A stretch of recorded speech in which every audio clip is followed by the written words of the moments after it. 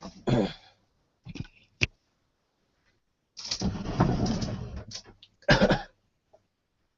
folks, hope everybody's okay. Love to everybody out there. We are looking at Jesus and the Eyewitnesses, and we're looking at Dr. Borkham's scholarship. I don't agree with everything about Dr. Borkham, but it's important the work that he's done, because he did a book in 2006 which has been part of a revolution in New Testament studies. The scholarly academic world has realized that actually the Gospels, Matthew, Mark, Luke and John, have actual eyewitness material within it, and that's revolutionized the scholarship. So I'd like us to look at the book. Now I'm very tired. I've had the builders in the house, and I'm quite tired. So I don't know how long this video is going to be, but I'll try my best to do it as long as I can, and look over as much of the scholarship as I can. As I've said before, nobody has a right to copy this video. Only Christians who are working for a church can use this video. It's on normal YouTube license, and nobody, I repeat, nobody else has a right to copy this video. There is an atheist channel that claims to be my archive channel. They are not my archive channel. They have no right to have the videos that they have been uploading.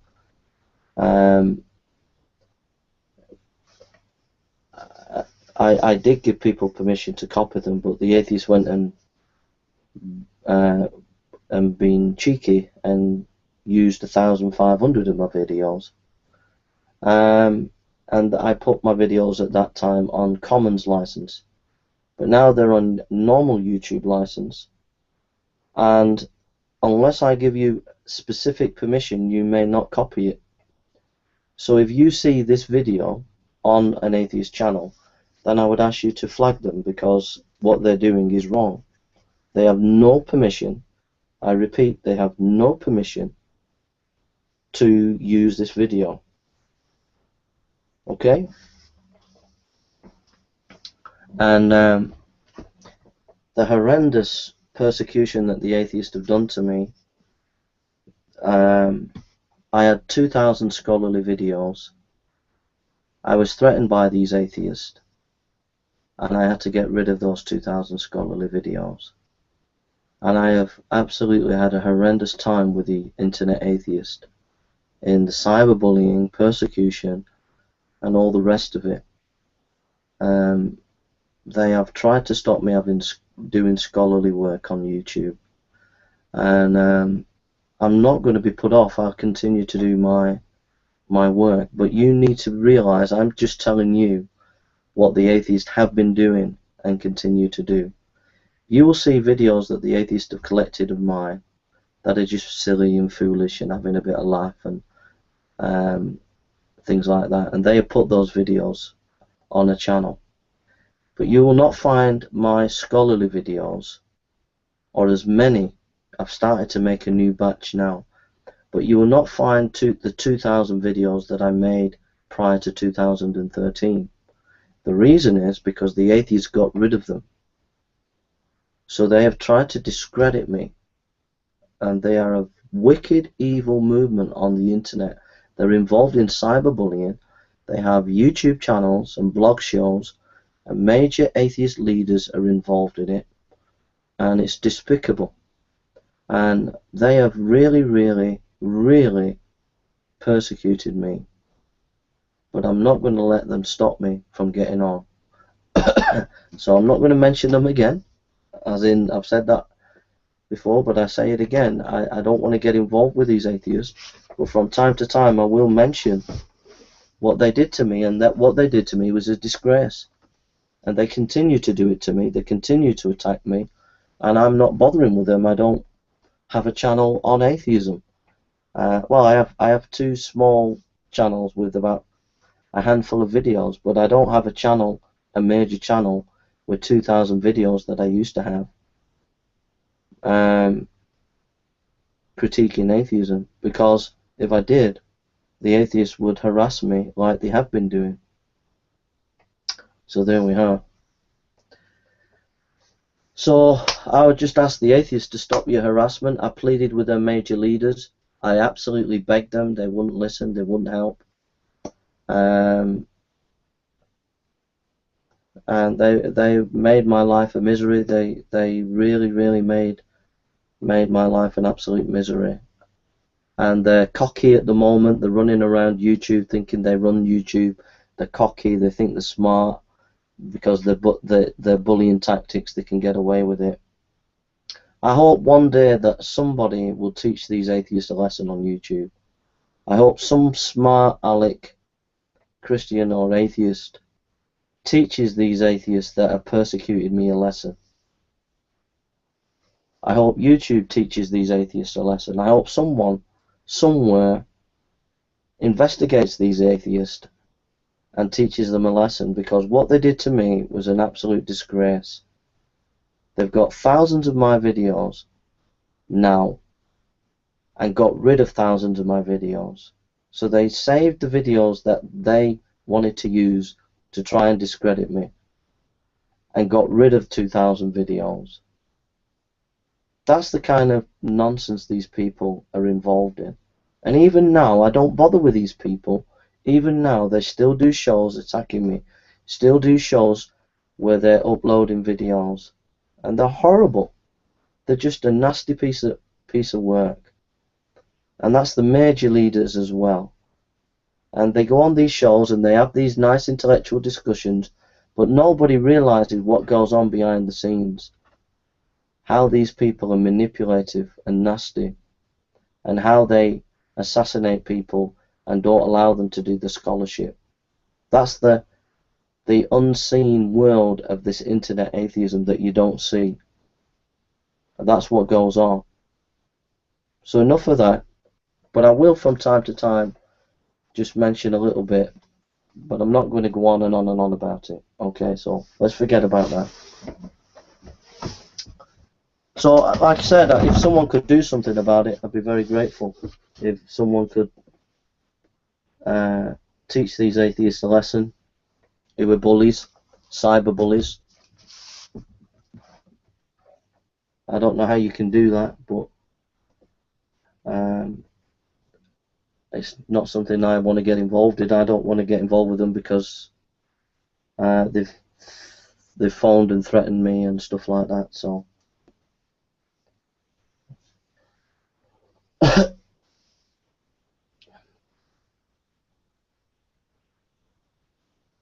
okay, this is what we're doing today. This is what we're doing. Jesus and the Eyewitness. Okay. We're going to look at this book. We're going to look at this scholar, and we're going to have a good time looking at that. I hope you enjoy it.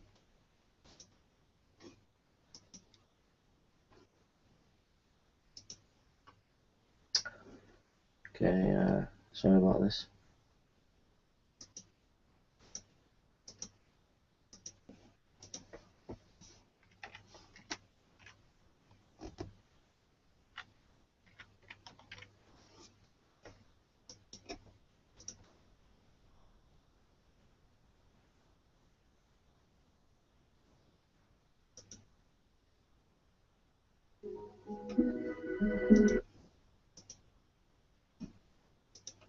This is the scholar that we're looking at. So I'll just play a bit of this for you.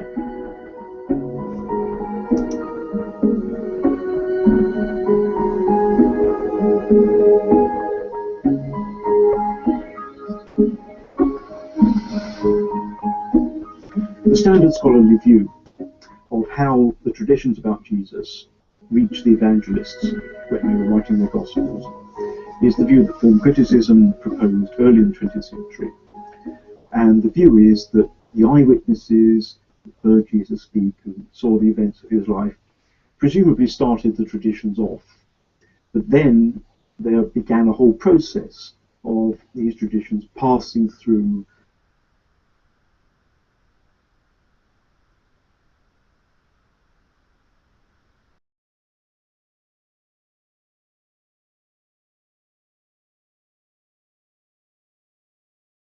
been different ways of reading it, managed to read it in a fairly conservative way, as though the tradition preserved the traditions pretty well. But the former critics and the real disciples of the former critics tend not to think that, because they stress that the communities of the oral tradition was not really interested in history. So they have no real motive for preserving traditions about Jesus accurately. Their motives are much more to adapt and add to and kind of create freely traditions about Jesus and add them to the traditions. And that's why, on the form critical view, you need, if you are going to say something about the historical Jesus, you need criteria to distinguish authentic material in Gospels from inauthentic material. And that's the way a whole lot of Gospel scholarship has gone. It's been very widely agreed now, I think, that the Gospels were biographies in the sense of ancient biography. This has been debated, but that's becoming the prevailing view, I think. Not in the sense of modern biographies, of course. We have to rule out all kinds of things that modern biographers do. The kinds of things an ancient biographer did are what are appropriate to the Gospels. But further than that, I think we have to see them as contemporary biographies, in the sense they were written while there were still eyewitnesses around. And this is extremely important, because the way the ancients thought about history, writing of history, is that you could only write good history within living memory of the events. And they distinguished real history in that sense. Real history has to be contemporary history. And it's because they didn't have all the kinds of archives and all the kinds of sources and so forth that modern historians have. What mattered for them is that themselves either had been a participant in the events themselves, and that of course was the best thing of all, or alternatively they'd actually been able to interview eyewitnesses of the events.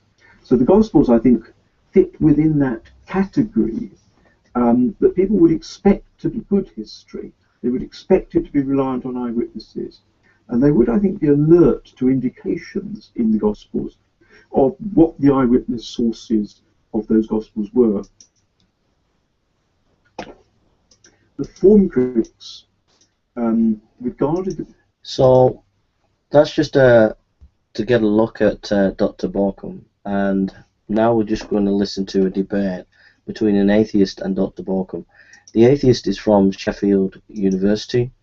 It's James Crosley, and we're just going to listen to a few minutes discussion between Richard J. Borkum and James J. Crosley, because it'll be an eye-opener. What you'll find in this discussion is that the atheist guy is a really fair, honest intellectual, and you'll hear him say how he feels that Borkum's book is worthy of thinking about it and discussing it, really. So you won't get that from many atheists. I think it's important for you to know that. Just from the conservative wing of scholarship. I know one or two people who aren't from the conservative wing of scholarship who take it seriously, and I think it's moved scholarship forward. Well, Richard and James will be joining me again next week as we continue to uncover more about this very important book. Just in his last week, because that's the only place where his Jesus is, in Jerusalem. Now, John, you see, one of the things about John that's very striking, actually, is that John is very precise about chronology and geography. You always know in John pretty closely at what point in the 2-year ministry something happens, because he ties things to the Jewish feasts. You always know pretty definitely where they happen, which is much vaguer very often in the synoptics. John has this precision about history and geography, which makes me actually more inclined to credit John. And I'm not alone in this. I mean, I think quite a few people think that actually, if one's simply looking at general probability, it's much more likely that Jesus went to Jerusalem several times during his ministry than that he didn't go near the place until the last week. But the point I really wanted to make about what led to the death of Jesus is, you see, I think John portrays the cleansing of the temple as the beginning of this process of antagonizing the Jewish authorities in Jerusalem that eventually leads up to Jesus' death. So, in a sense, the cleansing of the temple is a trigger even in John's narrative. Whereas what Mark does is condense that whole process that John has taking place over several visits to Jerusalem, that antagonism of the authorities to Jesus has to all kind of build up within 1 week. But I think actually they both give the cleansing of the temple an important role in that. Well, join us again in a couple of moments' time when we'll hear from James again and start to wrap up this section of the programme. Well, if you've enjoyed the programme today as I have, you'll want to tune in next week as James and Richard join me again to continue to discuss Jesus and the eyewitnesses. So much more to uncover in this book. Specifically, we'll be looking at the testimony of eyewitnesses, how far that can be trusted in itself, given Richard's belief that it was, if you like, the testimony of eyewitnesses that was recorded in the Gospels. So join us for that as we continue to look into this subject. Let's get back into our discussion as we start to wind up our programme for today. You're listening to Unbelievable on Premier Christian Radio. So, James, does Richard's explanation of the differences between John and the Synoptics, and particularly Mark, work for you? Giving a plausible reason why it could still be eyewitness testimony, even though it differs significantly from Mark, which, you know, essentially what you're saying is John got it, in terms of historically correct, because Mark wasn't so interested in getting everything in its perfect order. He wanted to put everything that happened in one place together in one bit of the story. I mean, it stretches out a little bit too much for me, I think. I mean, I still think there is a element of a good chronology in Mark's Gospel, especially the idea of the last week in Jerusalem where he does something in the temple and he ends up being crucified. Seems, a fairly obvious run of events to me. It's the... Again, though, I agree that the placing of the cleansing of the temple at the beginning of Jesus' ministry in John has this narrative function. But then the Lazarus story, how would you bring that into the death then? Because it does seem to me still two stark ways of explaining the death of Jesus in Jerusalem. Two contradictory ways, is what you're saying. I would probably have to go that far, yes. I guess Richard wouldn't. Well, I'm suggesting the cleansing of the temple is the initial clash with the Jewish authorities, which then builds up over Jesus' visits to Jerusalem. And of course, John has a last week in Jerusalem, but the raising of Lazarus, because you see in John's account, the raising of Lazarus, not surprisingly, has a huge effect on Jesus' popularity with the crowds. So it's a kind of the trigger to this very dangerous popularity of Jesus at the end, which you also get reference to in the Synoptics. The sense that Jesus was a troublemaker. They've got to do something about him because they have a rebellion on their hands, something like that. So that I think the Lazarus event has that effect in John's narrative, and therefore acts as the sort of final point when they must resolve to really take action. And John, of course, has this meeting of the High Priest's Council after Lazarus' resurrection. Now, the Synoptics also have that meeting, but they don't have Lazarus as a kind of trigger for it. Just time to wrap up, really, as we conclude this section of the programme, with some final thoughts. It's been fascinating going through the various sort of differing points and also the points of agreement between you gentlemen. Ultimately, when it comes to the authorship of the Gospels as a whole, it sounds to me, James, that you're not disinclined to agree with Richard that actually we needn't be as sceptical as some have been in your field in the past, that there might be good reasons that Richard's putting forward here for accepting that actually, yes, these were eyewitness accounts that have been transmitted reasonably accurately. Yeah, I may be a little agnostic on issues of authorship of Mark, say, and maybe I don't buy the idea of the authorship of John. But yes, I think the general overall model is a plausible one, particularly with reference to the Synoptic Gospels. I think there's arguments I kind of generally buy, even if I would, be a little skeptical on, absolute precision. But I think it's an important model. I hope people will take it seriously, not just from the conservative wing of scholarship. I know one or two people who aren't from the conservative wing of scholarship who take it seriously, and I think it's moved scholarship forward.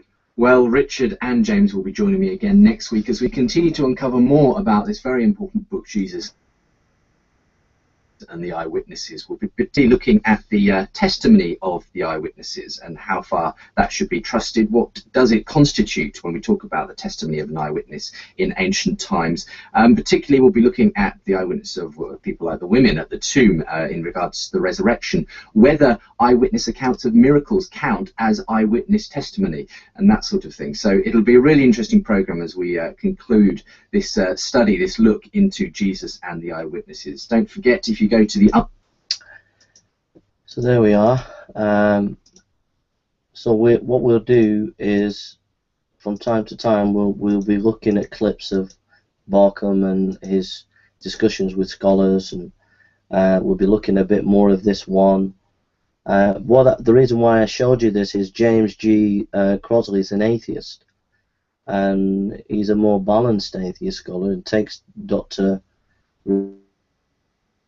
Richard J. Barkham's work very seriously, where most of the internet atheists and the atheist scholars such as Richard Carrier and people like that don't take Barkham seriously, and it's because they have fringe scholarship.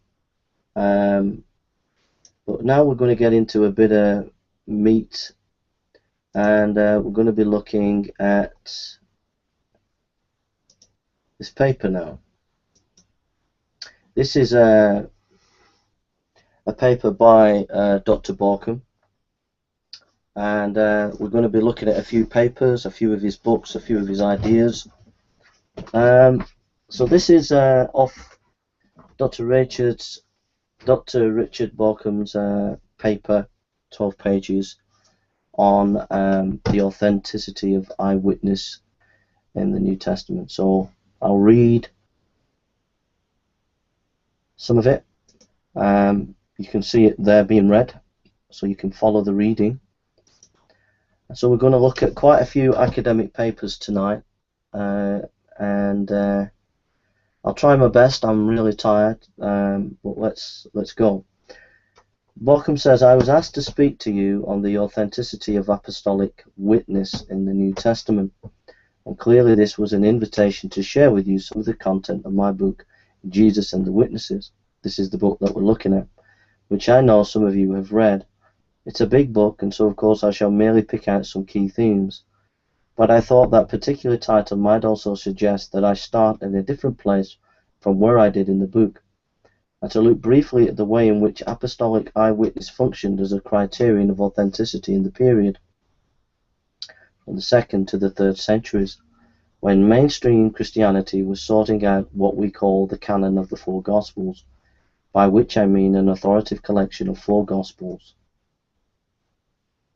No more, no less, the 4 Gospels we have in our New Testament as authoritative scripture for the Church. This was a crucial process that, in a sense, was early mainstream Christianity's way of defining itself.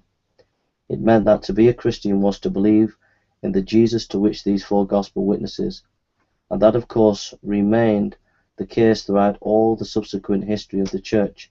And basically, I think the more radical New Testament scholarship of recent years has not succeeded in changing it. It matters very much for Christian faith that these 4 Gospels are, in a sense, the early church meant, which I have still to define, authentically apostolic. So we'll read the next section, and then I'll do some thoughts about what he said.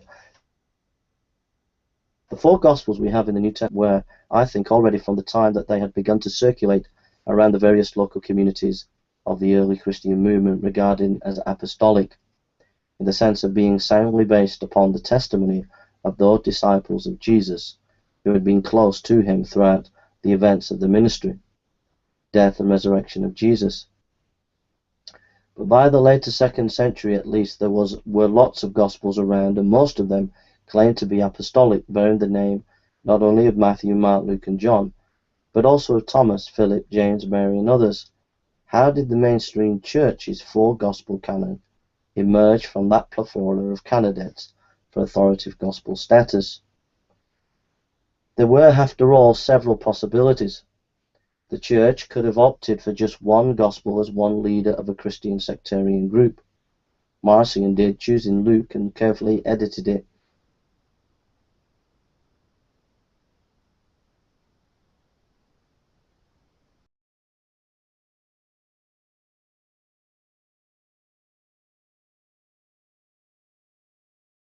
diatessaron of Tatian was actually produced in the late 2nd century. Thirdly, of course, more than 4 Gospels could have been accepted as authentic. The option some of the Gnostic group took. It wasn't necessarily obvious that the outcome of whatever process of debate and discernment went on should be a canon of precisely these 4 Gospels. The principal criterion of Gospel canonicity that operated in this process of discernment was evidently apostolicity. The elevation of these 4 Gospels into a canon, an exclusive position, rested on the claim that all 4 of these Gospels are apostolic, and that only these 4 are apostolic.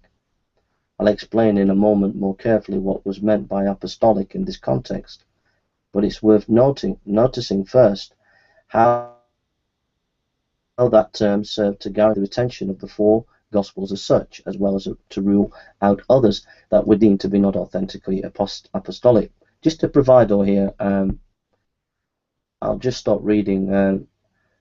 Some of you might say, well, why have we got all these Gospels, these various Gnostic Gospels? I've said this before, but I've read the Gnostic Gospels, and when you line them up to the 4 Gospels, it's obvious that most of them refer to the 4 Gospels, so they see the 4 Gospels as authoritative. And secondly, that when you look at the historical information in these Gospels, they're very terse, except for the later ones, which are taking a lot from the book of Acts. But they're very terse in the historical statements. So, for example, I've said this before, if you look at the Gnostic Gospels and how much they comment on Jerusalem, there's about 30 comments, and they're very nebulous and vague comment Jerusalem. Yet if you look at the Gospels, 4 Gospels, there are at least 70 comments about Jerusalem, and those comments are often very detailed, and so you find that the Gospel writers know the period of Jesus' time and know it historically and accurately well, whereas the Gnostic Gospels are very vague and nebulous, and it's obviously that they're late pieces of literature and not authentic eyewitness material. That's just a proviso. So we'll continue with Borkham. Because nearly all of the content of Mark is also to be found in Matthew and Luke, it's easy to appreciate that people should have neglected Mark's Gospel and preferred the more comprehensive Gospels, but Mark's Gospel was believed to derive quite closely from the testimony of Peter, and so retained its place among the 4 Gospels because it was apostolic. The criteria of apostolicity also, I think, prevented the Church opting for something like Tatian's diatessaron, a combination of the contents of all 4 Gospels woven together as a single narrative. This must have been an attractive option, but was not, by and large, taken because it was the 4 Gospels as such that were regarded as apostolic. The sense was doubtless that they came from the apostolic age and should not be superseded even by a new Gospel compiled entirely from their contents. So, now what was meant by apostolicity? This notion, as used by such authors as Irenaeus and the so-called Muratorian canon, comprises 3 aspects. There was an important chronological aspect. Apostolic Gospels must derive from the apostolic age, which the fathers thought of as ending 100 AD, when the last of the 4 Gospel Johns was believed to have been written. So we find, for example, that the Muratorian canon disqualifies from canonicity a work known as the Shepherd of Hermas, a book by an early Christian prophet. The author of the Muratorian text actually recommends the Shepherd of Hermas for reading. He regards it as orthodox and valuable, but he does not think it should be read publicly in church worship because of its post-apostolic date. Now that's not a case of a gospel, but even more so would the issue of date of origin apply in the case of gospels.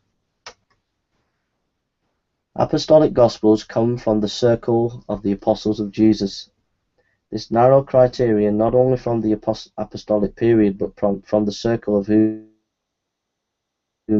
Jesus himself gave authority to preach the Christian message, not just incidentally the 12, but all of those Jesus had commissioned. The apostles were those who could be relied on to know what the true gospel was. I've said from the circle of the apostles because Irenaeus and others like him did not think Mark and Luke were themselves personal disciples of Jesus. But their gospels qualify because they were in close touch with the apostles. So we need to take apostolic authorship too strictly. So we need not take apostolic authorship too strictly. It means rather more broadly those who were really in a position to know what those who had been close to Jesus taught. Apostolicity implies conformity with the mainstream church tradition of teaching. Therefore, even if one could not otherwise determine the historical origin of a gospel ascribed to Thomas of Mary, the means of doing so were of course quite limited. One could still tell from its teaching whether it was authentically apostolic. This aspect is important and deserves more discussion, but for our purpose now, I just want to stress the point that apostolic doctrine was not enough. Gospel authenticity required also the personal link with actual apostles, personal disciples of Jesus. So I think what a lot of Borken's work does is he shows this thesis that the fact that the Gospels are connected to the apostles in various ways are significant and important, and he shows in the tradition how that's the case. We go on. To validate the four Gospels canon as apostolic in the sense the early church intended, one really has to give some credence both to the titles of the Gospels and to the early patristic testimonies to the origin of the Gospels, both of which indicate that the Gospels are close connected with apostolic eyewitness themselves. Whether or not any of the Gospels was actually written by such an eyewitness, such a view of the Gospels has become unusual in Gospel scholarship, but this was not always the case in modern New Testament scholarship. What has been overwhelmingly responsible for the discrediting such a view of the Gospels is undoubtedly the approach understanding the Gospels and their origins, and the approach known as form criticism, pioneered by Rudolf Bolton and Martin de Debelius around 1920. Form criticism had the effect of radically disassociating the Gospels from the eyewitnesses, so any attempt to reinstate the apostolic eyewitnesses as important to the origin and character of the Gospels must engage with form criticism, as I did in my book.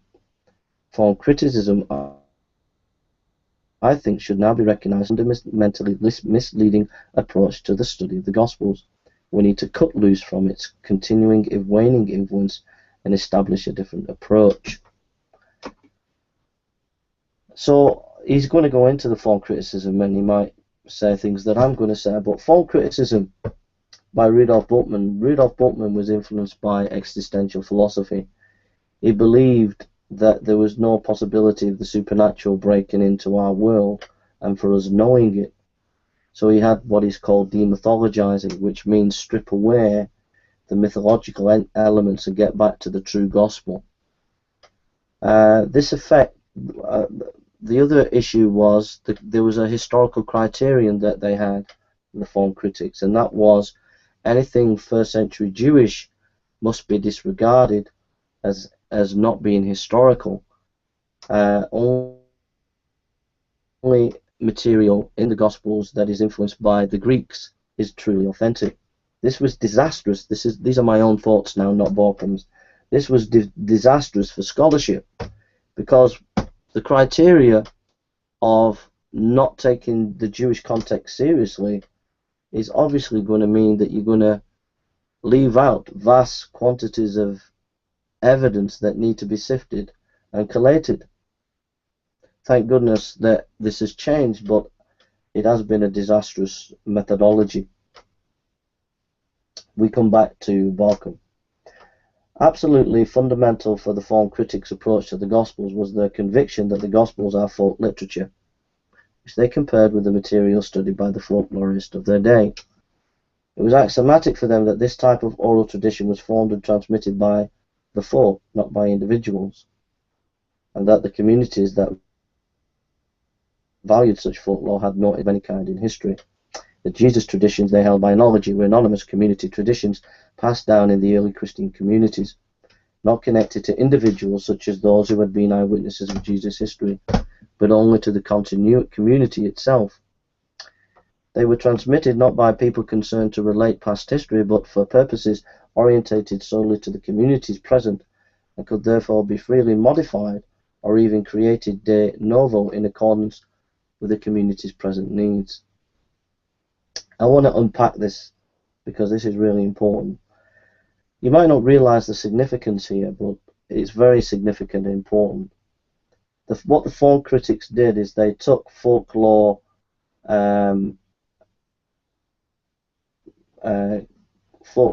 sort of folklore literature, and they analyzed it, and then they made conclusions from studying that, what the Gospels, how the Gospels would have been written. The problem is that these folk literature that they took were often Scandinavian folk literature. And here's the problem. Scandinavian folk literature is not the same as first century literature. Scandinavian oral tradition is not the same as first century oral tradition or Jewish rabbinic oral tradition.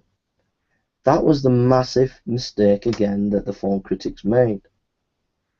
You see, recent research done by James Dunn in Jesus Remembered has come to the conclusion that when we're actually talking about oral tradition, we have to make sure that the oral tradition is in its historical context of that particular culture, because different cultures used oral tradition in different ways. So that was the second problem of form critics. The first problem. The second problem is, just get my thoughts, I'm a little bit tired, is the issue about individuals and communities and oral tradition. Again, because they're using the Scandinavian model of oral tradition in folk literature, they came to the conclusion that oral tradition was passed on by communities, but individuals were not significant. But if you go to first century rabbinic Judaism, that's precisely not the way oral tradition works. It works by key leaders or key religious leaders or key philosophers, and their students would learn what they had to say and pass it on. Individuals were significant, and individuals connected to the individuals whose teaching they were trying to transmit were significant. So we go back to Borkum now. Working on these assumptions, the form critics attempted to classify the various forms in which the individual units of Jesus' tradition were cast, and to relate each form to a particular function it would have fulfilled in the early communities. Closely associated was the notion of tradition history, utilizing supposed laws of the tradition, standard ways in which the traditions were held to have developed, and the assumptions that each tradition originally existed in pure form. Unlike the mixed and anomalous forms that are found in the Gospels, it was supposed possible to trace the history of a tradition back from the Gospels to a reconstructed original, or at least a form of the tradition back from the Gospels to a reconstructed original, or at least a form of the tradition earlier than preserved in any of the Gospels. In this way, the text of the Gospels were put at a considerable distance from the beginnings of the Gospel tradition. Highly creative developments could be postulated. However, tradition history as such could scarcely be a tool for reaching back to the historical Jesus himself, since there could be no guarantee that even the reconstructed early versions of traditions had anything to do with the historical Jesus. The communities, after all, had no concern with the authenticity or history. For scholars unwilling to give up the quest for the historical Jesus, therefore, the famous criterion of authenticity became necessary. The fact such criteria are usually applied individually to each unit of Jesus' tradition, in the context of a skeptical view of the historical value of the gospel tradition as a whole, follows directly from the form critical view of the oral tradition, since the search for authentic historical Jesus material runs against the grain of the oral tradition itself, the only way to proceed was to operate extremely rigorous criteria designed to rescue isolated bits of authentic tradition. So we'll just have a break there, and we'll come back to this in a minute, and we'll have a little bit of this discussion, and we'll read a bit more of the essay. Unbelievable webpage. You can find out more about getting hold of the buyers. They will gather around them a great number of teachers to say what their itching ears want to hear. They will turn their ears away from the truth and turn aside to myths. So a variety of responses to that whole issue of predestination and Calvinism. We broadcast that program in a sense to mark the 500th anniversary of the birth of John Calvin. But we moved on to a different topic in our second program between James White and the Forsters. Again, a Christian discussion, if you like, two different interpretations of hell. James White was defending an eternal conscious torment view of hell. Jesus and the Eyewitnesses has shaken up the world of biblical criticism, as he makes a very strong case for the Gospels being eyewitness testimony. And he even goes so far as to make claims of who those eyewitnesses were. In fact, makes the quite audacious claim in many ways that the Gospel of John, the last book many would consider to be able to nail down as an eyewitness account, as being actually written by an eyewitness, namely John. So a really interesting discussion we were having last week, gentlemen. We sort of got from you your basic thesis, Richard. James, you were concerned on some levels. You agreed with much, but were concerned that particularly Richard's claim that John is an eyewitness account. You feel that John is just very theologized. It's obviously worked out a lot of theology. It feels to you too late to have been written by an eyewitness. Is that the sense? Wouldn't say too late. It seems to me that there's some creative writing up, rewriting, inventing going on with John's Gospel now. Whether that's by a community or whether that's by an eyewitness, the same issue arises. You know, I mean, how reliable is an eyewitness testimony ultimately? Yeah, and that's perhaps what we need to discuss today, is the whole concept of eyewitness testimony, which is perhaps what we could look into in today's program. Because, I don't know, when I hear someone talking about eyewitness testimony, I think of a courtroom and someone up on the stand and being asked by a barrister to describe what happened as an eyewitness. And then you'll get another eyewitness come along, and they might have a slightly different version of events, and so the jury will be left to decide who was the most trustworthy. Perhaps one of them was under the influence of alcohol when they were describing it, or whatever. I mean, and in many ways, the book does act as a bit of a detective novel. That's part of the fun of it, I think, Richard, that as you read it, you're sort of trying to get behind, well, why would this eyewitness have said this? And whereas the other eyewitness said this, well, maybe this is the reason. You know, we heard a bit of that last week as well. We were talking about maybe one eyewitness wanted to grant some anonymity to certain people because of the time at which that story was being written down, and they might get into trouble at someone at a later time. And this is your reason for thinking that I know certain characters in the Gospel of John that are given names, who aren't given names in the earlier Gospels. You say that's because John was able to kind of let that cat out of the bag at that point. So really interesting stuff, you know. But why should we, I suppose, ultimately trust the eyewitnesses themselves? I mean, could they have been making it up? Could they have got their stories together, you know, and sort of come up with this story about Jesus and his death and resurrection and that sort of thing? I mean, that might be where a lot of people's minds will naturally go. Yeah. I mean, I think probably the first important thing to say is that people have asked, well, does it really make any difference if this comes from the eyewitnesses? They could get it wrong too, so does it help? I mean, the thing to say about the eyewitnesses is simply that they were in a position to know. I mean, that's the really important thing about the eyewitnesses. They were in a position to know. And, you know, if you think about how you trust people who witness to things. Why do you trust people's testimony? You have to be sure they're in a position to know. You have to have a good idea that they're in a position to know. If they're not in a position to know, that's a real ground for doubt. So at least they were in a position to. Of course, that doesn't mean that they got everything right, and absolutely no historical argument could ever prove finally that everything that someone says is correct. I did do a lot of work on the psychology of eyewitness memory, and there's a whole lot of scientific studies out there which actually nobody has drawn on before in relation to Gospels that I think is really very interesting stuff. I found it fascinating. And there is a lot of study that sort of points to the kinds of things that would be remembered well and how it is that people do remember well when they do. And the kinds of things that are remembered well are unusual events. You don't usually remember your regular day-to-day routine. You remember unusual things. Things that really were important to you.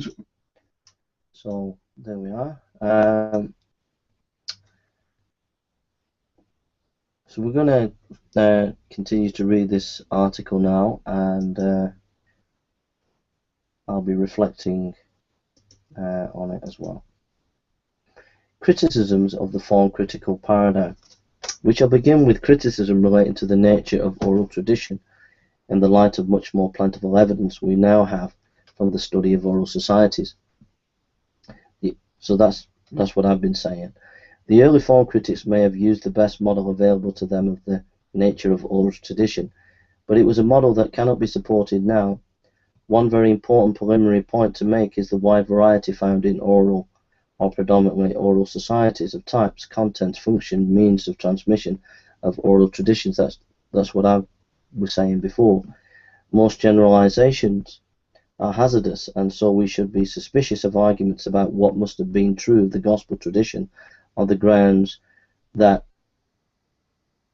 is what oral tradition is. Many features of oral traditions are culturally specific, not usually the same. That's exactly what I said to you before. For example, it is not true that oral tradition is invariably communal rather than being connected with particular individuals who composed and rehearsed traditions. We now realize how important individual tradents are in many oral societies. The traditions are composed, preserved, and performed by individuals who, while operating, of course, in a community context, are the authorities and responsible for the form in which the traditions are known. Another unjustified generalization is that oral societies have no interest in the past and appear to speak of it only as a way of describing the present. Interest in history varies from one oral society to another, and the issue must be considered in relation to the particularities of specific cultures. But it is common for oral societies to distinguish factual accounts from fictional tales and to transmit the two differently. The former with more regard for faithful reproduction of content and observation. Important for our purposes is that, at least in African oral societies, the kind of account that is treated with special care for its faithful reproduction is often that which recounts events within living memory. It has been widely supposed, partly because of the well-known studies of the practice of the South Slavic bards of Milman Parry and Albert Lord, that oral traditions are normally subject to creative variation from the performance to performance, such variation being fully expected by their audience. But Ruth Finnegan challenges this generalization with the evidence from other societies showing that more or less exact memorization of oral text is also a common pattern, perhaps not over centuries but over shorter times. And interestingly, for our purposes, she observes that one case in which such memorization may be thought particularly important is that of the texts that have a definite religious value or function. An important point about significant variation, where it does occur, as of course it frequently does, is that one performance varies from another, but this is not a process of incremental change, such that each stage of tradition builds on the previous one, like a literary text edited again and again.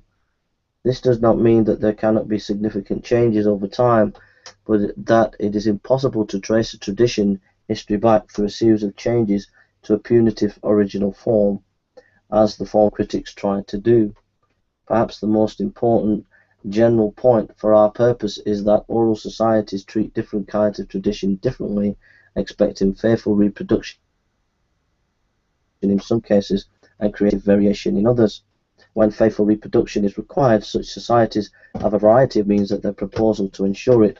Whether verbally exact reproduction can be achieved may be doubtful, although it is significant that in some cases this is an attempt, but subsequently substantially faithful reproduction may be both desired and achieved.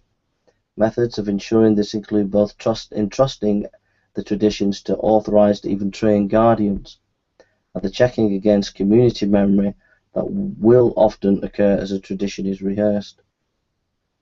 It turns out then that the study of oral tradition in modern oral societies worldwide can see some parameters within which we might expect a particular case such as the Jesus traditions to fall, but permits very little specific determination of what the transmission of the Jesus tradition must have been like. For that we have to consider the specific cultural context which it occurred, the evidence we actually have in the Gospels. That's what I said before. Before we turn to that, there is a more radical and far-reaching criticism to be made of the form critics' concept of oral tradition in early Christianity. That at best they applied a model appropriate to transmission of traditions across many generations to a process that occurred within no more than a relatively long lifetime. While the notion of laws of tradition governing the changes that occur over time is dubious in any case, it's certainly not obvious that the same process of change to which folklore transmitted over centuries may be subject are likely to occur over much shorter periods. We have already noticed that some oral societies certainly treat traditions differently if they recount events within living memory, and it is of crucial importance that the Gospels were written within living memory of the events, even though the same cases at the least date when this could be true. It means that the Gospel writers' relationship to the tradition was not that of recorders and users of oral traditions, but that of writers of oral history. Modern writers such as Jan van Sina, who are concerned with the way history can be written on the basis of oral source, make a clear distinction between oral tradition and oral history. Tradition formulated and repeated by living eyewitnesses still belong to individual memories which have not yet been superseded by collective memory. To a significant extent, it was the writing of the Gospels themselves that made the recollections of eyewitness into the shared memory of the community. In the oral period, since it was the period of living memory, we must reckon with eyewitnesses, something the form critics subsequently did not do.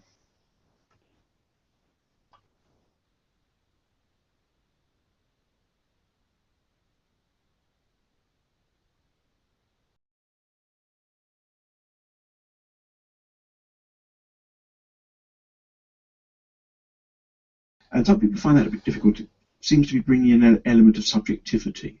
But I think there is an important element of subjectivity that actually the things that really affect you are the things that have gone deep enough into you to stay there, you know. So those are the kinds of things that are remembered well. Conversely, things that aren't remembered well are dates. Very, very rarely, unless it's kind of integral to the story, it's something that happened on your birthday, you remember the date. Otherwise, you don't remember dates of things. And you remember the gist rather than the details. And I think everybody retelling stories that are important to them, the details will vary over time and to different audiences and so on, but the gist remains constant. What do you make of, and this is slightly off at a tangent, so forgive me, but those who do want to harmonise the Gospels, yes, and say, well, you've got this account of the resurrection, you've got this account of the resurrection, and there seem to be differences in the details, yes, but you could see that if so-and-so went off and then so-and-so came, that would make sense of why they saw something different to so-and-so. And some people obviously feel that's important, that if you're going to believe in the Gospels, they have to all be telling exactly the same story. Others say, well, look, these are just different people's accounts. Yes. But does that mean that if there is something that, if there is an obvious contradiction, that therefore someone's got it wrong? Does that mean that the Bible is wrong? Is there then a theological implication about that? I mean, where do you kind of land up on this sort of area? Well, I think there are two things going on. That there are certainly different memories. I mean, I think actually there's no real problem about regarding the 4 accounts of the visit to the empty tomb by the women, which is a story we have all 3 Gospels, of course. I see no reason why these should not go back to different eyewitnesses telling the story slightly differently. I mean, these are, if it happened, it was an extraordinary thing to happen. You know, these women were whelmed by it. It's not surprising if they tell it slightly differently. There's also a question of storytelling, and you know, one thing that happens is that John tells the story, and he only has Mary Magdalene. He kind of individualizes it, and that's good storytelling. I mean, if you focus on an individual, it makes much more impact. You're much more affected by a story that's about an individual. You know, this is kind of close relation, Jesus and Mary Magdalene. It makes it a better story, and anyone recounting history in the ancient world had to tell good stories. It's communication. It's not just sort of dry writing down of detail. You know, it's communication. And so there's a sense in which varying the detail or the way you tell it is part of good storytelling. And I think ancient people were quite happy with the idea that stories were told somewhat differently by different storytellers. Does that mean then stuff was made up? No, it doesn't. I mean, what John has done is to focus on the one woman and left the others out of the picture. Now, he does betray the fact that the other women that there, as Mary Magdalene comes back to the apostles and she says, "We found the tomb empty," or whatever. So there's just one point that suggests Mary Magdalene actually had companions. If you think that John has focused the story on Mary. Which is the rule of good storytelling. You focus exactly, on a character exactly. rather than a... Exactly, and John, I think, is a brilliant storyteller. You know, it's part of the taking longer to tell each story that John does. You know, the story of you know, Lazarus and Martha and Mary goes on a little bit, but you get this real sense of characters and, you know, people you're involved with. So John is a skillful storyteller. But that doesn't mean he's untrue to the facts necessarily. You know, an ancient historian had to do both. I know, James, when we've had these sorts of discussions in the past, you've been open to the idea that there was a penchant for adding and for, if you like, dramatising at the very least, and possibly adding extra things to stories. And I remember there was a bit of a to and fro between you and Michael on the whole thing in the resurrection account, or no, Jesus' crucifixion of the dead coming out, and you saying, well, isn't that an example of addition to a historical account? So, I mean, where do you stand on eyewitness testimony? Do you think that eyewitnesses were essentially telling just what they had seen, or were they prone to adding to kind of remembering more than maybe had really happened? Well, I quite liked Richard's idea. The gist more is I think that's the important thing about it. You know, we know it's sort of roughly right, so we don't have to be too worried about slight discrepancies as if this is evidence that it didn't happen and so on and so forth.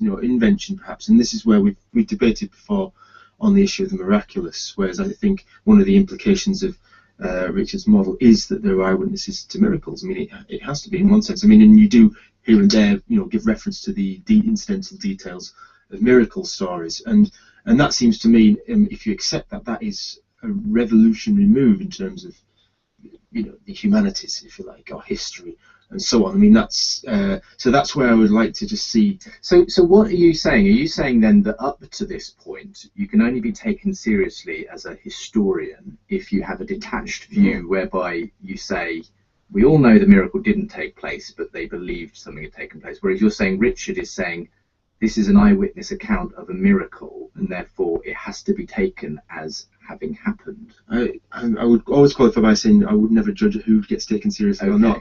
What I would say is it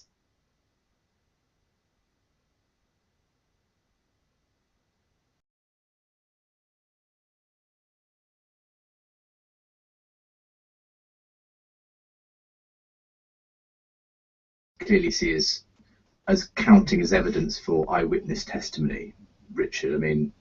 Oh, I'm sorry. Yes. well, the thing I did in the book, and I think it was probably a mistake that I didn't explain I was doing this, but I did treat the miracles in the Gospel accounts just on a level with everything else, and I didn't make any special issue of them. And that's the way I do it myself.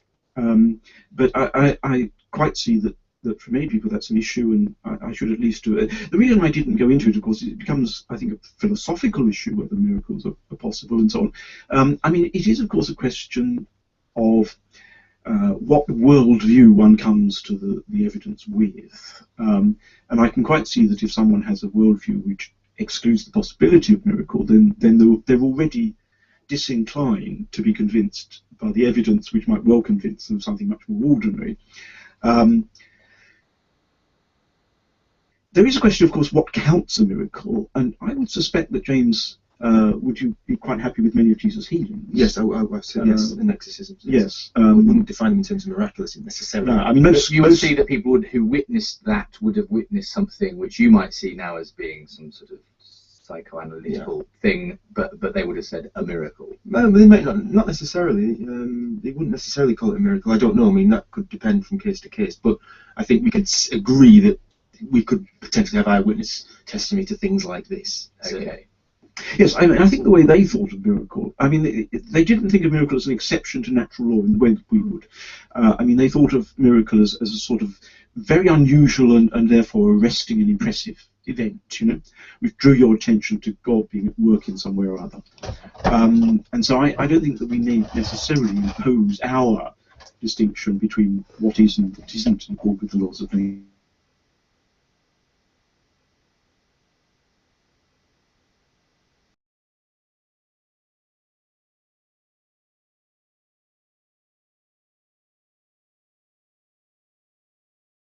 I mean, I think there are a number of things going on here. I mean, one of the... So we'll come back to that highly interesting conversation. So let's just recap where we've got to so far. We're basically reading an article which Dr. Barkham is summing up some of the key issues of his book, Jesus and the Eyewitnesses. And so you're wondering why we're reading that specific article. It's very key to understanding the book. And it's the book, sorry, I've got an itchy nose, it's the book that we're considering. Basically, Barkham's thesis is that there is eyewitness material in the Gospels, and he gives a lot of evidence in his book for why that's the case. But before he can get to his specific evidences, he's got a big problem. And the big problem is that throughout the history of historical Jesus studies, the form critics influenced by Rudolf Bultmann have ruled the roost. They ruled with an iron fist. If you were an academic in the 1960s and 70s and you were doing Quest for the Historical Jesus studies, and you were to go against the form critics or who were in the Bultmann school, you would have been seen as very odd and a bit of an outcast. So it's important for Dr. Barkham to demolish this position and present a different perspective and present it with good solid evidence. And like I said, the Bultmann project had a criteria that was just not really applicable to doing the job. So you had this criteria that Bultmann had, like I've mentioned before, saying that anything that's got Judaistic, first century Judaism in it is not historical. Anything with Greek material in it is, and is relevant for understanding who Jesus was. As you can tell, that's a bad criteria, because when we look at first century Judaism, Josephus, Philo and all the rest, and all the Qumran and all the rest, gives us an understanding of what people believed at that time, and that was the cultural context of Christianity. So what we've done in the essay so far at Barkham's is we've read a bit, we've read him clearing the ground concerning this form criticism, telling us about oral tradition, about how oral tradition is culturally specific. That's the key word. What that means is, when we're talking about oral tradition of the Scandinavians, it's not the same as the oral traditions of China, or the oral traditions of Papua New Guinea, or the oral traditions of first century Judaism. And that's where the form critics went wrong. They used one specific type of oral tradition and used that to engage in historical inquiry. That's a lesson for all of us, that when we're doing historical inquiry, we have to make sure that we understand the cultural context of the literature that we're actually engaging in. And that's the beauty and the brilliance of Borkum.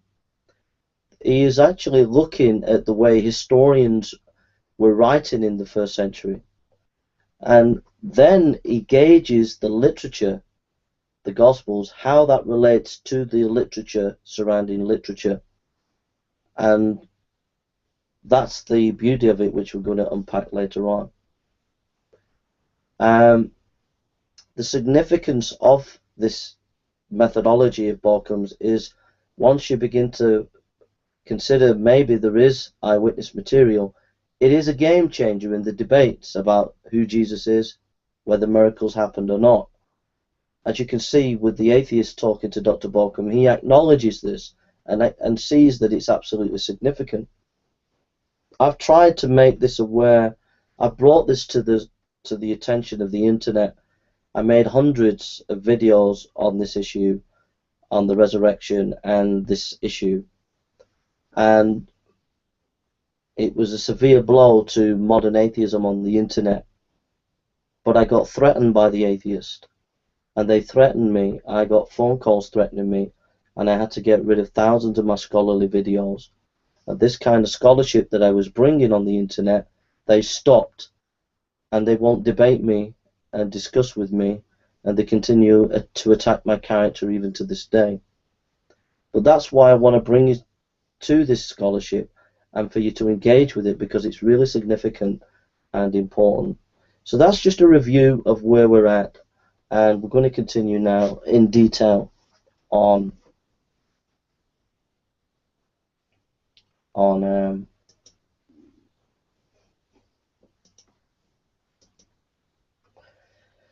aspects of evidence. We have seen that whether a particular oral society has a real sense of history and is concerned to transmit historical tradition relatively faithfully is a matter of specific culture that cannot be predicated as a priori. The case of early Christianity, it has frequently been shown that Christians did have a clear sense of past. Not only the Gospels themselves, but also the traditions they relate, show consciousness of a distinction between the period of the ministry of Jesus and the period after his resurrection. Of course, Christians were interested not in the past purely for its own sake. Very few people in the ancient world were, but the religiously relevant past.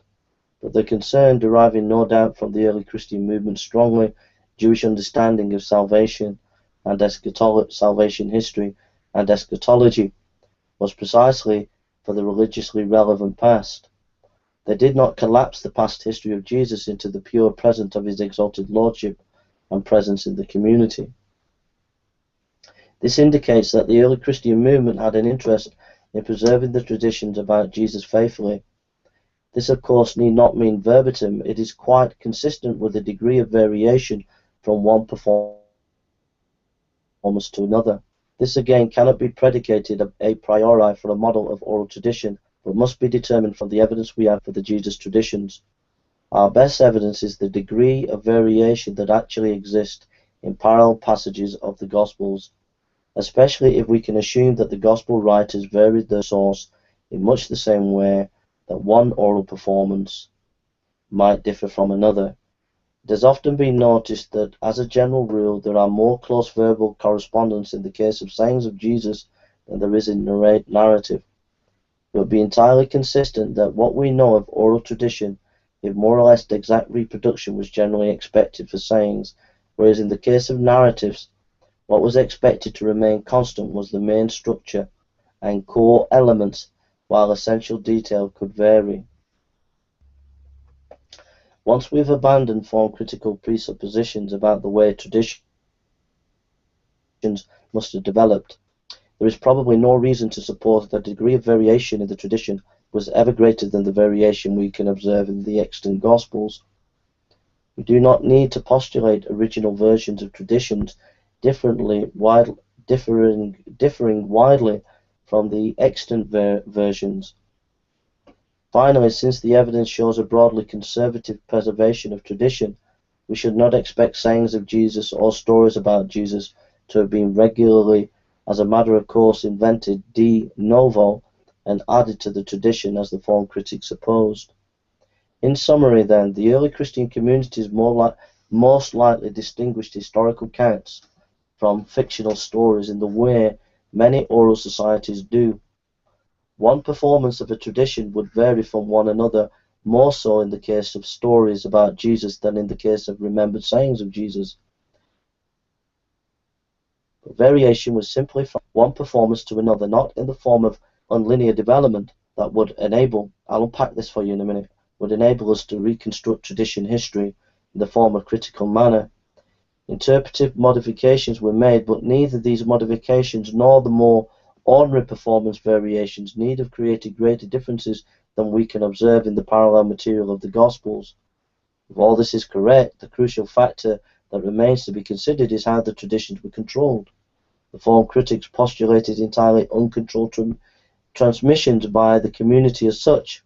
To establish an alternative paradigm, we need to determine how the substantially faithful preservation of the tradition was achieved.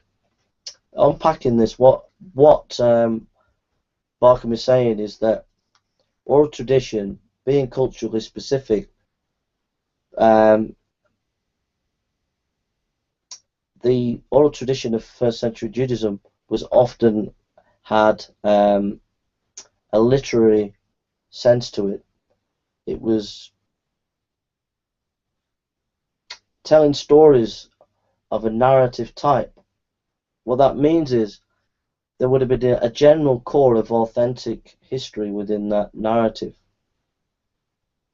And there might have been minor variations, but there would have been a consistency in the general structure of the oral tradition. So that's what he's arguing for there. So I think.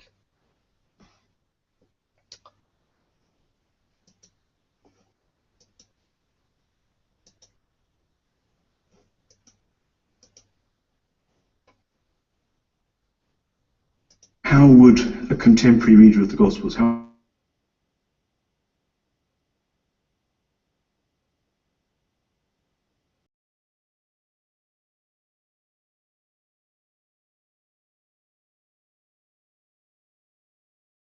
they would expect this to be a record of what happened.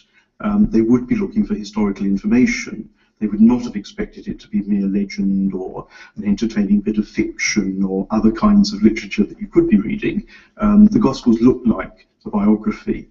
Luke, I know, begins his Gospel by claiming that his work is based on the reports of autoptai, eyewitnesses. Mm-hmm.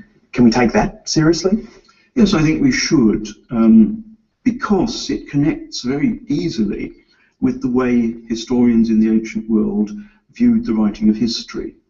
They actually thought that you could only really write contemporary history, in other words, history within the lifetime of people who had been involved, participants in the events. History later than that is not really good history. You can only write good history within that span of time when there are eyewitnesses still around. And it's also interesting that what Luke actually does is describe them as the eyewitnesses and ministers of the word, which implies that these eyewitnesses of Jesus' ministry and the events of his death and resurrection, these eyewitnesses had a role in the early Christian communities. They were ministers of the word, that is, they were giving their eyewitness testimony.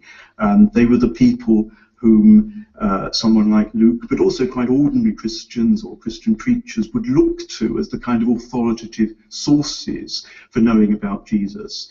And that's, I think, very important, that these were not just people who had been eyewitnesses and then, 30 years later, Luke comes along and asks them. They're actually people who had been telling their testimony all the time. And that's an important point, I think. Sometimes people give the impression that between Jesus and the Gospels, there's this long period of time in which all kinds of things could have happened. And how can we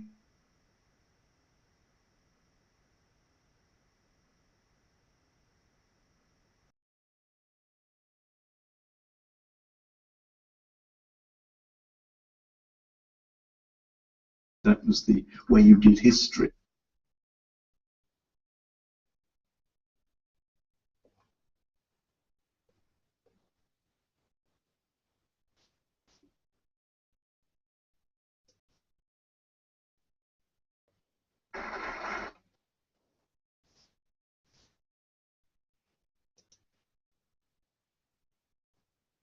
So we'll go on to the paper, and then we've got some lectures of Borkham to look at and to reflect on.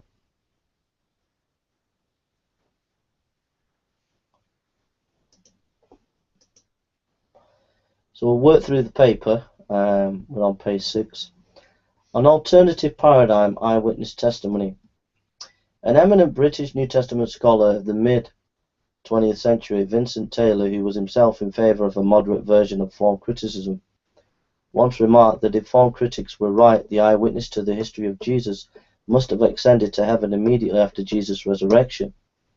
He went on to point out that many eyewitness participants in the events of the gospel narratives did not go into permanent retreat. For at least a generation they moved among the young Palestinian communities, and though preaching and fellowship, their recollections were at the proposal of those who sought information. The point was that while the form critics allowed that any authentic Jesus tradition must originally have derived from eyewitnesses, the eyewitnesses played no further part in the reconstruction of the transmission of the tradition.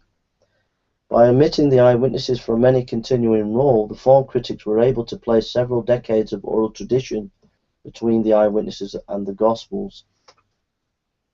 In Jesus and the Eyewitnesses, I have tried to work through the implications of supposing that the eyewitness did not disappear from the early Christian movement as soon as they had formulated some tradition. The eyewitnesses were not only still alive through the relevant period, but were in touch with the Christian communities. The major eyewitnesses, such as the 12 apostles, were very well known.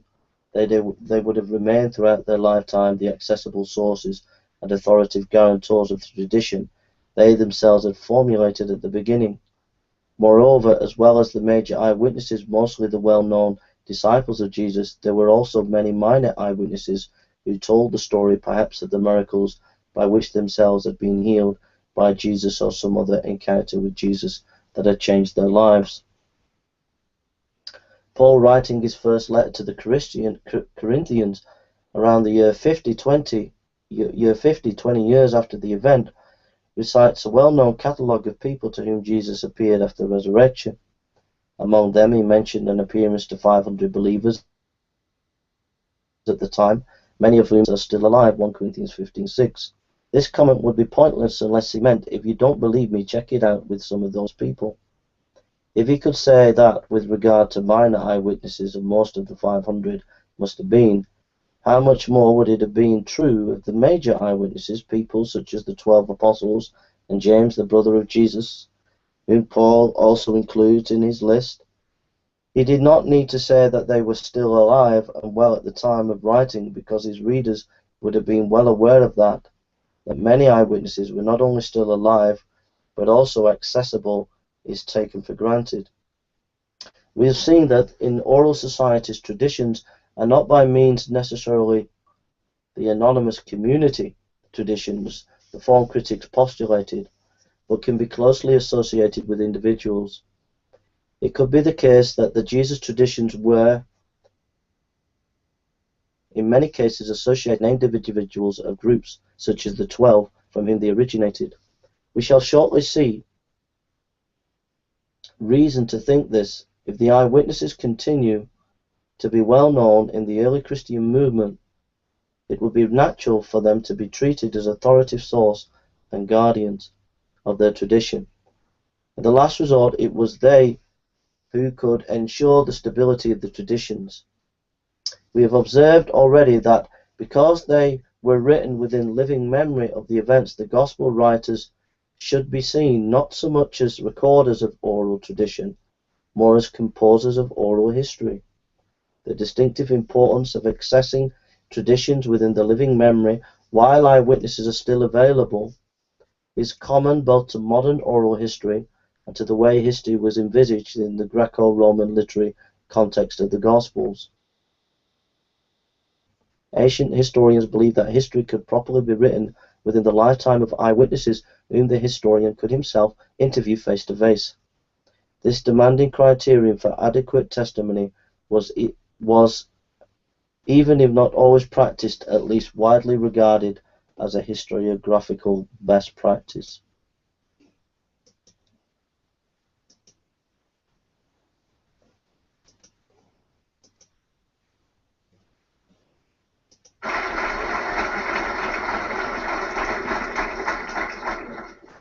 Thank you very much. It's very good to be here with you. Just before I begin, the handouts, I just wonder, because there's so many people, whether some people might not have got handouts. For this lecture, it's not very important. For the second lecture, you really need handouts. So I don't know if you need more, but make sure if you can that you've got the handout for the second lecture.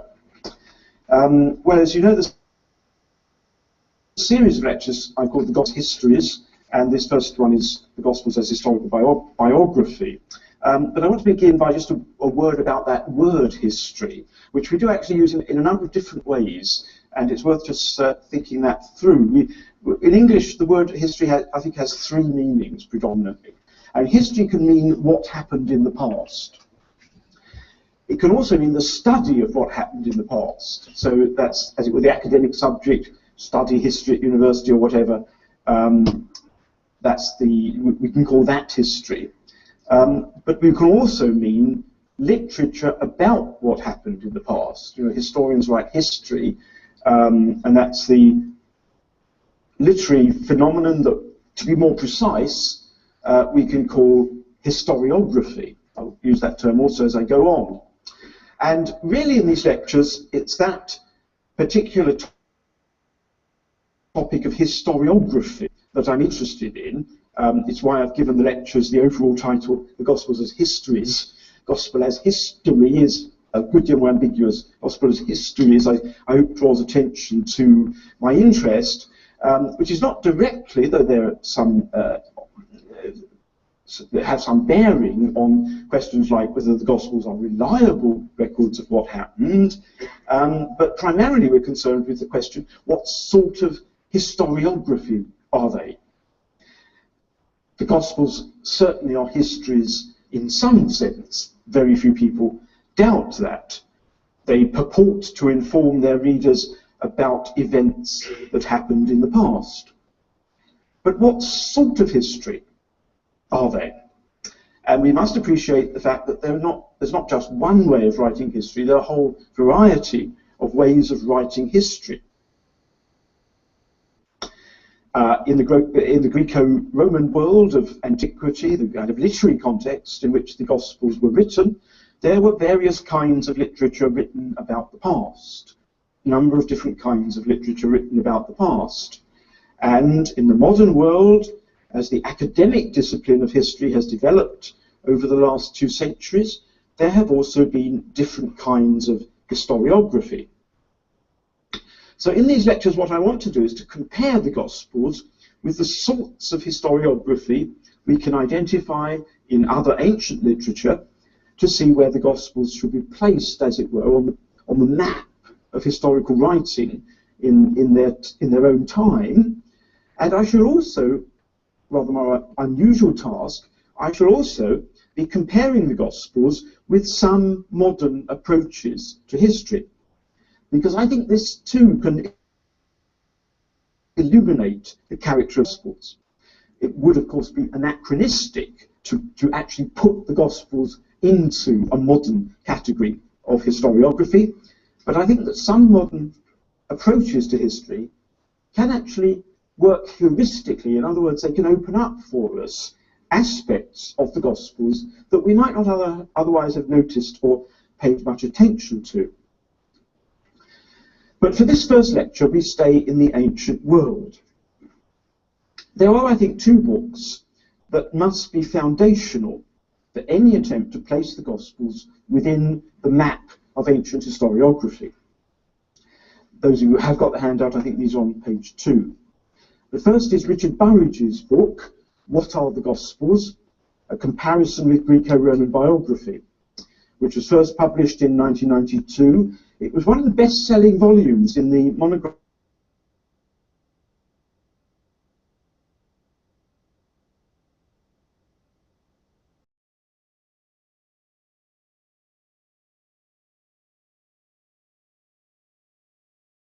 and is entitled it's entitled Story as History, History as Story. Unless I have that in front of me, I'm prone to put it the other way around, but it's Story as History, History as Story, the Gospels in the context of ancient oral history. And that was first published in 2000. Now, these two books take two rather different approaches to our question, what sort of history are the Gospels? Burridge relates the Gospels to ancient biography, whereas Biersko relates them to ancient historiography, and whereas we could quite legitimately use the word historiography to include biography, the ancients actually tended to distinguish between biography and history, and I'll say a bit more about that later. So in a way, Burridge and Biersko are directing us to different areas of ancient historical writing, but I think, as you'll see, I think they're actually both right.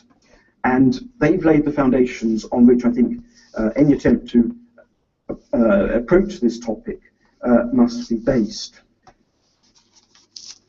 So let's begin with Burridge.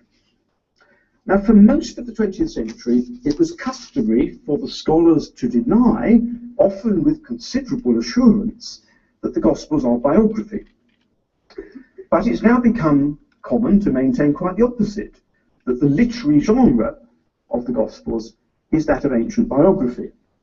Now, it is important to say ancient biography because scholars who take this view are not comparing the Gospels with modern biography, itself, of course, quite varied in character. The genre of the Gospels must be established from the study of ancient literature contemporary with the Gospels, and Burridge's argument is that they are and would have been recognised by their early readers as the kind of literature that the ancients usually called just lives, bioi in Greek, vitae in Latin. Burridge was not the first to argue that. In the later part of the last century, a growing number of scholars had been making the same argument, but Burridge has made the most thorough and convincing study, and the results of Burridge's work have been very widely accepted. Not universally, but very widely accepted by Gospel scholars. Burridge worked with a number of examples of Greek and Roman biographies, and he gathered a whole series of generic features that he argues are criteria for recognizing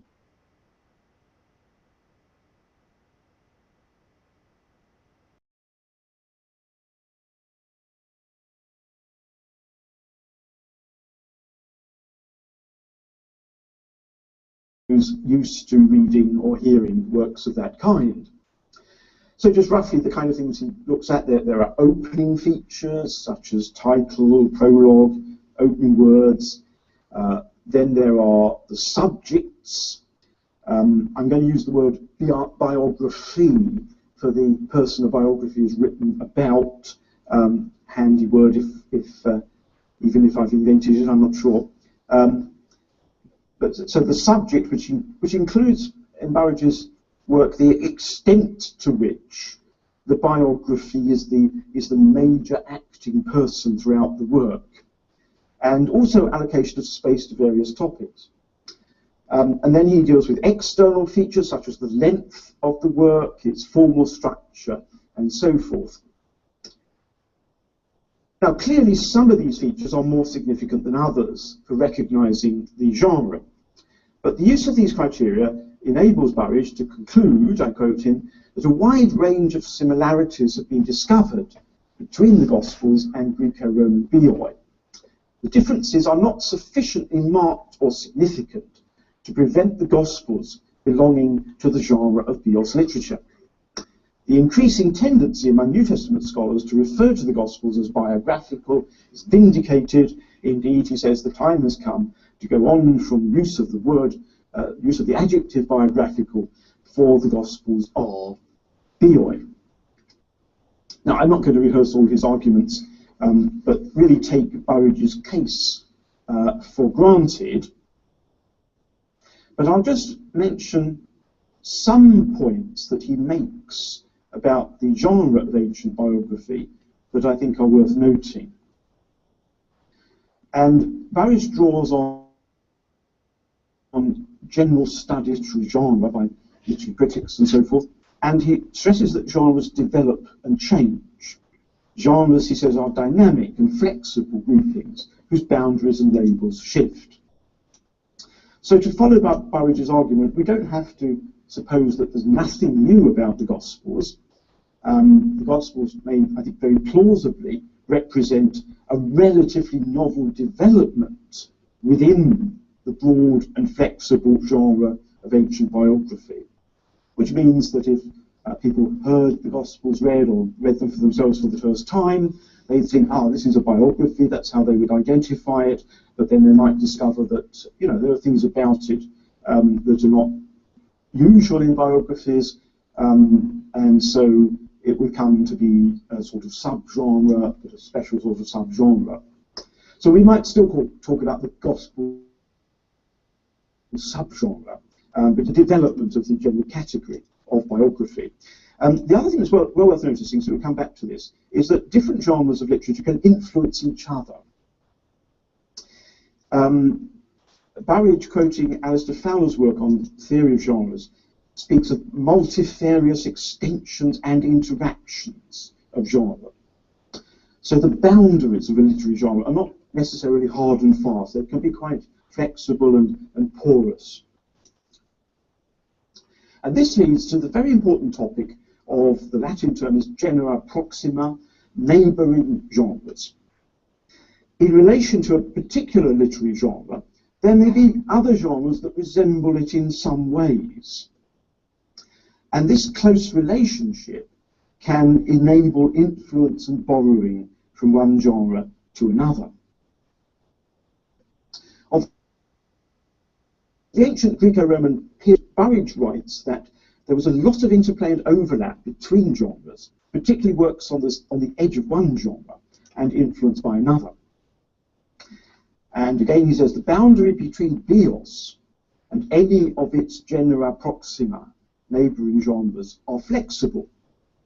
And so borrowing or sharing generic features across the border may be expected. And Burridge provides a map of the various kinds of literature that overlap biography, such as moral philosophy, novel, history, and encomium.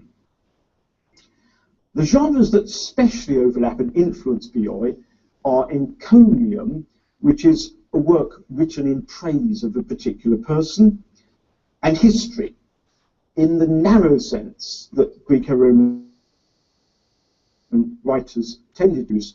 Usually when Greco-Roman people said history, they meant political history, and that's really why they distinguished history from biography. History is the history of nations and states and politicians and wars and all that kind of thing. Biography, of course, is the study of a particular person.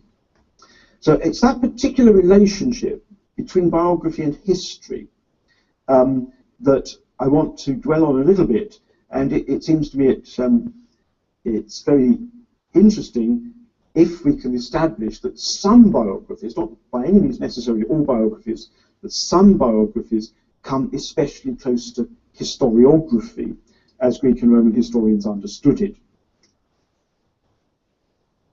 Now, really the strength of Burridge's demonstration that the Gospels belong to the ancient genre of biography lies in its generality. By showing that the genre was broad and flexible, Burridge makes room for the Gospels within it, and shows that they are no different from some other examples of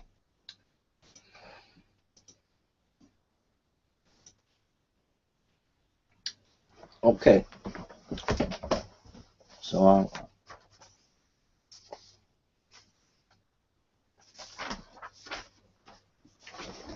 this is just some of my notes on this issue of Jesus and the eyewitness accounts, and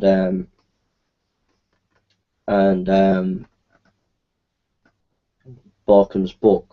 So what we'll do is I'll just talk about some other issues and take it from where Barkham's just left off.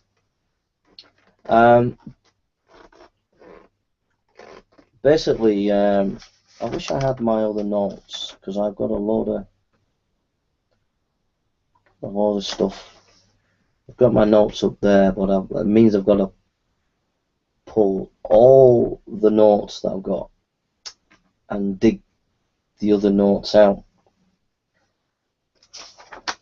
So I think we'll have a break for a few minutes, and I'll just see if I can get my notes here. So I'll tell you what, I'll go here. You can see me get my notes, and I'll just talk to you about some of the issues that Barkham is mentioned. So forgive me for this indiscretion, this scholarly indiscretion. I've got some important notes. This is Barkham's book, starting from page 93, but I've got notes on his book from page 1 to 93. So see if I can find them. These are my notes on James Dunn.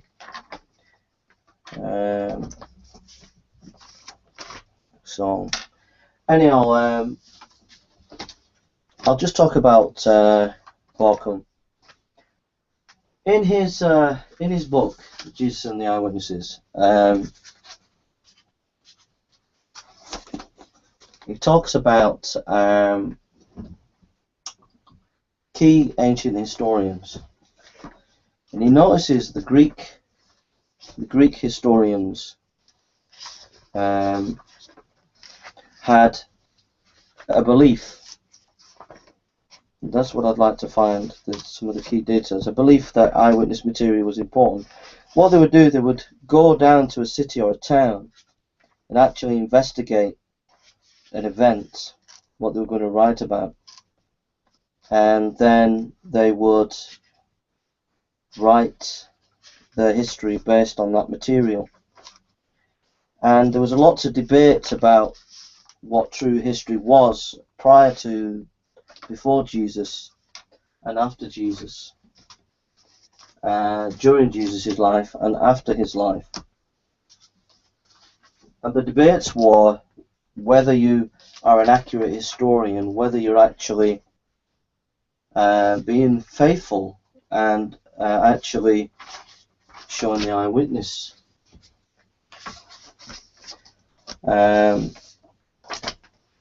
So that's an important thing to note. You see, the whole point of it is I'll give you an example. When atheists, for example, said Jesus is a myth, and that Jesus was developed from Mithraism. This is a typical example of what I'm trying to get at. And Jesus developed from Mithraism. Alright? So that's what they say. So you deconstruct it, you look at the evidence.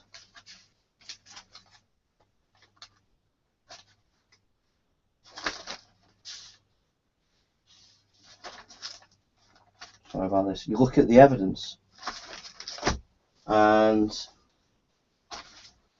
you look at the history of Mithraism, and what do you find? Well, what you find is there's virtually no literary sources. Get this, there's virtually no literary sources to confirm Mithraism.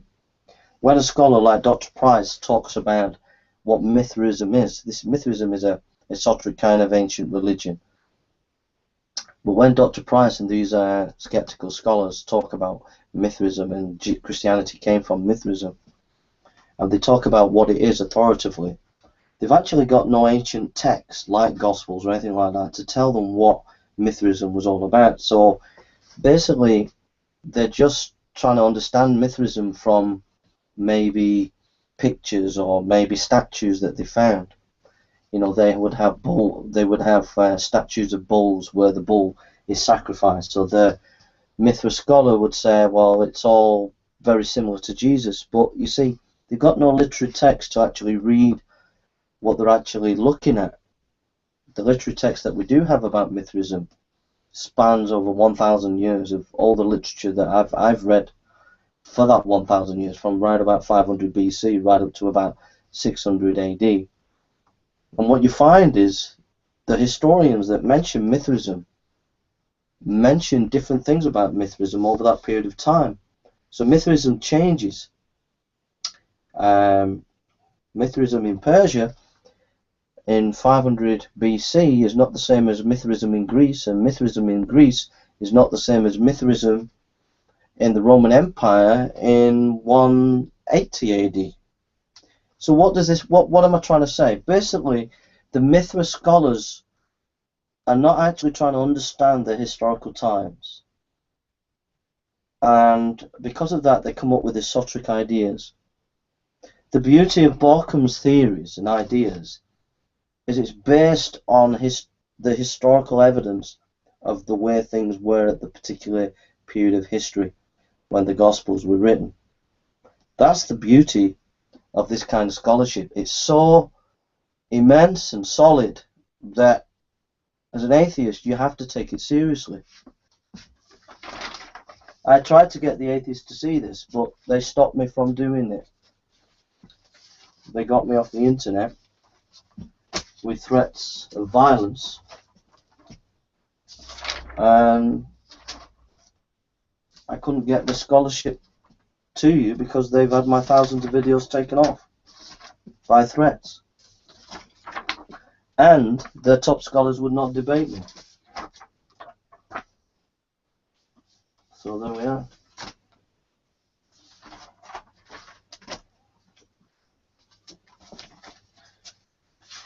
Oh, I've got so many notes on this. Studies on Mithra, we might be getting close. That corner. So, what else is there to talk about? Yeah, it was touched upon in the discussion with Crosley and Borkham. It was touched upon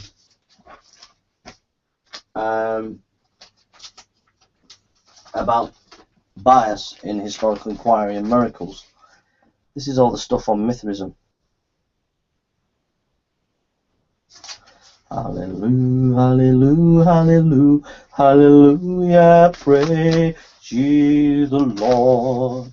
Hallelujah, hallelujah, hallelujah, hallelujah, praise ye the Lord. Praise ye the Lord, hallelujah, praise ye. I found it. First 100 pages, and then after the 100 pages, woohoo, yeah, we got it. So we got some notes, we can go through the notes. Thank you for your patience. Very, very kind of you to bear with me at this little date. But it will be worth your wait. It will. It will be worth your wait. Oh, oh. Excellente. Right. So I'll go through the book with my notes here.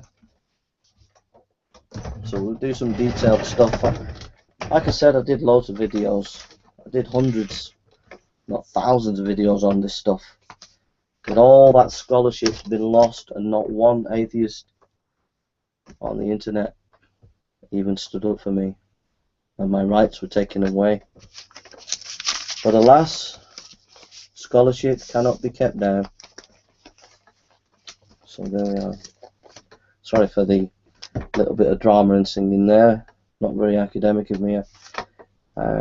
Anyhow, let's get on to some detail of the book. So I'm going to go through quite a bit of the book now. Now that I've got my notes. Alright, and we'll listen to more lectures and discussions, and we'll talk about it. He says, page 3, excuse me, all history, meaning all that historians write, all historiography is an inextricable combination of fact and interpretation. The empirically observable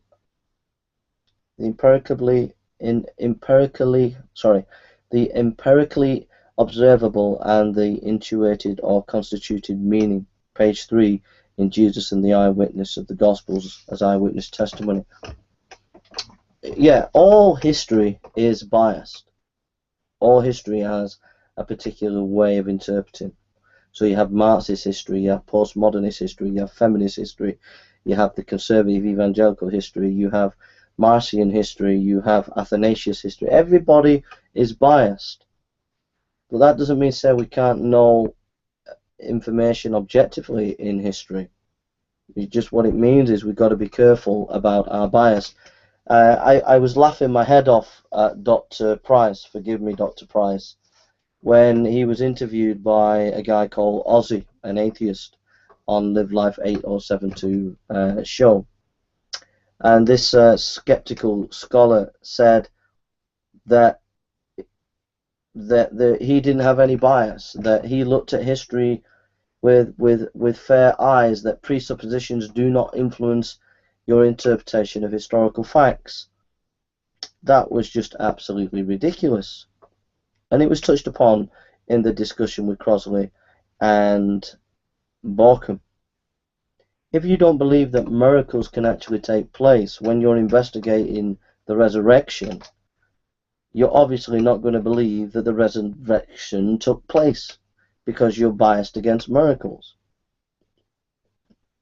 Unless you're open, and I've heard Ozzy and I've heard others say, well, you know, credulity, we look at evidence in a skeptical way. Yeah, but then there's credulity and credulity. There's healthy skepticism and unhealthy skepticism. There's a skepticism that is so skeptical that we can't know anything. Yes, we have to be skeptical and critically analyze historical information. But if historical information begins to build up and point to an event, then we have to be open to that evidence that it possibly happened. You see? So presuppositions influence our interpretation of history. He says, by comparison with the Gospels, any Jesus reconstructed by the quest cannot fail to be reductionist from the perspective of Christian theology. What that means is any scholar, whether it be N.T. Wright, Dale Allison, Dominic Crossan, and I've looked at them all, will all come with a bias. And there'll always be some kind of reductionism in the sense that if there is miracles that have happened in history, we won't know about them all because we'll be so skeptical. There is a questioning that, in a way, automatically assumes that there are no miracles. And what that means that makes it difficult for those scholars like N.T. Wright and others who want to say that there have been miracles within the Gospels, and they have to concede to those historians some ground in order to make their point. Page 4. By comparison with the Gospels, any Jesus reconstructed by the quest cannot fail to be reductionistic from the perspective of Christian facts and theology. Page 4 again. Trusting testimony is not an irrational act of faith that leaves critical rationality aside. It is, on the contrary, the rationally appropriate way of responding to authentic testimony. You know, testimony is just central to knowledge. I mean, whether you agree with that or not, it's a fact. I mean, basically, science is just testimony. It's one group of individuals' testimony to certain things. Testimony is at the heart of human knowledge. It's how we know, by human experience. Page 5. It is true that a powerful trend in modern development of critical historical philosophy and methods finds trusting testimony a stumbling block in the way of the historian's autonomous access to that she or he can verify independently. But it is also a rather neglected fact that all history, like all knowledge, relies on testimony. Page 5. So you can't have your cake and eat it.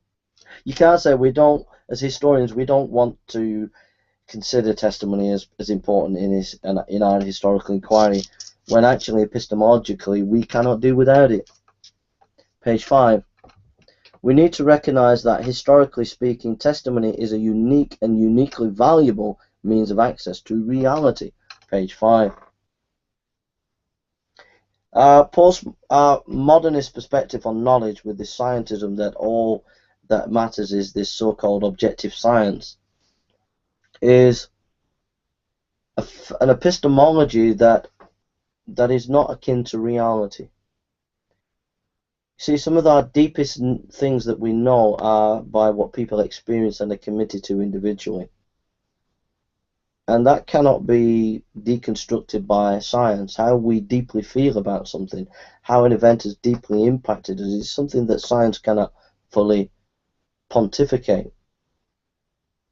It's like Thomas Nagel's question, can we know the mind of a bat? I mean, we can know things about the mind of the bat, but the mind of a bat, we cannot fully get to the essence of what the mind of a bat experiences, scientifically speaking. In other words, this scientific model of knowledge and epistemology doesn't take into consideration a wide variety of epistemologies. One of them is, for example, testimony, and how that relates to feeling, how it relates to knowing. Have a look at Dr. Evans, a Kierkegaard scholar on the resurrection. He will give you reflections on the philosophical, epistemological, subjective side of the issue. I'm just going to go and make a cup of tea, and I'll be back in a few minutes. We've got 100 pages of the book to reflect on. We've got some bits of lectures to look at. So it's getting exciting. I'm feeling a bit invigorated now. I was very, very tired before. So I'm going to have a cup of tea. So we'll listen to a bit more of Borkum. So make yourself a cup of tea and I'll be back in a minute.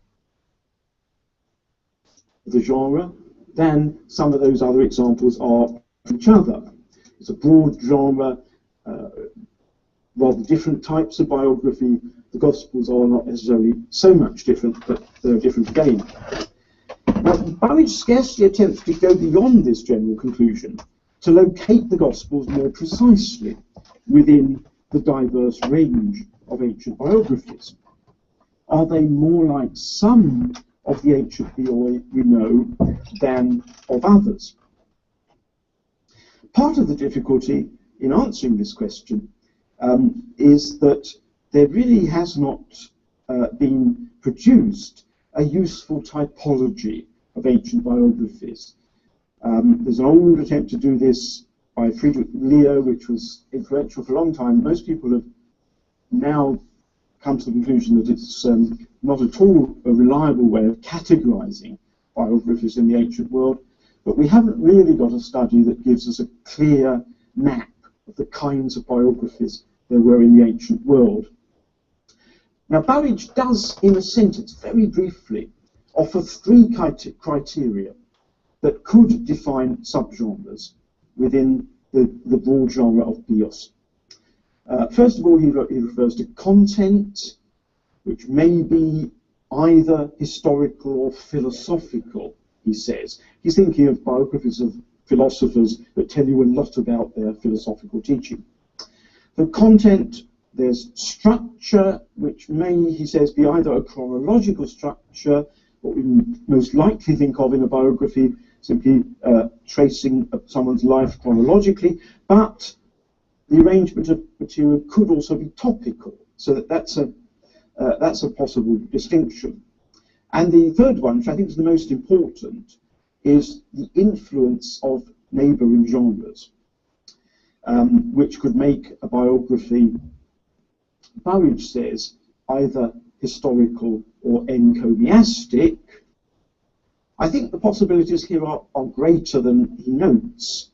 For example, many biographies have content that is neither historical nor philosophical, but literary. A lot of lives of poets and dramatists, literary persons, and as well as novels, as well as biographies influenced by historiography, there are also biographies that are strongly influenced by the genre of the novel or the entertaining story and overlap with that kind of fictional literature.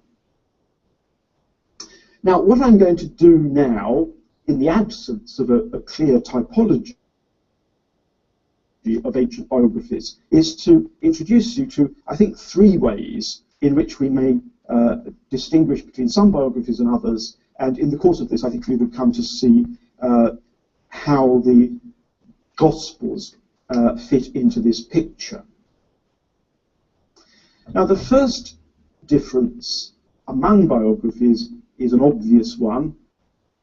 They can be distinguished by the kinds of figures that they concern, rulers or generals or poets or philosophers or whatever. And there are perhaps two main types. There are political biographies, where the biography is a military commander or a politician or a lawgiver, something like that. All of the most famous ancient biographies, Plutarch, we have 50 of his biographies, and they're all of this kind. They're all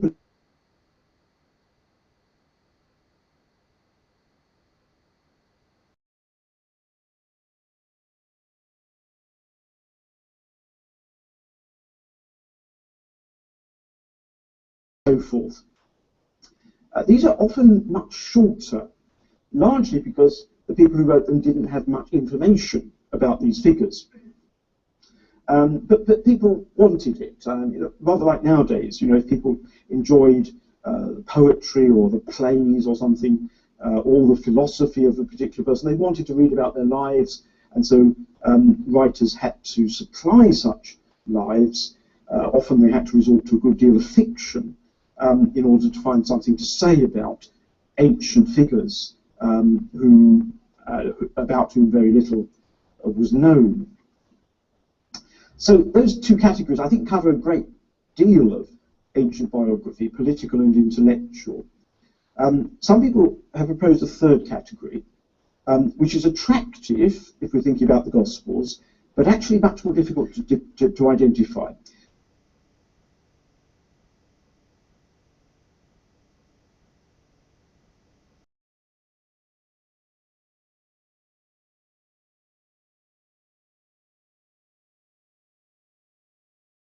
And candidates for this include the life of Apollonius of Tyana, perhaps the work that is most like the Gospels in ancient literature. I'll say some more about that tomorrow.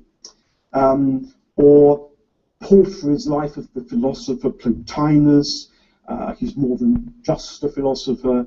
There's a degree of divine connection, as it were, going on in his life, and a few more, but they really add up to a motley crew. They are quite difficult, I think, to recognise as a distinct category. So I think trying to put the Gospels in this category is problematic. I'll just say that much to start with. Having made that distinction according to the type of person who is the biography, it is also, I think, worth noting that Burridge's argument doesn't require us to put Jesus into some existing category of sort of person in order for the Gospels to be biographies. In other words, in principle, biographies could be about just about anybody. So even if Jesus is a very unique sort of person, it doesn't mean that the Gospels are not biographies. Now, the second way I suggest that biographies can be categorized is by distinguishing between the lives of contemporary figures, contemporary at the time of writing, and non-contemporary figures. And effectively, this is to distinguish a category of lives of individuals with whom the biographer either had himself had personal contact, or at least about whom he had learned from people who did know that person well. And there are quite a number of biographies of this kind. Lucian's biography of the philosopher Demonax. He had studied with that man himself, or Xenophon's life of Agesilaus, the Spartan king and general with whom Xenophon had served, or Tacitus's life of Agricola, the Roman politician, who was Tacitus's own father-in-law. There are other examples of cases where the figure is within close living memory, as it were, and the biographer actually knew that person. Sometimes biographies were even written during the subject's lifetime, as Cornelius Nepos' life of his friend and patron Atticus was. And obviously, also in this category belong autobiographies like that of the Jewish historian Josephus. So there's a category of contemporary biographies, if you like. But by contrast, of course, many biographies were written long after, even centuries after the biography's death. And the importance of making this distinction is that it corresponds to a distinction that ancient writers often make between contemporary and non-contemporary history. Non-contemporary history going far back behind the writer's time, was written, but it wasn't really esteemed like contemporary history, because in the case of contemporary history, the historian was expected to write on the basis of eyewitness testimony to the events, either his own or that of people he had personally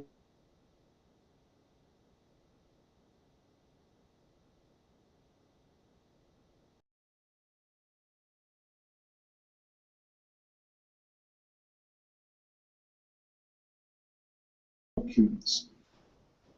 And so by definition, good history, real history, had to be contemporary history, the history of events within living memory. Now, particularly in view of the closeness of historiography and biography as ancient literature, and the overlapping nature of the two, neighbouring genre, we should, I think, expect that that sort of judgment would also apply in the case of biographies. The writer of a contemporary biography would expect it surely to have had personal knowledge of his subject, or at least close contact with people who had known his subject. And the fact that some such biographies were at pains to point out that they had such eyewitness access to their subjects confirms that this is what was expected in antiquity. Now, the Gospels, just to note for the time being, the Gospels, almost everybody agrees, were written within living memory of Jesus, perhaps rather late in that period, but not accidentally, I think, in my view, not accidentally, at a time when there were eyewitnesses still available, still living, who could tell their own stories. So the Gospels, I think, on those grounds, qualify as contemporary biography. Now, my third criterion for classifying biographies is that close relationship between genera proxima, neighbouring genres. And for my purpose in these lectures, the important neighbouring genre is historiography.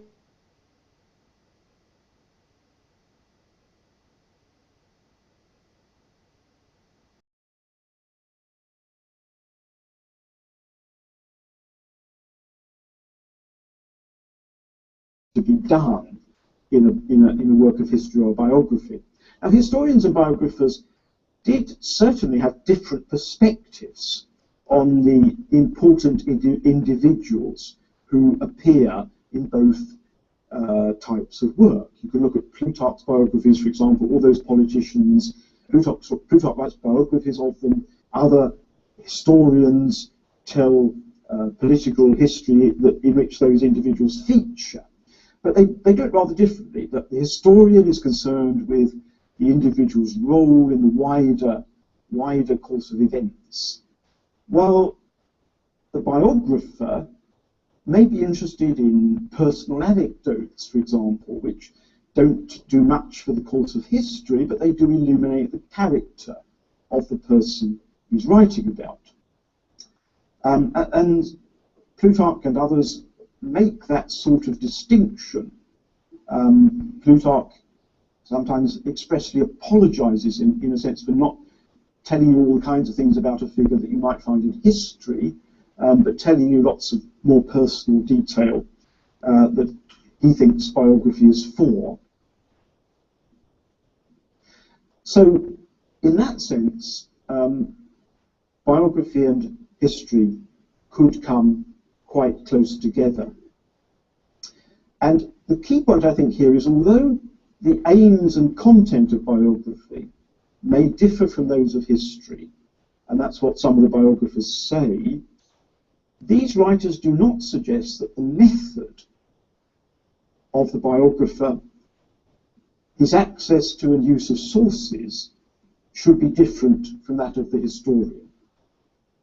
And we can, I think, readily understand that biographers such as this could take what was regarded as best practice in historiography and take that also as the ideal for the biographer.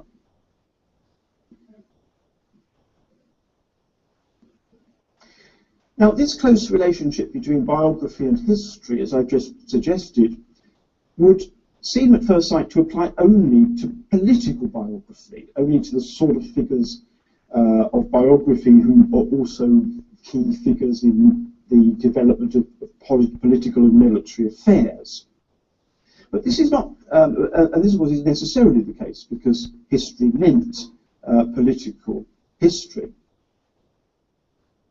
And in fact, we'll attend to this again later, almost the only persons who appear as individuals in historiography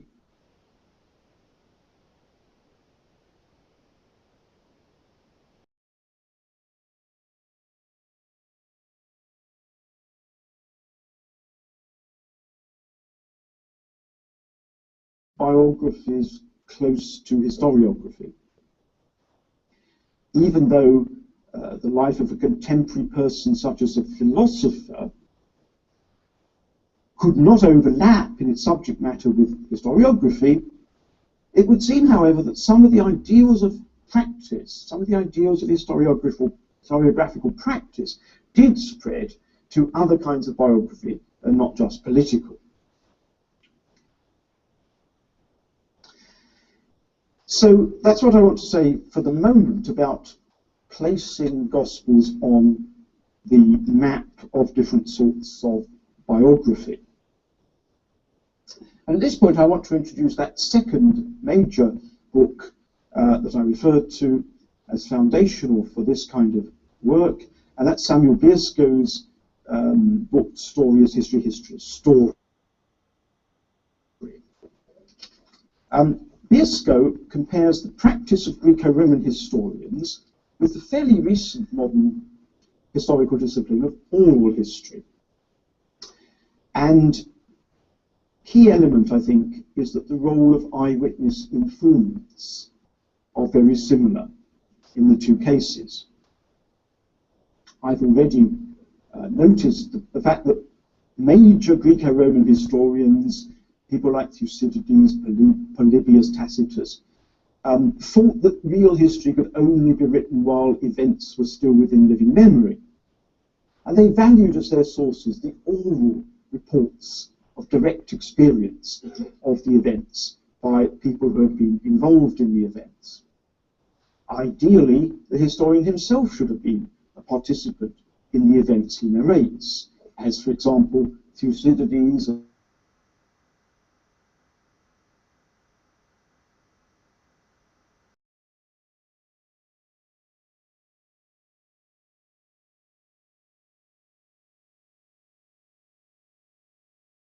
could meet and talk to and get their from.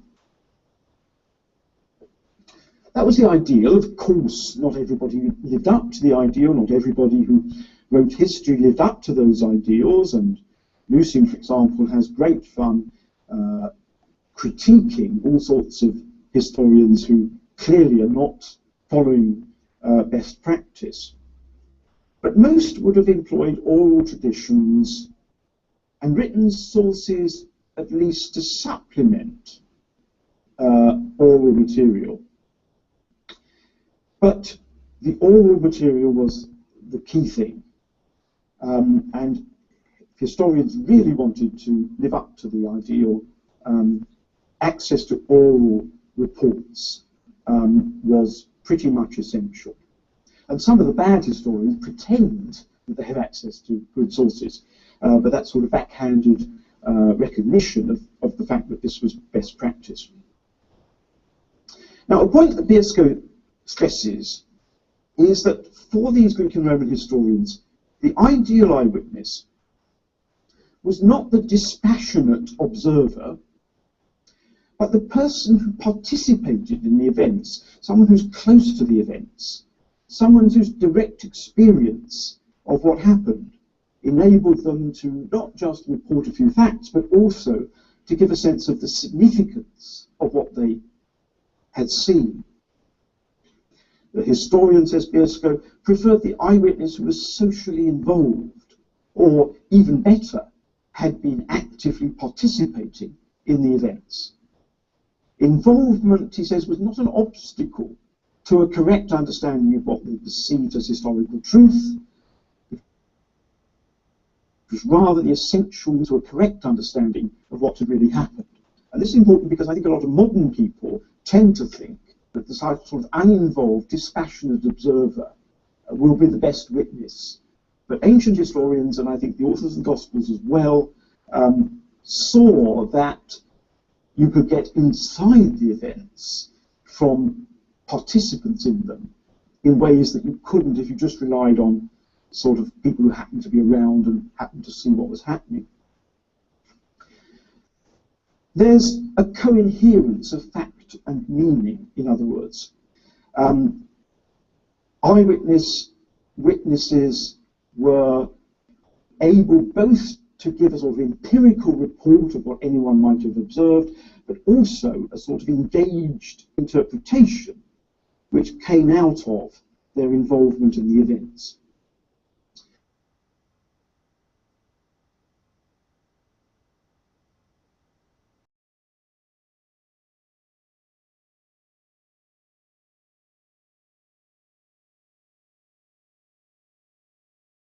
That Biersko exploits, I think, quite effectively. Oral historians today realize, on the one hand, that bare facts do not make history, and that the subjective aspects of an eyewitness's experience and memory are themselves evidence that the historian should not discard. While, on the other hand, modern oral historians are aware, very importantly I think, that the person who's involved actually remembers much better than the disinterested observer. So they actually may get the facts a lot more carefully reported than those who just happen to be observing.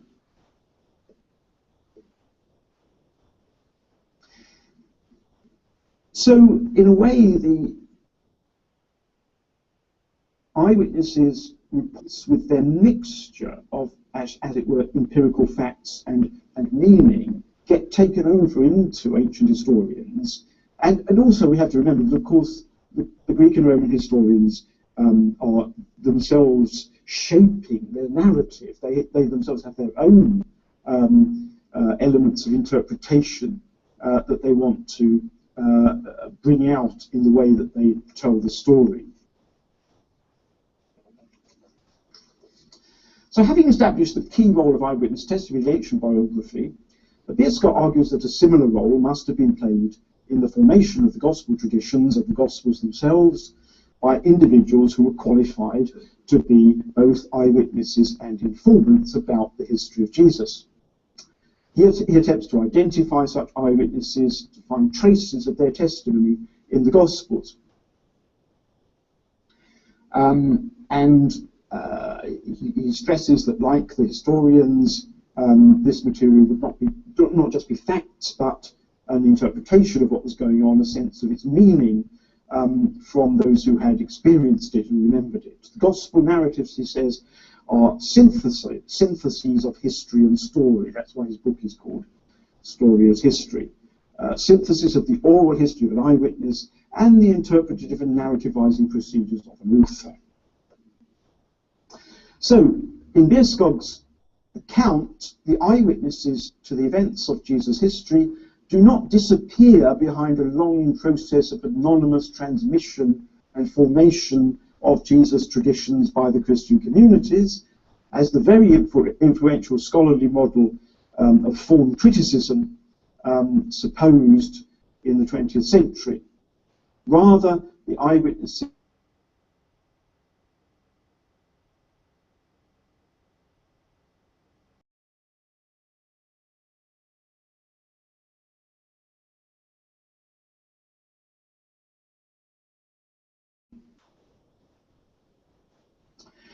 now, Bierschot's work was one of the starting points for my own work on the Gospels and the eyewitnesses in my book, which you now all have seen, I think, Jesus and the Eyewitnesses, the Gospels as Eyewitness Testimony.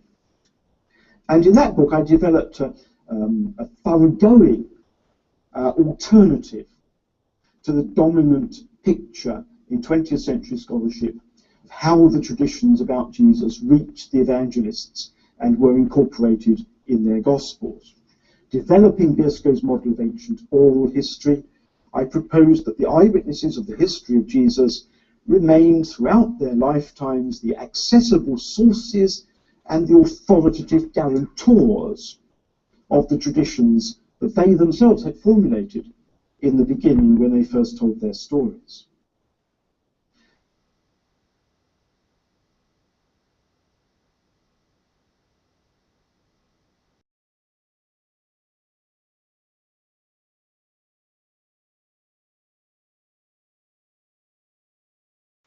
So it was the right moment to write history based on the eyewitness testimony. And it's also a key component of my argument that the gospel traditions were not, for the most part, transmitted anonymously, as is usually assumed, but were associated with the eyewitnesses from whom they derived, especially the 12 apostles, but also some others. So in general, I've argued that the texts of the Gospels as we have them are close to the way the eyewitnesses themselves told their stories, allowing, of course, for the shaping of the material by the evangelists themselves. In one case, I think the case of the fourth Gospel, the evangelist was himself the eyewitness, the main eyewitness source of his own material.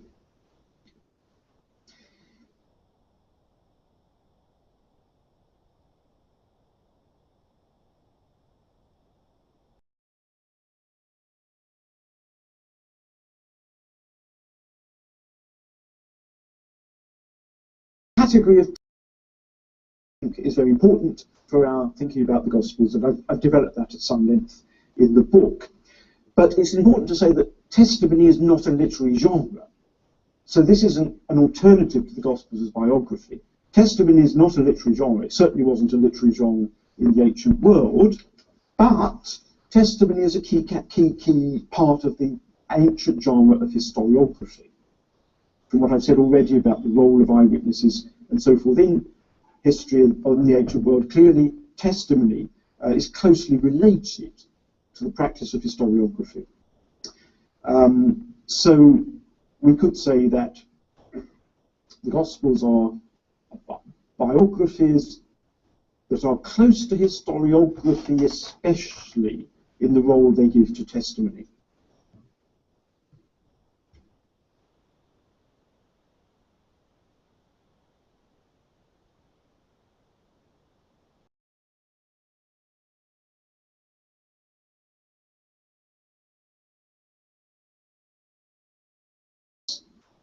They do depend on comparing the Gospels with the practice of Greco-Roman historians, and so they relate quite closely to the argument of this lecture.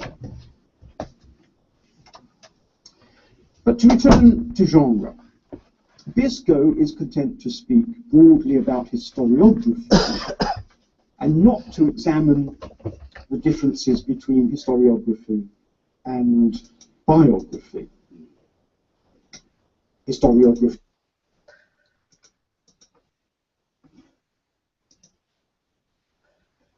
Well, you've done well. I just had a cup of tea and a sandwich, so we'll get on. I've listened to the lectures before. They're really good, aren't they? Dr. Borkham is a absolute top scholar. Okay. So I'm reading from his book, Borkham's book, The Guy Who You've Just Seen Lecture.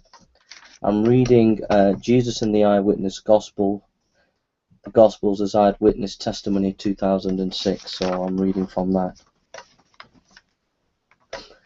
We need to recognize, says Borkham, that historical speaking, testimony is a unique and uniquely viable means of access to reality. And it's interesting, if you might have touched it on in the video, but ancient historians and ancient culture actually valued this more than we realize. He says, testimony offers us, I wish to suggest,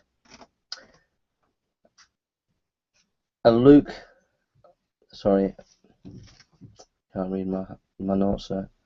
A respectable historiography, a category for reading the Gospels as history, and also a theological model for understanding the Gospels as the entirely appropriate means of access to the historical reality of Jesus.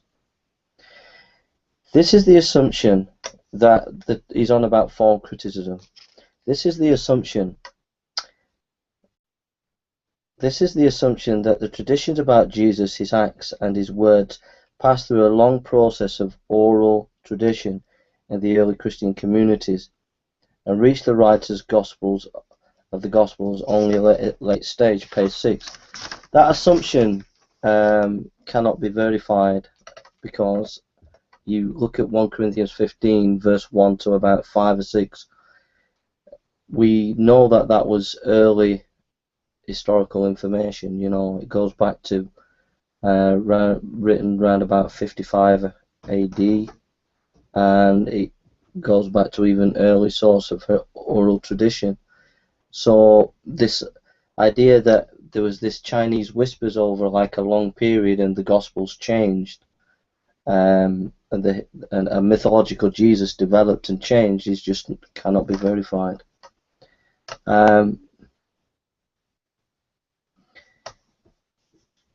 Anyway, this is going over some of what he said in the article.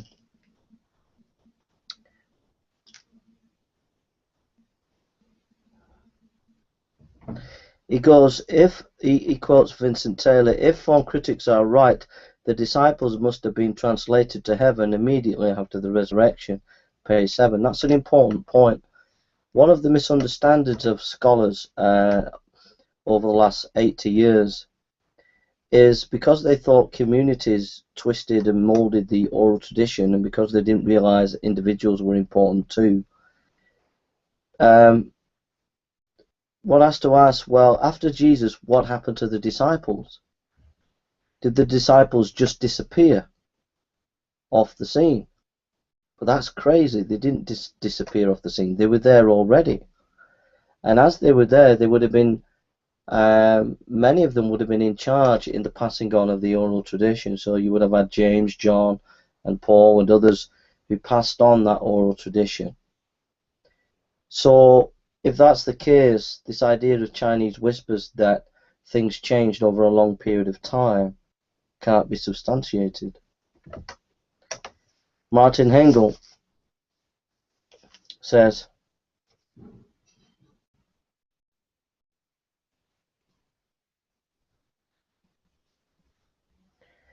Martin Hengel points out, one of the great scholars, that the idea that these early Christians would have not been able to understand what they were preaching about and would have been patchy on that is unthinkable.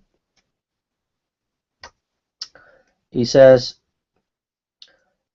Borkham then goes on to mention, I think it's Polybius, an ancient Greek historian. And this ancient Greek historian, I've read some of his work. Basically, he mentions, he actually states in his histories that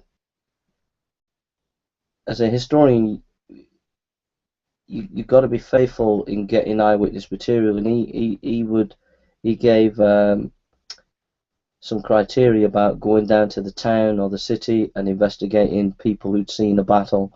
And if you don't record history like that, then you're an irresponsible historian. Polybius was, prior to the time of Jesus, a few hundred years before Jesus, I think. And his books were standard works in the time of Jesus in the Roman Empire. And they were standard works and seen as important models for writing history. And Polybius used key words like apodia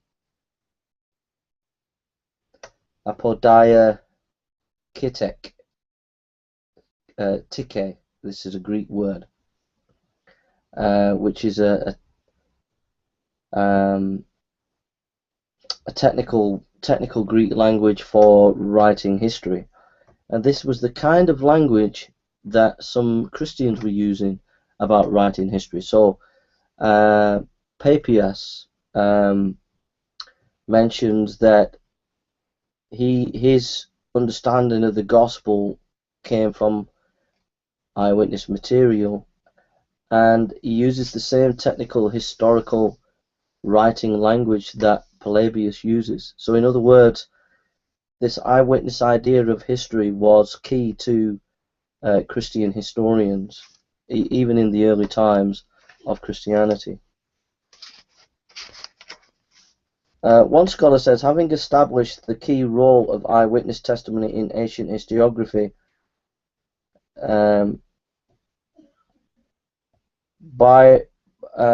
Bierskog argues that a similar role must have been played in the formation of the gospel tradition, page 10 of Borkham's book.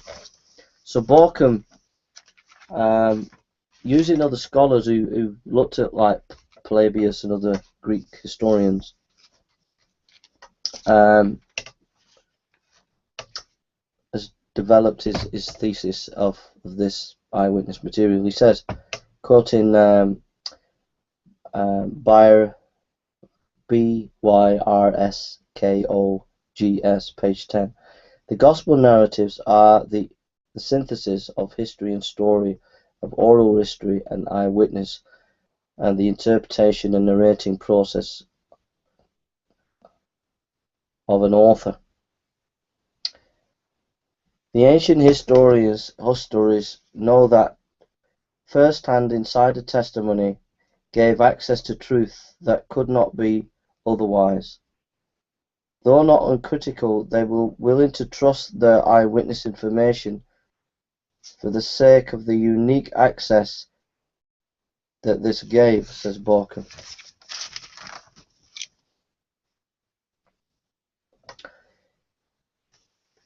Other technical language that Greek historians like Polybius used is I inquired, A-N-E-K-R-I-N-O-N, the Greek word. This is also language that ancient historians used for doing history, and Christian historians use. Polybius also uses the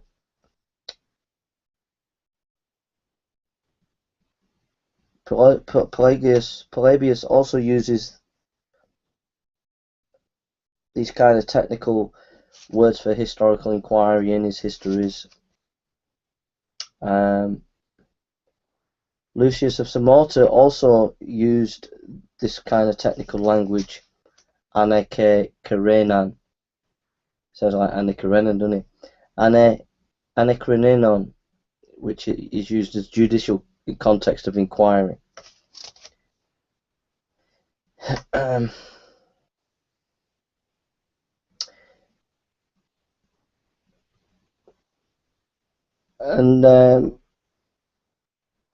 Borkham mentions that these technical words that historians use for gathering eyewitness material that Polybius used, Lucian of Samosata,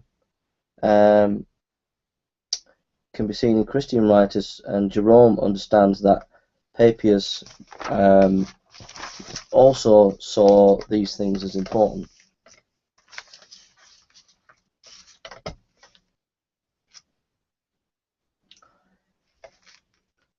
Page 14. The source of oral historian are reminiscences, hearsay, or eyewitness accounts about events and situations which are contemporary, that is, which occurred during the lifetime of the informants. This differs from oral tradition in that oral traditions are no longer contemporary. They are passed from mouth to mouth for a period beyond the lifetime of the informants. The two situations typically are very different with regard to the collection of sources as well as regard to the analysis. Oral historians typically interview participants in recent or very recent events. This makes the participant passage from Papias very precious evidence of the way in which gospel traditions were understood to be related to the eyewitness at the way when the canonical gospels were written. So that's technical information about the nuances of that oral and written traditions. You can see that just saying that Jesus is a myth, or just saying that there's no evidence for Jesus, just looking at all this stuff shows you that that is just really bad scholarship, very, very poor indeed.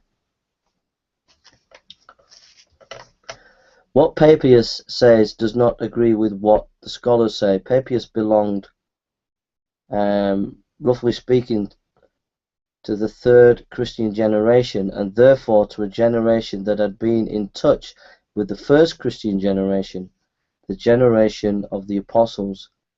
He was personally acquainted with the daughters of Philip the evangelist, and Philip, who was one of the 12. This Philip in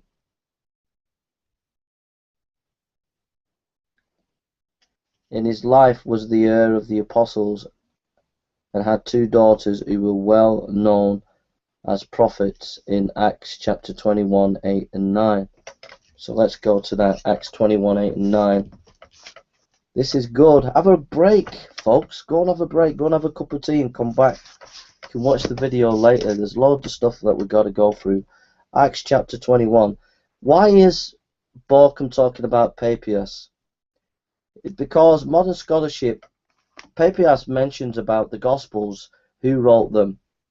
It's mentioned in Eusebius. Now, some critics, atheist scholars, say Eusebius is biased and was unreliable. Eusebius wrote around about, I think it was the 4th century or something like that. Now, Eusebius quotes Papias, who was around about 120 A.D. Papias, sorry, I always say Papias, but Papias knew people who knew the apostles. And the way Papias understood tradition and how tradition is passed on is key to this whole debate of whether the Gospels are eyewitness material. The thing is that modern scholarship for the last 100 years has dismissed Papias as not important. And what Borkham did is looked at Papias in a new way and thought, no, we've got to look at this in a new way, and actually Papias is very significant and important in understanding how oral tradition was passed on. And as we understand that, it informs us that there was eyewitness material to the Gospels. Very, very important, very, very key to the debate and discussion. So you're probably wondering why he's mentioning Papias. Acts chapter 21. Acts 21, verse 8 and 9.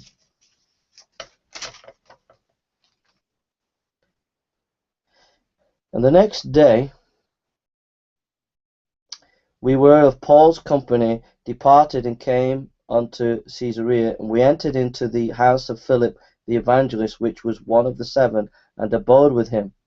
The same man had 4 daughters, virgins, which did prophesy. The reason why Borkham quotes this passage, and the reason why he connects it to Papias, is this. What he's saying is the literary culture and the oral culture of the early Christians was that individuals who were heirs of the tradition were significant. They had control and authority in passing on that eyewitness material and passing on and making sure that that material was correct. And Papias, when he commentated about the Gospels or commentated about something, he wanted to make sure that it could be rooted in a good source. And so he traces some of his source back to talking to the daughters of Philip.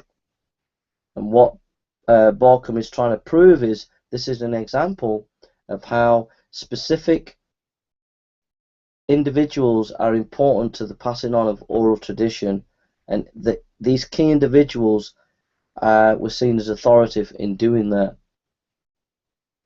Do you get that? And do you remember back at the form criticism that laid no stress on the individual people of authority passing on the tradition, but said it was just community? And so Borkham is unpacking his evidence here concerning that. You can read Eusebius, Ecclesiastes, Ecclesiastics, I think, or Eusebius Church History, chapter 3, verse 39-9.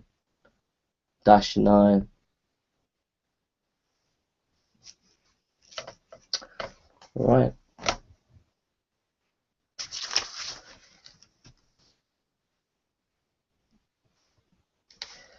Page 33, Borkham mentions this, and here's a quote. Modern scholarship fails to take note the individuals as much as they should. I'd say that again. We've laboured that. Modern scholarship fails to take note to the individuals as much as they should. End of quote. So I've laboured this a few times tonight. I don't want to say any more.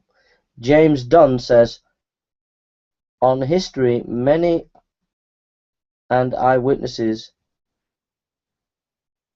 Sorry, James Dunn believes that some of the gospel material is based on eyewitness material and based on collective memory, says Borkham on page 34. Even the Gnostics says Borkham, using Irenaeus, claims that they passed on information orally. In other words, he's saying that even in the Gnostics there was some similarity in wanting to pass on information orally. I don't know about the details about that. I can't remember. All right. So that's the first 30 odd pages. Now we got some more here. Very patient. Anyhow, that's some of my notes. So we'll continue with the debate. This debate, with Crosley. Things is, it seems to me, that any historian approaches the evidence and the work of a historian with certain assumptions about what the world is like. I mean, for example, there are some historians who are convinced of a sort of economic determinism in history, that really everything that happens can be traced back to economic factors. You know, there's a sort of great man theory of history, you know, which is great individuals who really turn the course of history. I mean, these are presuppositions with which people come to the evidence, and they strongly affect the way people read the evidence. And I think being open to the possibility of exceptional events it is a difference of that kind. It doesn't seem to be, it has to be a kind of completely different form of approach. So I would say that all historians have views of the world that affect the way they read the evidence. And of course those views of the world can then be affected by the evidence, and there's probably a sort of interactive thing going on there. Is part of the problem, James, that you would never think about countenancing the miraculous in other areas of history, which might mention miraculous events. You know, so there may be in pagan histories talk of events, but you wouldn't expect people looking into the history of that to think that that actually happened just because someone says it happened. And therefore, why should we treat the Gospels differently in that sense, as though they have a special status where we can do history and talk about these things as having miraculously occurred? Is that part of your... Well, I think so. I mean, if you take Richard's view, then you have to judge everything by that standard. So that's pagan, Jewish, whatever. Those need to be open. I've not actually given an opinion whether I said the miracles should or shouldn't be included in history. I think what I think is it's not just a revolutionary idea in terms of eyewitness testimony and views of form criticism. It's a revolutionary method in terms of this would, if Richard's correct, be direct, very clear evidence of the miraculous or something like the miraculous taking place, and that needs to be pursued. I mean, I know the difficult philosophical issue, but we all practice history, and if we're going to include something as dramatic as that, then I think it needs to be fleshed out a little. Is the consequence of that, James, that weighs against, as it were, against Richard's thesis that this is eyewitness testimony? I mean, if you have stories of the miraculous, for you, does that mean they can't have been written down by eyewitnesses because the eyewitness wouldn't have come away thinking it was a miracle, but it's someone who heard about the story in a slightly different format, then attributes it to being miraculous or something? I mean, are you saying that if you have an eyewitness and they describe something miraculous, they just have to be wrong, or so we do have people who say such things, but it would mean that Richard's model would be is questioned a little then in terms of, not necessarily wrong or anything, just questioned in terms of reliability of eyewitness. Did they really see miracles, or what did they see? That kind of thing. I mean, those ideas I think need to be fleshed out as well with Richard's model, because these are significant. I suppose one that people often come up with is the feeding of the 5,000, etc. Was it really a miracle? Did it actually, people had brought some along with them and they shared it amongst each other and everything. And I mean, but the eyewitnesses, the disciples or whoever passed it on to the people who wrote down the Gospels, said a miracle took place because we only had these many loaves and fishes, and by the time we were finished, we were gathering up baskets of the stuff. I mean, is that is that where you see maybe the problem being, James, that an eyewitness may think they saw something, but in fact there might have been another explanation? Well, I mean, no, I mean, yes and no in one sense. This is what I'd say. What is the gist of that story then? What is the kind of, what does it get, that was happening in the life and teaching of Jesus? I mean, what my own explanation would probably be, I guess, if I was to write something on this in detail, that it's a piece of creative Jewish storytelling of the sort we find in other texts. Without, that seems to me a perfectly reasonable way of explaining why we get stories such as the miracle stories. Now, I might be wrong, of course. I'm happy to be proven wrong. But it's really questioning Richard's theory: could you have the creative storytelling as well as the eyewitness testimony? Or if not, what is the gist of something like a feeding miracle? Yes, I mean, I don't think some kind of creative storytelling can be completely ruled out. But I mean, one of the things I think about this is that it's a question of trusting your witnesses, and it seems to me that basic to historical method is that we consider whether a witness is trustworthy. And having decided that there's good reason to think the witness trustworthy, we then have to actually trust the witness.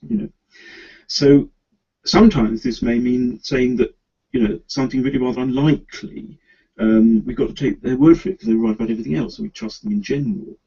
I mean, this part of my whole issue of methodology in the book is that what I don't think we can do is take the gospel events, one story by one story, one at a time, one saying of Jesus, and sort of weigh up the probability of each one of them one by one. I mean, the form critical thing required you to do that because that's how they thought that they.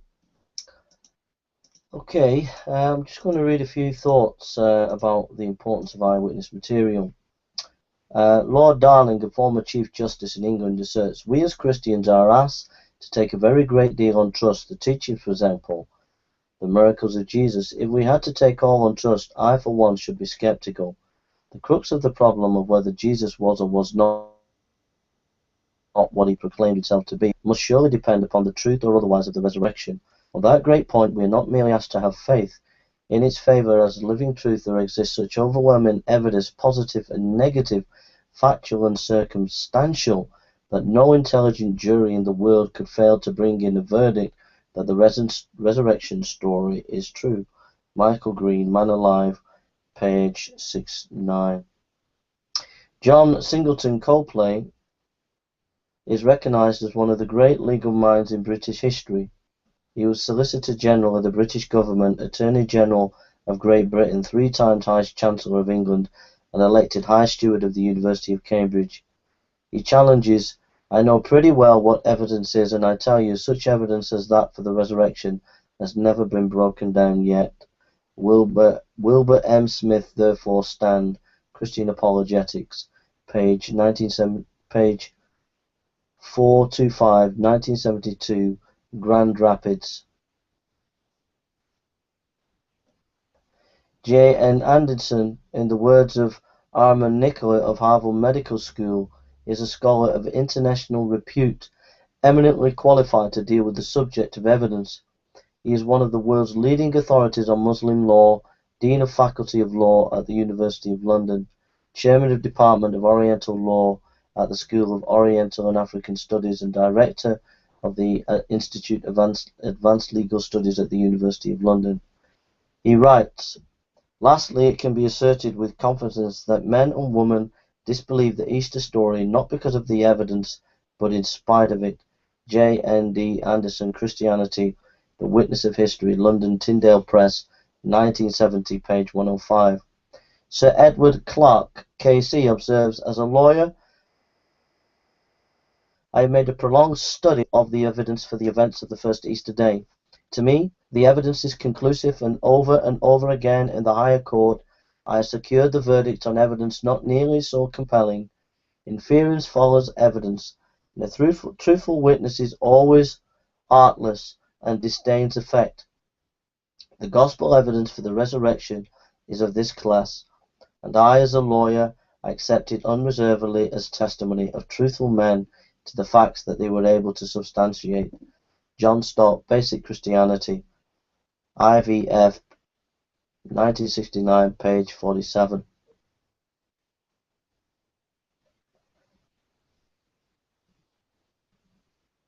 Edwin H.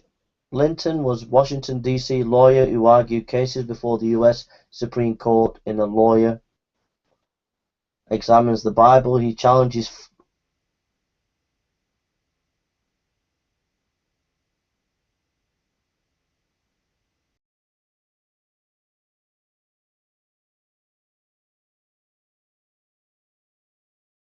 the resurrection is not only so established that the greatest lawyers have declared it to be the best proved fact of all history, but it is so supported that it is difficult to conceive of any method or line of proof that it lacks which would make it more certain.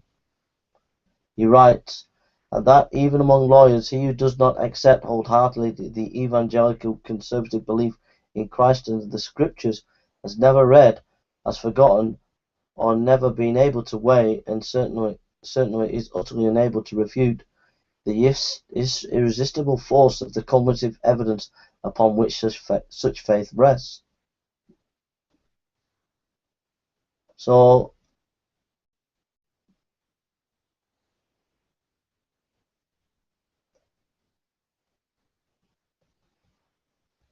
the Scriptures, the Gospels, are based on eyewitness account.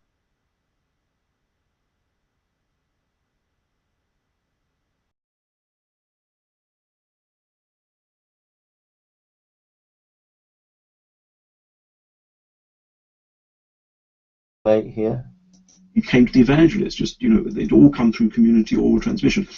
And that's how the Jesus Seminar does it. They vote on each event and give it a rating, as it were.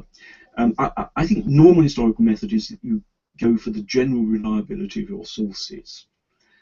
And so we've just got to think about whether Mark is generally a trustworthy witness. There may be special reasons for doubting, this or that within Mark. But on the whole, I think we've got to kind of go for trustworthy sources, and having decided they're trustworthy, go along with them, give them the benefit of the doubt in difficult cases. I think that all kinds of very odd things happen in the world. And there are events in modern history for which it's very good testimony, but I have no idea what was really happening. Fatima in Spain, where hundreds of people saw an appearance of the Virgin Mary, and incredible testimonies to it. And I'm not inclined to think that the Virgin Mary appeared to all these people, but something happened. And I'm not going to, I have no way of explaining it away. So it seems to be a historian can very often, if they feel inclined, say something odd happened. We don't know what it was, but something odd happened. What the historian is not obliged to do is to explain everything. Why should we think we know how this or that happened all the time? We're just dealing with the evidence, and the evidence may just point to something extraordinary we don't know what to do with. And in the case of the Gospels, I think this is the case with regard to the resurrection, which is the important miracle. If we believe that Jesus healed and exorcised, as virtually everyone does, but didn't still the storm or feed the 5,000, that doesn't make a huge difference to our reading of the story of the Gospels. The resurrection does. The resurrection is the extraordinary thing. And of course, Christians have never wanted to say the resurrection is just another miracle. It's quite exceptional miracle. It's something extraordinary happening to Jesus, comparable only with the resurrection of everybody else at the end of history, which hasn't happened yet.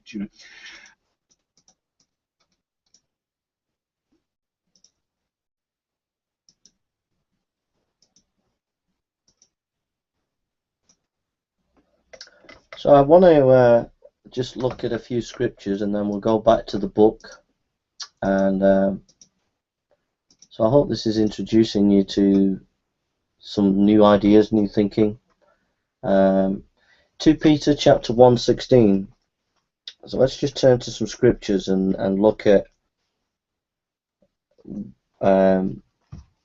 is eyewitness material important for the gospel writers and the New Testament. 2 Peter chapter 1 verse 16.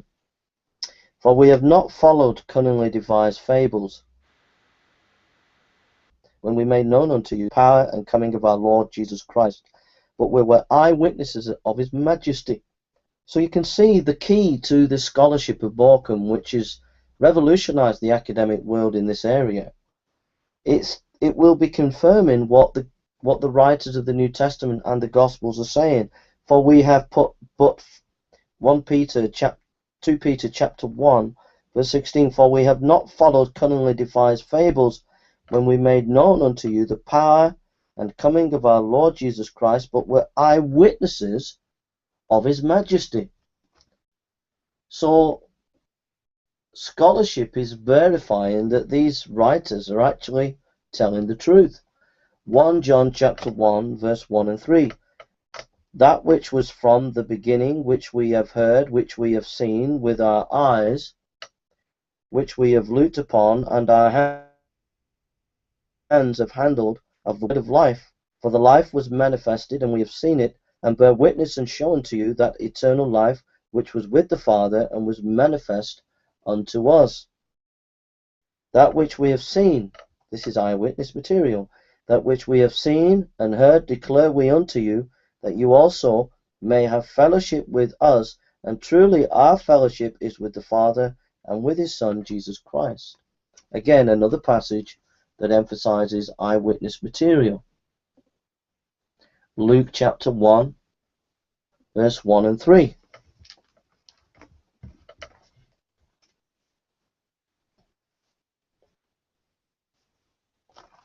Luke chapter 1, verse 1 and 3. For as much as many have taken in hand to set forth in order a declaration of those things which are most surely believed among us, even as they delivered them unto us from the beginning, were eyewitnesses and ministers of the word. It seemed good to me also, having had perfect understanding of the things from the very first, to write unto thee in order, most excellent Theophilus. So again, Luke is saying he's basing his material on eyewitness material, exactly what a good historian of the time would do. Acts chapter 1. Acts chapter 1, verse 1 to 3.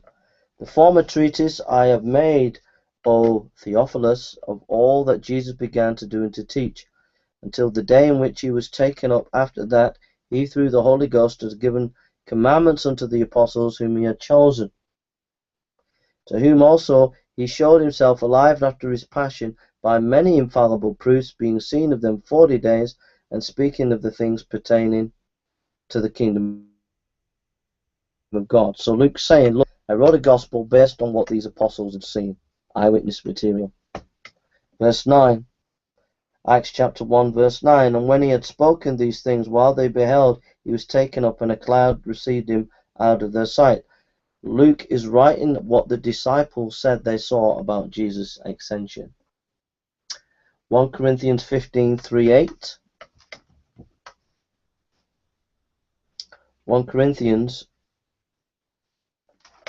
15, 3 and 8.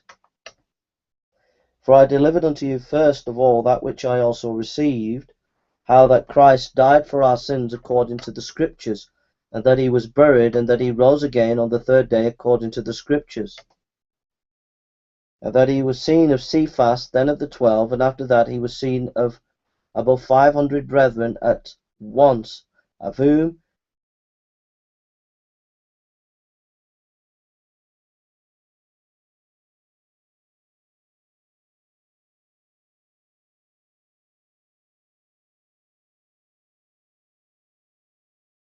so Paul said the gospel he's preaching was based on eyewitness material. John chapter 20.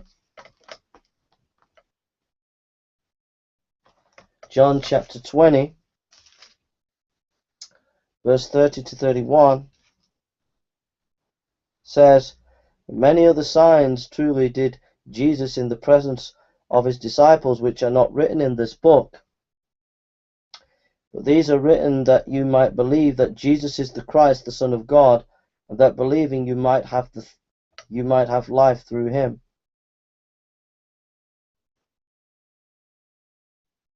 But these are written that you might believe that Jesus is the Son of God, and that believing you might have life through him.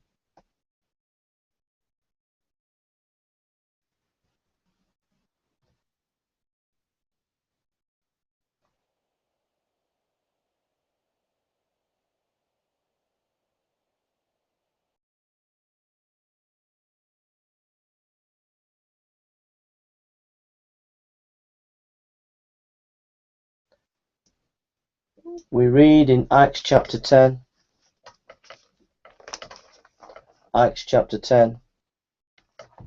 verse 39 and 42.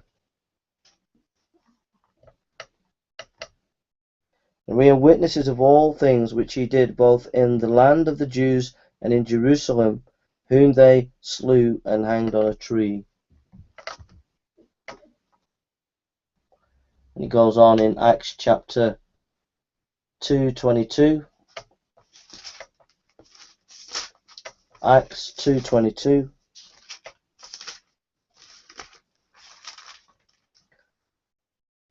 We read, "Ye men of Israel, hear these words, Jesus of Nazareth, a man approved of God among you, by miracles and wonders and signs which God did by him in the midst of you, as you yourselves also know." In other words, this was so eyewitness material, even the enemies of God knew what was going on. Acts 26:24.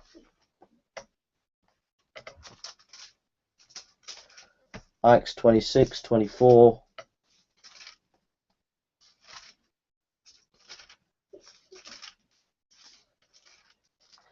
Acts 26:24 to 28.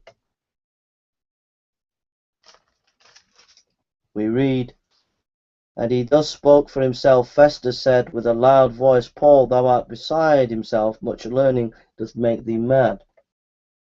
But he said, I am not mad, most noble Festus, but speak forth the words of truth and soberness, for the king knoweth of these things, before whom also I speak freely, for I am persuaded that none of these things are hidden from him, for this thing was not done in a corner." In other words, saying, look, I'm an eyewitness to this material, and you know that other people who were enemies of this message also knew about this Jesus and what happened to him in dying and rising again. So that's quite a bit of information from the Bible there, showing you that they actually believed eyewitness material was important. So we'll get back to Borkham's book, and we're starting from page 93. Borkham's book, which was just the picture of the book was just up there, and I hope everybody's okay. Page 93. The form critics did not think much of the information which the ancient church provides concerning the concrete persons behind the Gospels, not even of the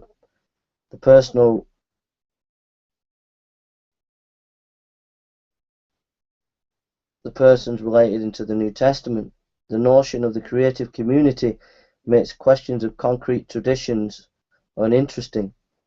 This depersonalization has had a contagious effect to the present. It still regularly happens that people speak of products of the church and of traditions circulated in the communities, instead of asking who has formulated or reformulated or transmitted a certain text. Page 93. We've gone in a lot into form criticism, but if you've ever studied at seminary level, or if you've ever been involved in academic university studies, you'll find that it's very hard as a student or a lecturer to get your mind around new ideas. And it's very hard to understand why Borkham has mentioned quite a bit about this form critical school, because it ruled the academic world with an iron fist. So if you know a little bit about academia, you'll know why he's had to labour these points. What does this mean for those who are atheists? What it means for atheists is watch the space. Your scholarship that you're using as atheists, most of it is 70 years behind the times, basically. I've not met an atheist at the moment, whether it be scholar or atheist rank and file. I've not met any atheist yet who is up to speed on the academic scholarship at the present time in historical studies concerning Jesus and is aware of what's going on and able to give a decent argument for their position. In fact, it's been absolutely woeful, and it's been embarrassing to hear the atheists argue on the internet. Some of my friends who've been at seminary, talking to them about what the atheists have been saying, we've been shocked, absolutely shocked, these last couple of years at what the atheists have been saying, because they're just not rational. They're just behind in their scholarship. I mean, it's terrible. And then when you give them good scholarship, they do intellectual terrorism by phoning you up and threatening you. That's the level that they're at. But they're certainly not on a top academic level in terms of this scholarship. They won't engage with it. They don't know how to engage with it. They prefer to keep their mind back to 70 years ago, where to a scholarship that's fringe scholarship now and is outmoded. And that's why we have these dinosaurs like Richard Carrier and people like that going around trying to pump the new improved Mithraism with a little bit of Bayes' theorem. But it just doesn't do any good. If you know your stuff, you know that they're not talking right and they don't know what they're doing, really. And sadly to say that many of these atheists on the internet follow these atheist scholars, and these atheist scholars have not got, I'm telling you now, they have got no idea about these subjects when it comes to the historical Jesus. I would love to debate them, but they're frightened. They're frightened. They're absolutely frightened of getting into academic debates on these subjects. Absolutely frightened. Frightened to death. Like I said, the best that they can do is phone you up and threaten you. And this is top atheists who run blog shows encouraging this kind of nonsense. Top atheists encouraging atheists to phone Christian apologists up to threaten them, and they're encouraging that kind of behavior, and they get away with it, and everybody believes when they turn up on these blog shows and discussing with you all this academic stuff that they think they're discussing, which is often, when it comes to Jesus studies, 70 years behind. But when they do that, or they talk about philosophy or even science, there's a whole world behind them of people who follow them, and they encourage, who are cyber bullies attacking you and destroying you. And they've destroyed a number of Christian apologists. They inquire into Christian apologists' financial life, private life, home situation, phoning work up, phoning your house up. They're horrible, and nobody's doing anything about it. Nobody's doing anything about it, and it's a shame. And I ask that if you know how to deal with these people, then follow them around, and I don't know how you can deal with them, but try and help this to stop this cyberbullying, because it goes on a lot with the atheist community. It's rife in the atheist community on the internet. It really is. It's really, really bad. Page 95, Borkham. That Jesus himself appointed 12 of his disciples for a special place in his mission of renewing and restoring God's people, Israel, has been doubted by some scholars following the lead of Rudolf Bultmann, who has opposed that notion of the 12 originated only later. However, a large majority of recent scholars has accepted, especially since it coheres so well with the trend to understand Jesus as thoroughly Jewish terms. Page 95. Very significant comment there. Very significant if you know much about this kind of scholarship. Page 95. The appointment of the 12 constitute, as several scholars have argued, a prophetic sign of what God was doing in Jesus' ministry. Page 95. So what Borkham's doing here is he's actually now saying, right, let's do proper history now. Let's get rid of this Bultmann stuff. Let's go, what was it like in first century Judaism? First century Judaism, they had rabbis, had disciples, they had a group of disciples around them. this was a Jewish kind of thing. It was also philosophers did it, but Jewish rabbis did it as well. So therefore, when it talks about in the Gospels, Jesus had 12 disciples, then that would be historically what it would be like in the time.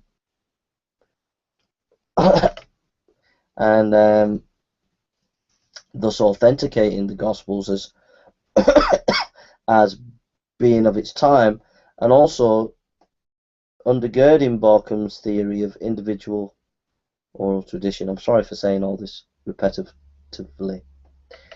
It is not difficult to imagine that their role in the earliest Christian community would include that of authoritative transmissions of the sayings of Jesus.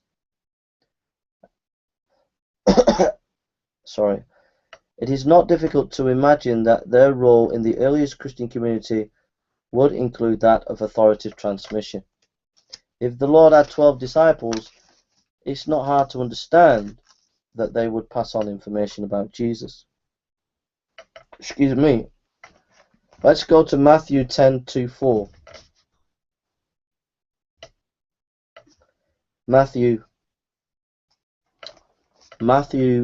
chapter 10 verse 2 and 4. Matthew 10:2 and 4.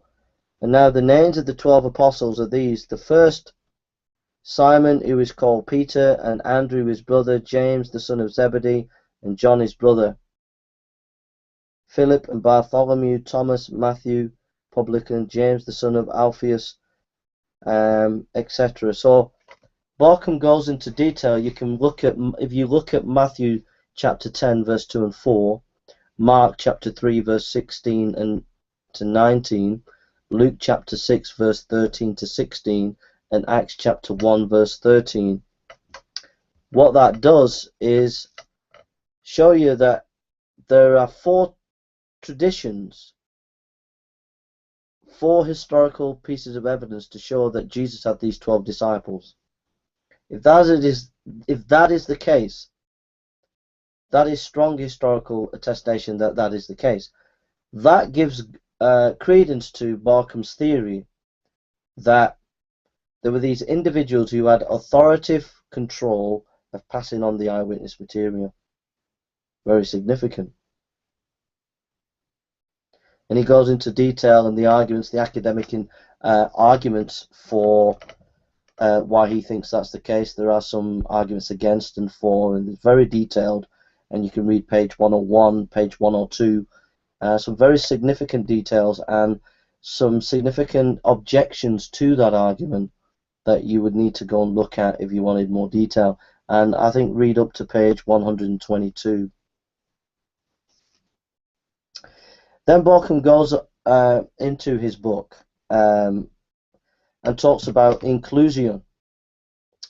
Now, the inclusion was one of the ways ancient writers of ancient historians, wrote. They would have pieces of information,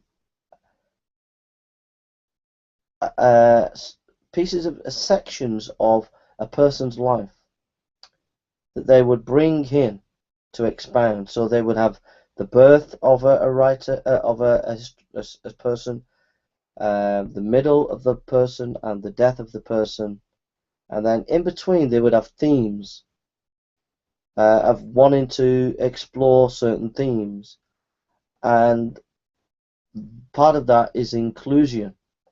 Is what is called inclusion. And Barkham goes into detail how in the Gospel of Mark there are these literary devices that Roman and Greek historians use that you can find in the Gospels.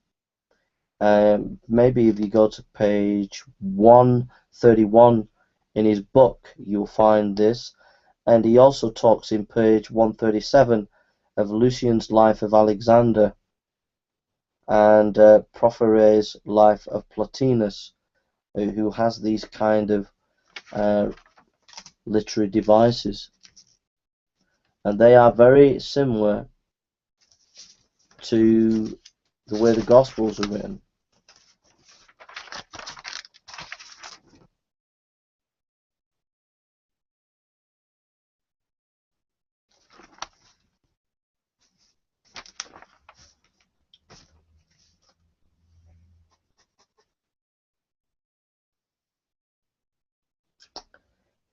page 148, Mark has named persons in the Gospel of Mark. Again, verifying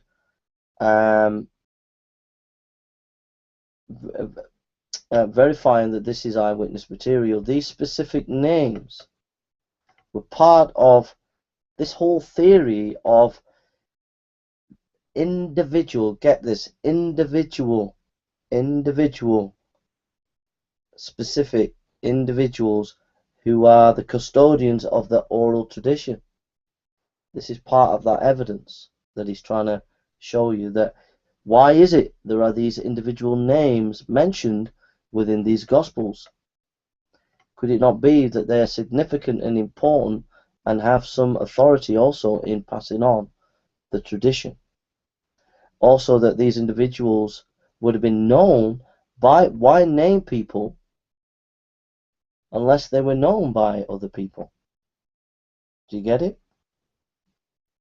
Just think about that for a minute.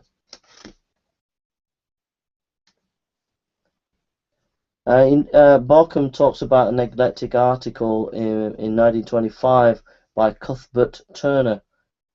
So have a look at that. That's an important article. Balcom talks about internal focalization. Internal focalization, page 163. Studies of point of view in Mark have missed the plural to singular narrative device, characteristic though it is of Mark's Gospel. It is a form of internal focalization, which, as we agreed, endears the readers to view the incident that follows from the perspective of the disciple who arrived on the scene with Jesus. So this internal focalization is another piece of evidence to the jigsaw that this is actually eyewitness material. It's a brilliant thesis, don't you think? It's an absolute brilliant thesis. So what he's saying is the fact that there are individuals, for example, in the Gospel of Mark, Peter is often, there's internal focalization going on a lot in the Gospel of Mark concerning Peter. In other words, it seems to be looking at a lot of what's happening in the Gospel of Mark from Peter's perspective. So internal focalization going on concerning Peter in the Gospel of Mark. The amazing thing is, we know from tradition that Peter was involved by helping Mark to write that Gospel. So internal focalization in the Gospel shows you that there are these authoritative oral traditions that are being expressed within these Gospels. Authoritative oral tradition connected to individuals who were, in quotes, eyewitness accounts. Okay. Okay. So, internal focalization is an important aspect of Balcom's method of proving his point. I just turned to John 15:26.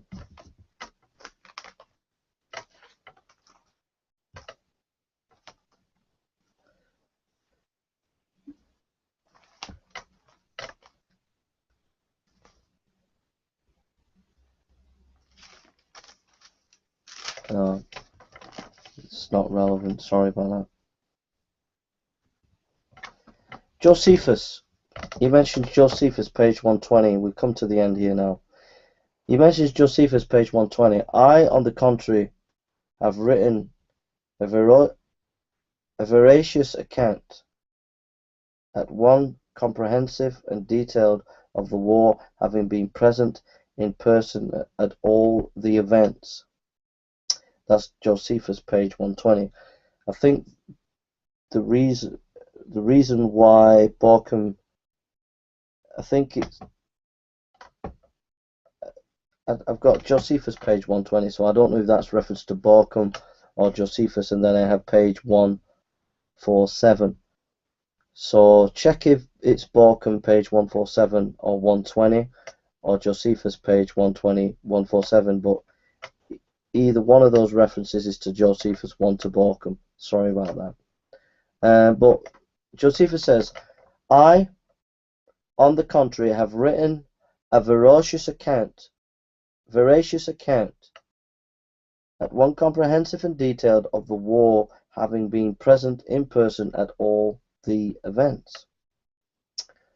That is what Borkum has been saying all along, is that these ancient historians like Josephus, who lived in the time of the Gospel writers, believed that it's important to have eyewitness material. So why would an atheist, if they're intelligent or a skeptic, knows that Josephus and historians in the time of Jesus wanted eyewitness material, why would they pick up the Gospel of Luke or Matthew or Mark or John and not think that they were writing in the same vein?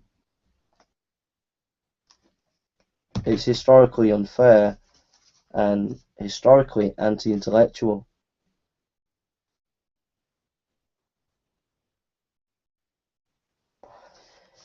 So there we are. We've done 100 and we've looked at briefly about up to 180 pages of Borkum's book. That's nearly half of the book. It's about 500 pages. So I think what we'll do now is we'll just listen to a little bit more clips and maybe relate it to a few of the atheist scholars around and just debunk them for a minute using this stuff by Borkum. But we'll listen to a little bit more of Borkum here. We'll listen to this for 5-10 minutes, and then I'll debunk some of their scholars, atheist scholars, that might object to this. In the strict sense in which the ancients often defined it. This, I think, need not bring Biersko's argument into conflict with Burridge's, because I think we're in the area precisely of the overlapping of historiography and biography. And the fact that Biersko can write a very illuminating book comparing the Gospels with ancient historians, historiography, and Burridge could do exactly the same for biography, I think confirms the idea that really Gospels are in there at the overlap of these two genres.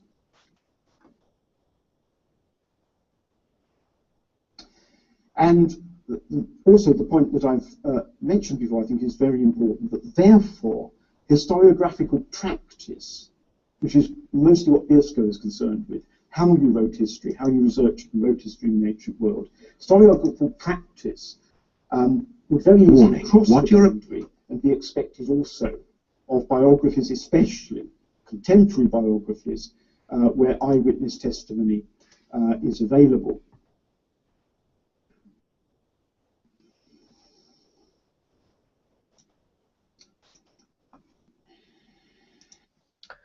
Okay.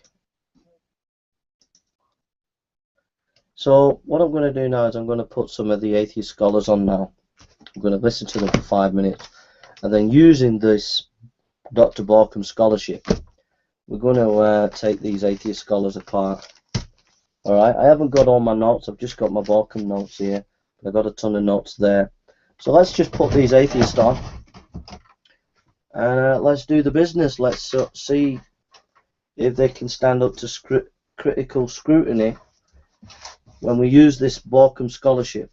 Okay, I've given you a bit of a groundwork, so let's see what happens when we put these atheist scholars on.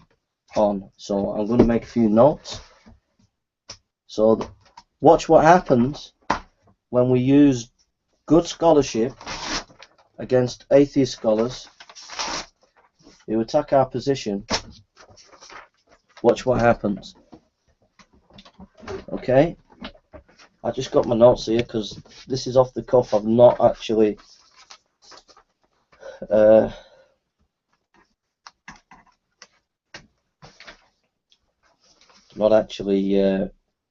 listen to the specific discussion by, okay, this is an atheist scholar. Did Jesus exist? By Richard Carrier. About to watch is so controversial, some of Britain's leading media outlets have banned it. Is a whole paragraph in the early Jewish historian Josephus, which nearly everybody agrees was snuck into that book by a later Christian scribe, who was evidently annoyed that Josephus forgot to mention Jesus. So when he copied the book out, he made sure to, just add a paragraph. You generally don't have to add paragraphs to other people's history books for a guy who actually existed. Pretty much if you're inserting a guy into history who wasn't there before,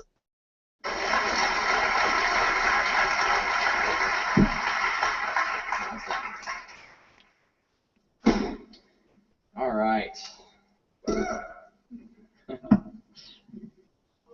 I can? Okay. Everything I do up here makes a sound. Okay. Yes. Did Jesus exist? It's actually a tougher question than most people think. Now, I won't really be answering that question today. I'm just going to give you some food for thought. And with a qualification, a lot of what I'm going to talk about today is tongue-in-cheek. But like the great philosopher Al Franken once said, I'm kidding on the square. So I begin with quoting an ancient document. It's an ancient document, I quote. On the day before the Passover, they hanged Jesus. A herald went before him for 40 days, proclaiming, he will be stoned because he practiced magic and enticed Israel to go astray. Let anyone who knows anything in his favor come forward and for him. But nothing was found in his favor, and they hanged him on the day before the Passover. That's what the Talmud says. If any of you know how the story goes in the New Testament, you might notice the two accounts don't exactly agree. Here Jesus is stoned, not crucified, and by Jews, not Romans, and was in custody for 40 days, not over a single night. And he was executed for sorcery and enticing people to follow other gods, not for blasphemy. And yet, that passage is really the best evidence for Jesus that we have outside the New Testament. And it comes only centuries later. So you either have to conclude that there is no reliable evidence outside the New Testament, or that the New Testament itself is full of shit. That, I kid you not, is the most gross, pathetic historical analysis that you could ever hear in your life. It really is so bad. That's why the guy won't debate me. But that is a very, very bad historical inquiry. In the Talmud, it's written by Jews, and they have their own particular agenda, and the Christians have their agenda, and the Jews are twisting and saying certain things that suit them. But there are some similarities to this issue about Jesus and what happened to him. It's obvious that in the Talmud, Jesus is a threat. That comes out of the writing. That verifies the New Testament. So making a disparity between the Talmud and the Gospel account is really bad history. Every historian knows that all history is biased, and so every historian, when they're writing, will put the material they want to concentrate on for their specific reason. Now, that doesn't mean to say that we can't get to the objective history, but it just means that you've got to recognize that. And so when you get disparity between some historians, it's only because it doesn't necessarily mean because they're contradictory. It just means that they have a different agenda. Now, anyone with a 101 in history would know this, but this man, Richard Carrier, I kid you not, is a very, very poor historian, to say the least. And it's a shame that people are listening to this kind of scholarship that is fringe scholarship and very poor and misrepresentative to the public.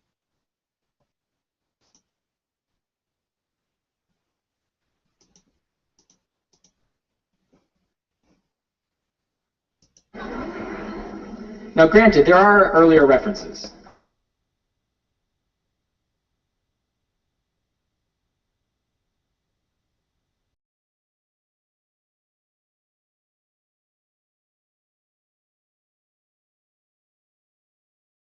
they are even better and well attested. So again, this man doesn't know his scholarship at all. He really doesn't. They either just repeat what Christians were telling them, Christians who were just riffing on the New Testament, or they are actually fabricated by Christians themselves. And the most famous example is a whole paragraph in the early Jewish historian Josephus, which nearly everybody agrees was snuck into that book by a later Christian scribe, who was evidently annoyed that Josephus forgot to mention Jesus. This guy is so dishonest.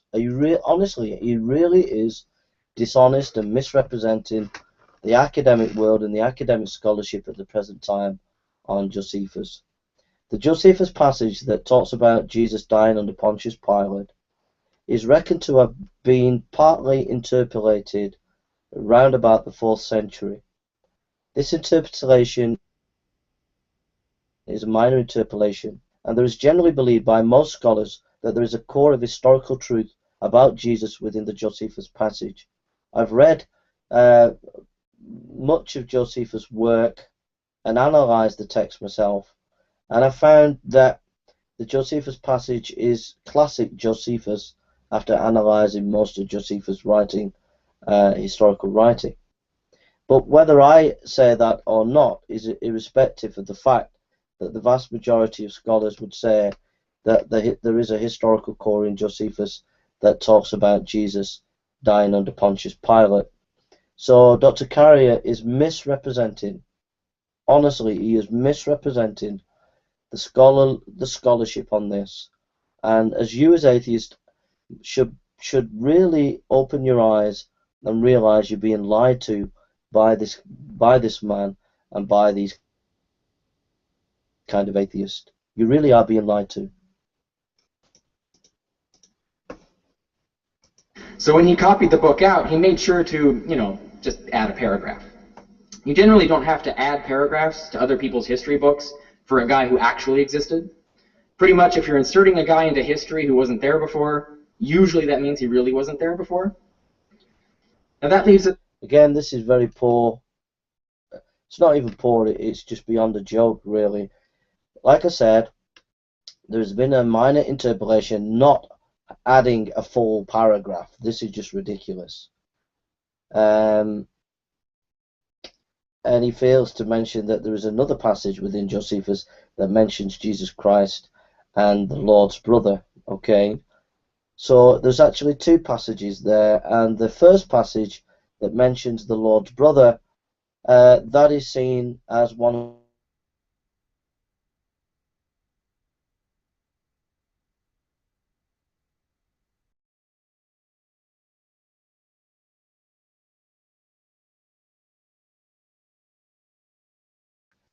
to back this up. We'll see. It's just with the New Testament. In that, the oldest books are the epistles, or some of the epistles. So he makes these comments about Josephus, but provides no historical information to be able to verify this. No scholarly articles or anything that can verify it. I've given you scholarly material. I've given you Borkham's book, and you can go investigate that book and you can look at his bibliography. This guy gives no scholarly references. They don't really tell us anything about Jesus outside of visions and stylized creeds. The letters of Paul are the earliest of all. A psychologist friend of mine described them so well, I just have to quote him at his request anonymously. I quote, "Imagine for a moment that one of your friends writes you a 20-page letter, passionately wanting to share his excitement about a new teacher. This letter has only one topic, your friend teacher. Yet by the end of his letter, after all 20 pages of it, you still don't know one thing about his teacher.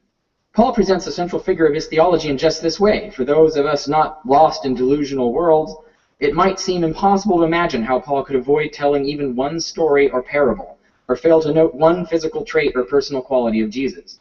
But Paul's lack of interest in or even curiosity about the life of this Jesus does fit a characteristic pattern of paranoid delusions." End quote. So the epistles are no good. I move. Again, gross generalization there and lacking scholarship. The guy is influenced by Earl Doughty, who wrote a book called Jesus Puzzle. So this scholar, Richard Carey, is a major atheist scholar on the historical Jesus studies and whatever, he's influenced principally by a guy called Earl Doughty, who wrote the book Jesus Puzzle.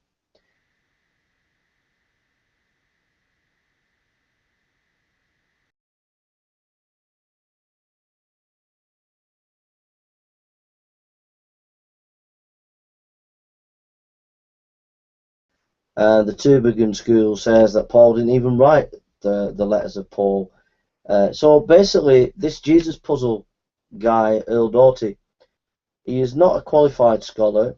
He has not got an educated post in a university, and he's just rehashing these old theories.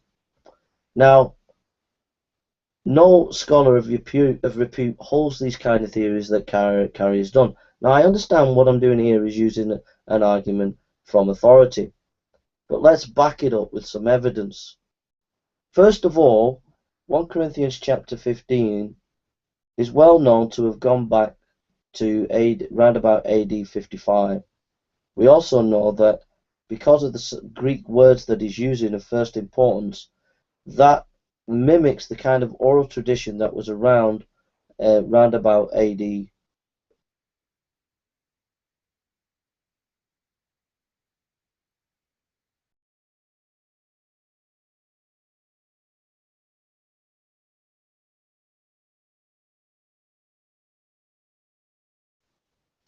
Now, to say that Paul was not interested in any individual facts and life of Jesus is just ridiculous. Paul mentions the main issues. He mentions the death, and he mentions the resurrection of Jesus. And his main application is to apply that teaching to his own life and everybody else's life. He knows that there are others who are writing Gospels, and they are putting the historical information about what Jesus said and did. Paul's job was to apply the life of Jesus to the church, his life and mission. But that doesn't mean to say that Paul left out information about Jesus. There's actually a lot of information about Jesus within the epistles. So I just mentioned that, for example, the Lord's Supper. Paul quotes in 1 Corinthians, the exact words of Jesus. Alright? So that's debunking Carrier, but there's other factual information about Jesus in Paul's epistles. And the main thing is that Jesus died on a cross and rose again, and Paul's epistles are supremely important because even the critics will grant you, and this is important to you, Dominic Crossan, who's a critic, and many other critics will grant you at least 7 of Paul's epistles as being written by Paul and as early historical information. So they are not useless. They're even seen by critics as important for understanding early Christianity. And so Carrier's comments are very, very bad and show a bad light for you atheists, that you have scholars like this who are not capable of actually engaging at a heavy academic weight in a fair, honest way. Fine. What do we have left? Well, the Gospels. But those tell stories about a God-man who teaches lessons, goes on adventures, suffers a terrible death, and then rises from the grave to become a god, which is actually a story that had already been told a dozen times already. It was actually more popular a story than television crime dramas are now. If they had TV back then, instead of 10 different spin-offs of Law and Order, you'd see 10 different spin-offs of Son of God. A typical TV guide entry would read like this: Yet another resurrected Son of God tells people to get their shit together and is killed for his trouble, but rises from the grave and ascends to heaven to get his future revenge on their mortal souls. There would have been Son of God, the rise of Romulus; Son of God, the adventures of Hercules; Son of God, Bacchus edition; and Son of God, the Osiris Chronicles, and half a dozen more. We're pretty sure none of those guys existed at all. So when we hear about one more of those guys, but then his followers insist, oh, no, no, no, our resurrected Savior, our resurrected Son of God, he really existed, honest, you might start to get suspicious. There are reasons to be suspicious. Just imagine a bunch of cultists running around now insisting, oh no, our Indiana Jones is the real thing, and he loves you, he said. Anyway, in this spin-off, Son of God, JC, we hear about a sanctimonious Jew named Jesus, which very suspiciously means Savior, who has an amazing birth and goes around teaching people all the crazy things they have to do, or else invisible armies will soon descend from outer space and kill them all. And this pisses off everybody in charge, so the Jews haul him in and somehow manage to convince the local Roman police chief, Pontius Pilate, to have this guy executed for some inadequately explored reason.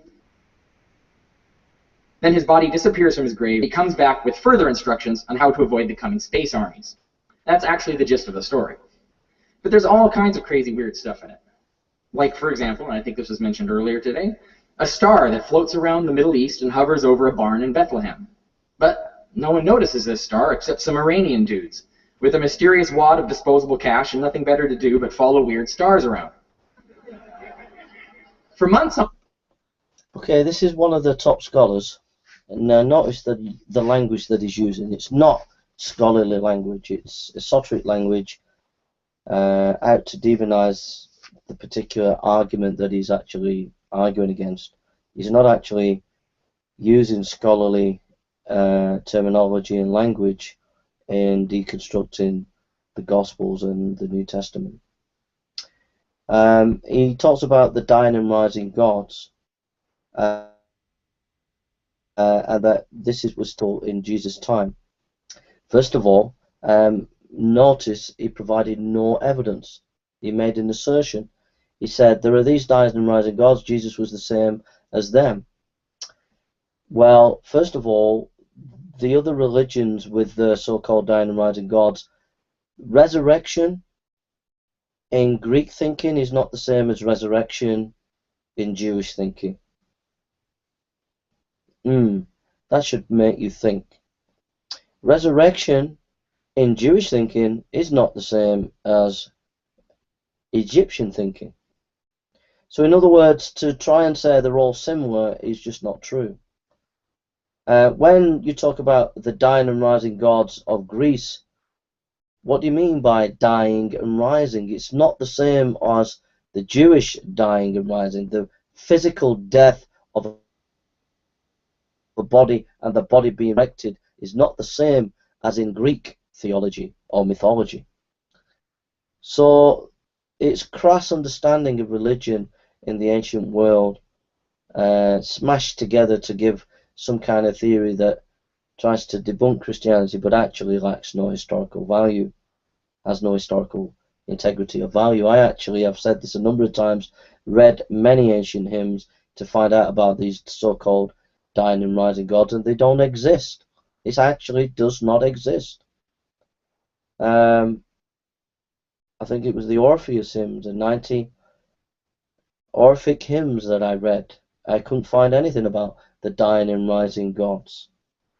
Greek, I read the Book of Dead of the Egyptians, and there's nothing about dying and rising gods remotely similar to Christianity. Plutarch's essay, which is a key essay in understanding these ancient religions, says nothing about dying and rising gods the same as Christianity.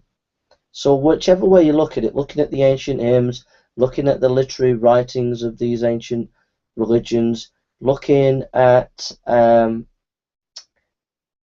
even historians who were commentating on these ancient writers in ancient times, there's nothing to substantiate what Carrie is saying, so it's only fringe scholarship. And all the rest of the language he's using is just a bias towards the supernatural. Rather than be biased, he should be open just to investigate the material, but he's already got a bias against the supernatural, the way he's using the language, saying about these dudes followed the stars and all the rest of it.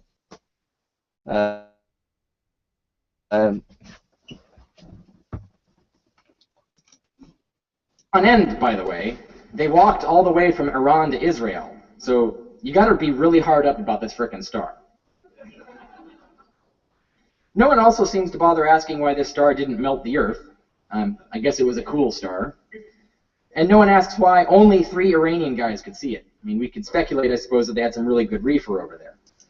Well, you know, the darkness everybody saw. They mentioned, Thales, a historian, mentioned the darkness when Christ was crucified and it went dark. There was a historian called Thales in 55 AD that mentioned this darkness. So, you know, what more do you want? I'm going to leave Carrie. I find him nauseating. I think he thinks he's smart, and I find his scholarship pretty poor. So that's one of the top scholars, as you can see. Very easy to decode.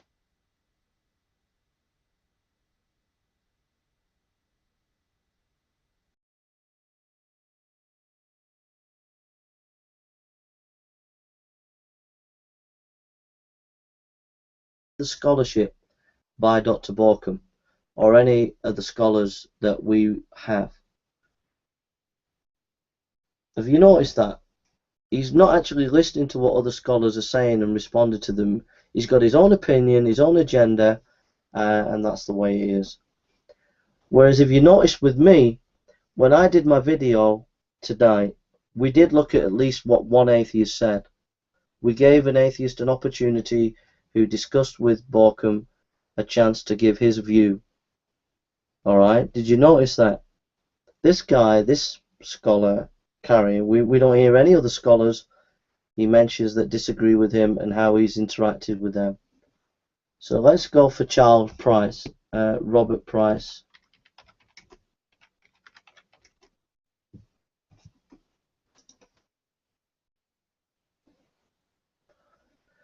Right, we'll see where we go.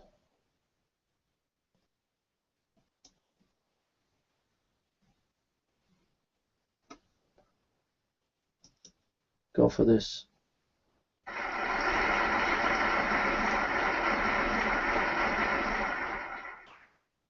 Good evening. I'd like to personally thank everybody for coming out tonight. My name is Scott Butts, and I will be your host for the evening. So this is Dr. Price. He's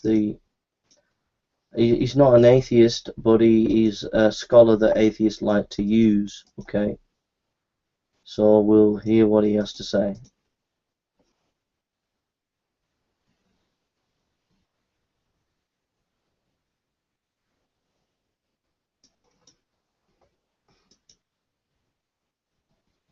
We like each other. Yeah. Please welcome Dr. Price.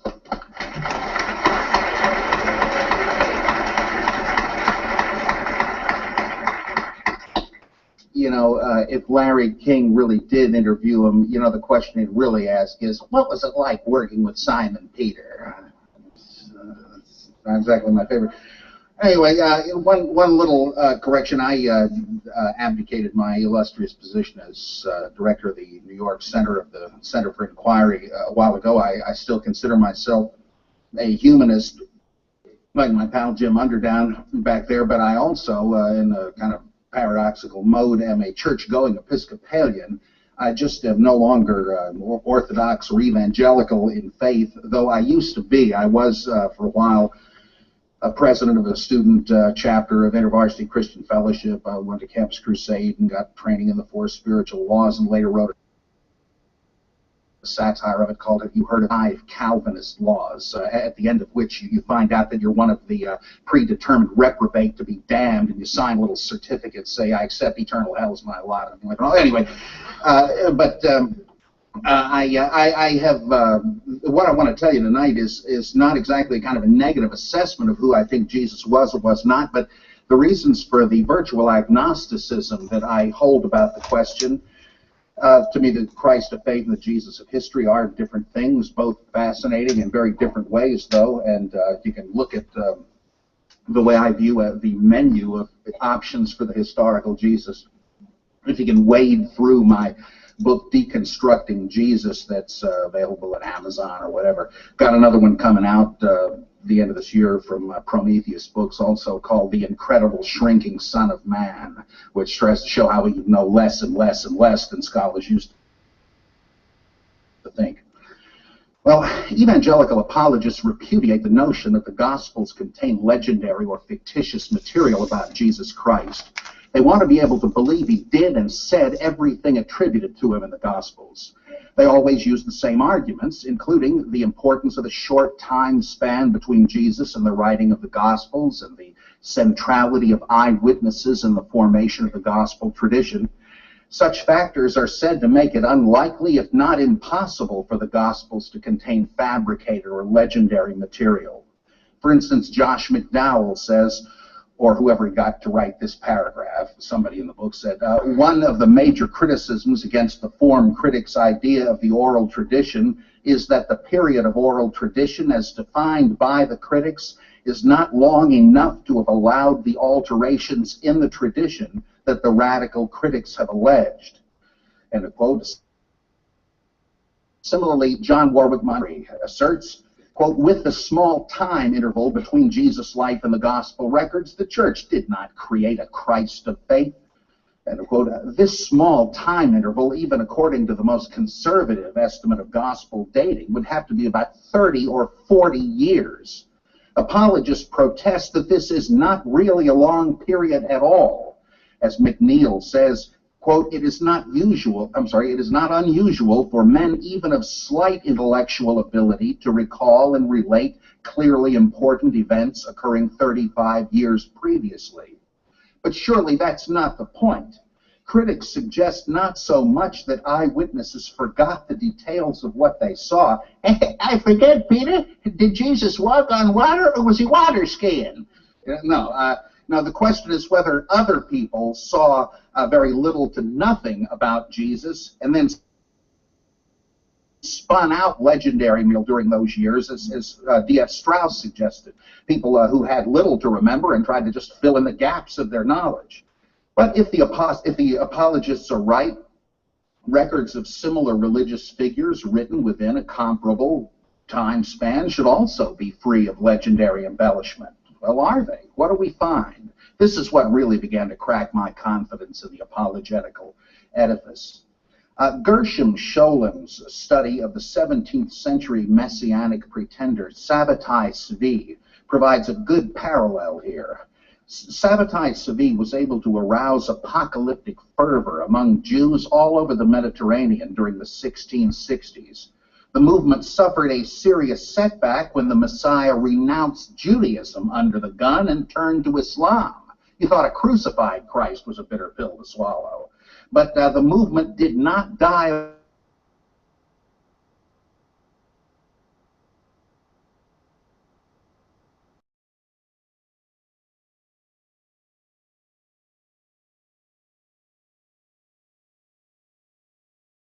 survives him. Well, here too, according to the apologists, legends should have waited at least a couple of generations till they reared their ugly heads. But Scholem speaks of, quote, the sudden and almost explosive surge of miracle stories, unquote, concerning Sabbatai Tzvi within weeks or even days of his public appearances. Listen to this description by Scholem. The realm of imaginative legend soon dominated the mental climate in Palestine while Sabbatai Tzvi was there. The sway of imagination was strongly in evidence in letters sent to Egypt and elsewhere, and which, by the autumn of 1665, the same year, had assumed the character of regular messianic propaganda in which fiction far outweighed the facts. For instance, the prophet was encompassed with a fiery cloud, and the voice of an angel was heard from the cloud.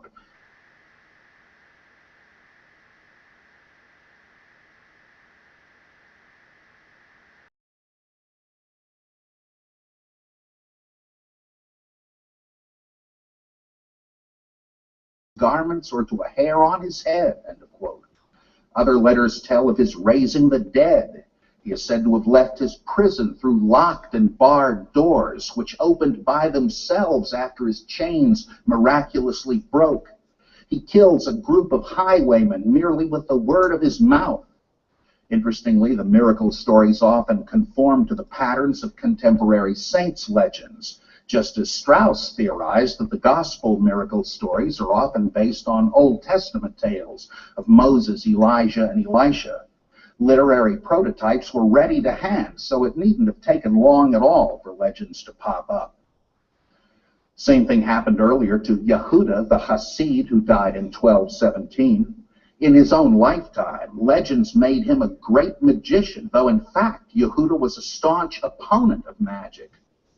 Skipping ahead, 20th century African prophet Simon Kimbangu, who started the largest denomination in the Congo even today. He became another living legend despite his own wishes. One group of his followers spread his fame as the God of the Blacks, or Christ of the Blacks, even while Kimbangu himself, languishing in prison, disavowed the role. Legends of his childhood, his miracles, and his prophetic visions began within his own generation.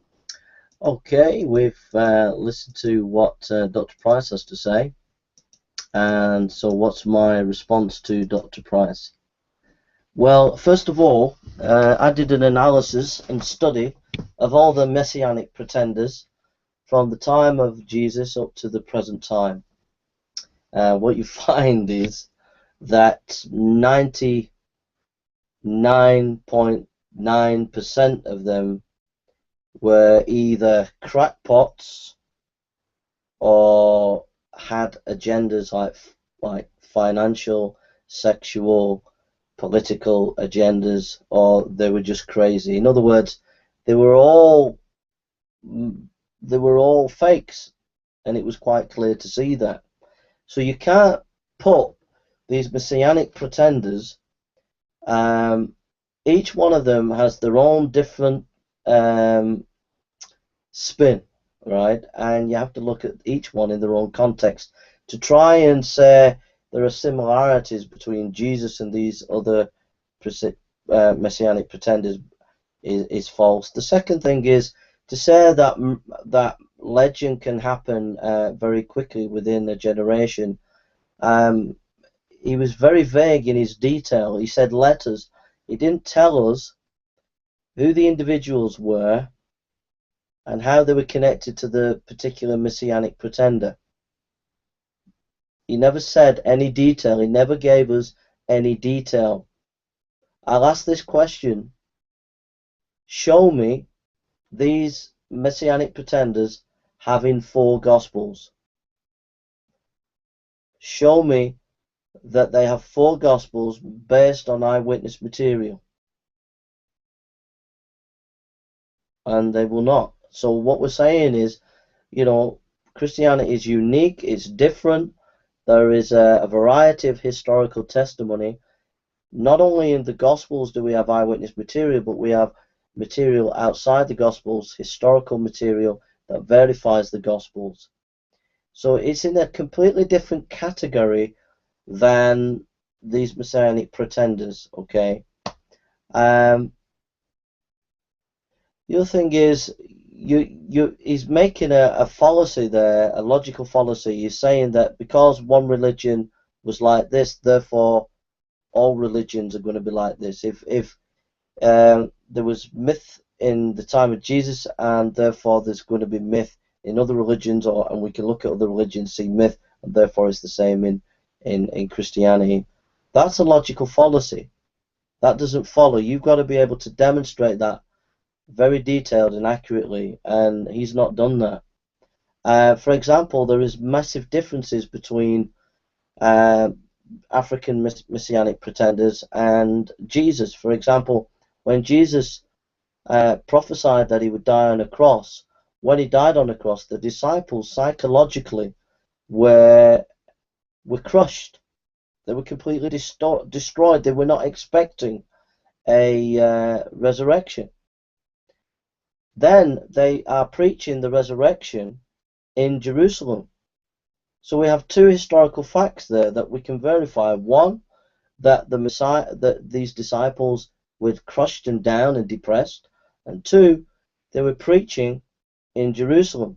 Now, what's the significance of that? 2 significant points. Number 1, when they're preaching Jesus rose from the dead, it was not something that they were wanting to look for and invent. It didn't come to them because they were so crushed and disappointed. And if you're saying, well, yeah, they were crushingly disappointed, so they invented this resurrection to make themselves better, then again, you're failing to understand the historical context. Jews believed in a physical, real most Jews, or Judaism generally, believed in a physical resurrection. Generally, there's different nuances of Judaism, but there was a belief in a physical resurrection. And Paul was a Pharisee; they believed in physical resurrection. And Orthodox Jews believed in a physical resurrection. I mean, I know you had Sadducees and the rest who didn't, but there were generally a belief in a physical resurrection. So they wouldn't have been going around inventing a myth that Jesus rose from the dead, unless they'd literally seen it. The other thing is the preaching in Jerusalem. Why would they preach an imaginary resurrection when the authorities could have stamped them down and said, no, the body's in the tomb, and proved it wrong and proved them wrong? So the historical context of Christianity is different from the historical context of African spirituality, of some messianic followers who say whatever. Okay, there's a different thing going on there. And Jesus of Nazareth has influenced history more than any other person in history. African pretenders and all these messianic people, they come and go, their followers come and go. They might, some of these African ones might have lots of followers now, but they in no way have the worldwide impact that Jesus had. And so there is a massive difference. So there we are. Those are my thoughts. So those two, one atheist and one skeptical scholar, and we're just going to finish now with a little bit of Borkum, and I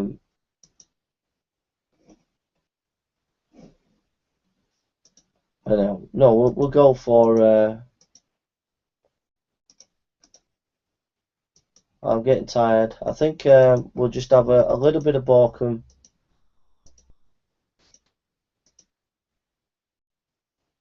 Sorry about this. I'm going to finish off in a minute. We'll have a little bit of this, and then. So I think the resurrection is in a remarkable category. It's an exceptional event on any terms, both because of what Christians said about it, and also because of the role that it plays in the actual beginning of the Christian movement. The resurrection is exceptional,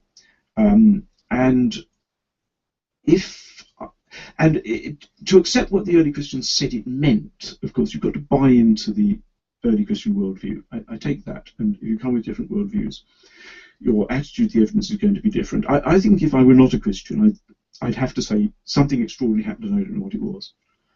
It doesn't seem to me that it's susceptible to other explanations. So I think all I'm saying is that all historians, faced with these kinds of witness to things that can't be easily explained, need a bit of humility. It's an interesting facet of the resurrection accounts that when it comes to eyewitness, women are the primary eyewitnesses in every account. I mean, that a lot has been made of that, as being, in an ironic way, a great supporter of the case for the resurrection, in as much as at the time they'd been wanting to make a case for something that was not true. They wouldn't have chosen to make women their primary, if you like, defendants of it. I mean, how much does the issue of women's testimony come into Jesus and the eyewitnesses? Do you put that in a special category in terms of where, if they were setting down things that women were saying, would they have had in their mind at the time, oh, people aren't going to believe this if I say that Mary said it, or that sort of thing? I mean, actually, the pagan critic of Christianity, Celsus, in the 2nd century, I mean, we only have excerpts of what he said in Origen's reply to him, but he's the first pagan critic that we have of Christianity, and he says at one point, you're asking us to believe what a hysterical woman said. And there was, I think, this general suspicion of women, especially in religious matters, that they were gullible.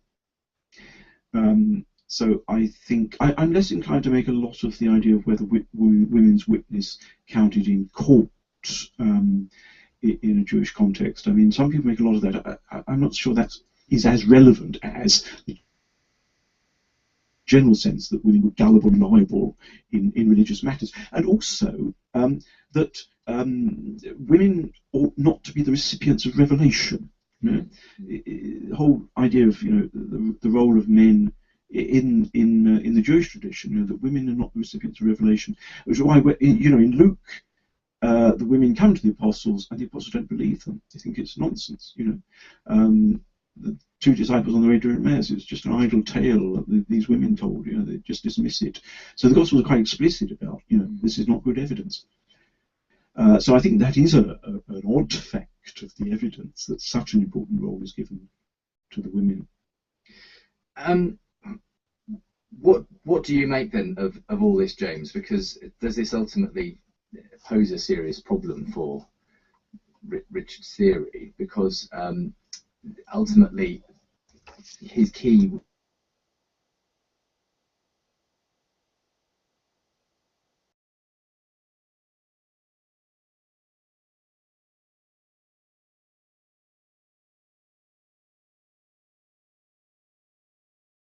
or it was could be seen in some other light, presumably. Where do you go with that? Well, I wouldn't put it in such stark terms. I have a kind of methodological indifference about certain things, and when it comes to the reality behind the resurrection, say, then I'm really not fussed at all in one sense. I mean, I think Richard said it, I've said it on this programme. We know something happened. We know that they were witnesses to something or other happening, and I mean, this is where I disagreed with Michael Bird last time. He seemed to me to be insistent on trying to prove it really happened, and I said, well, why don't we just agree that something dramatic happened and it was important for Christian origins and what happened next and so on and so forth, and there were certainly witnesses, eyewitnesses, people had these visions. We can all agree on that, and we can move on. I mean, we can take their testimony at first hand as well, that we think Jesus was raised and so on. Great. That can help us in historical explanation. I don't think there's much potential. Does it mean that we haven't got reliable eyewitnesses, though? I mean, is that what it means if people are claiming that this stuff happened? No, not necessarily. I mean, it depends. I would want to discuss the resurrection stories again in terms of something like storytelling or something like that. It could be viewed in those terms potentially. In terms of just the resurrection appearances, well, I wouldn't. I think it's a stronger piece of evidence for eyewitness testimony we've probably got in the New Testament, and we have to say it's reliable. They saw something. They believed this to be the case. I think I don't see a problem. We'll come back to this in a moment as we take a short break here. We're talking about Jesus and the eyewitnesses as we look again now and at the book that Richard Borkham wrote and won the Ramsey Prize this year. And as we ask about the testimony that Richard believes. So we'll just finish a couple more minutes with this lecture. But let's go back again to what sort of biography is it? There have been various attempts, I mentioned one or two of them, to specify what sort of biography. If we go for the sort of figure, if we try and distinguish by the kind of biography, and clearly there's a very significant aspect of how different biographies differ. Some people, I think, have been rather quick to think that biographies of philosophers are the closest analogy to the Gospels. Biographies of philosophers often give you quite a lot of information about the philosopher's teaching, and even quote the philosopher's teachings in the way that the Gospels do. So at first sight, that's quite an appealing comparison. But I think the differences between the Gospels and philosophical biographies are quite significant. And it is much more plausible, I think, to see Jesus as a unique figure among the biographies of antiquity, rather than associating Gospels too closely with biographies of philosophers. And as I said, this is not a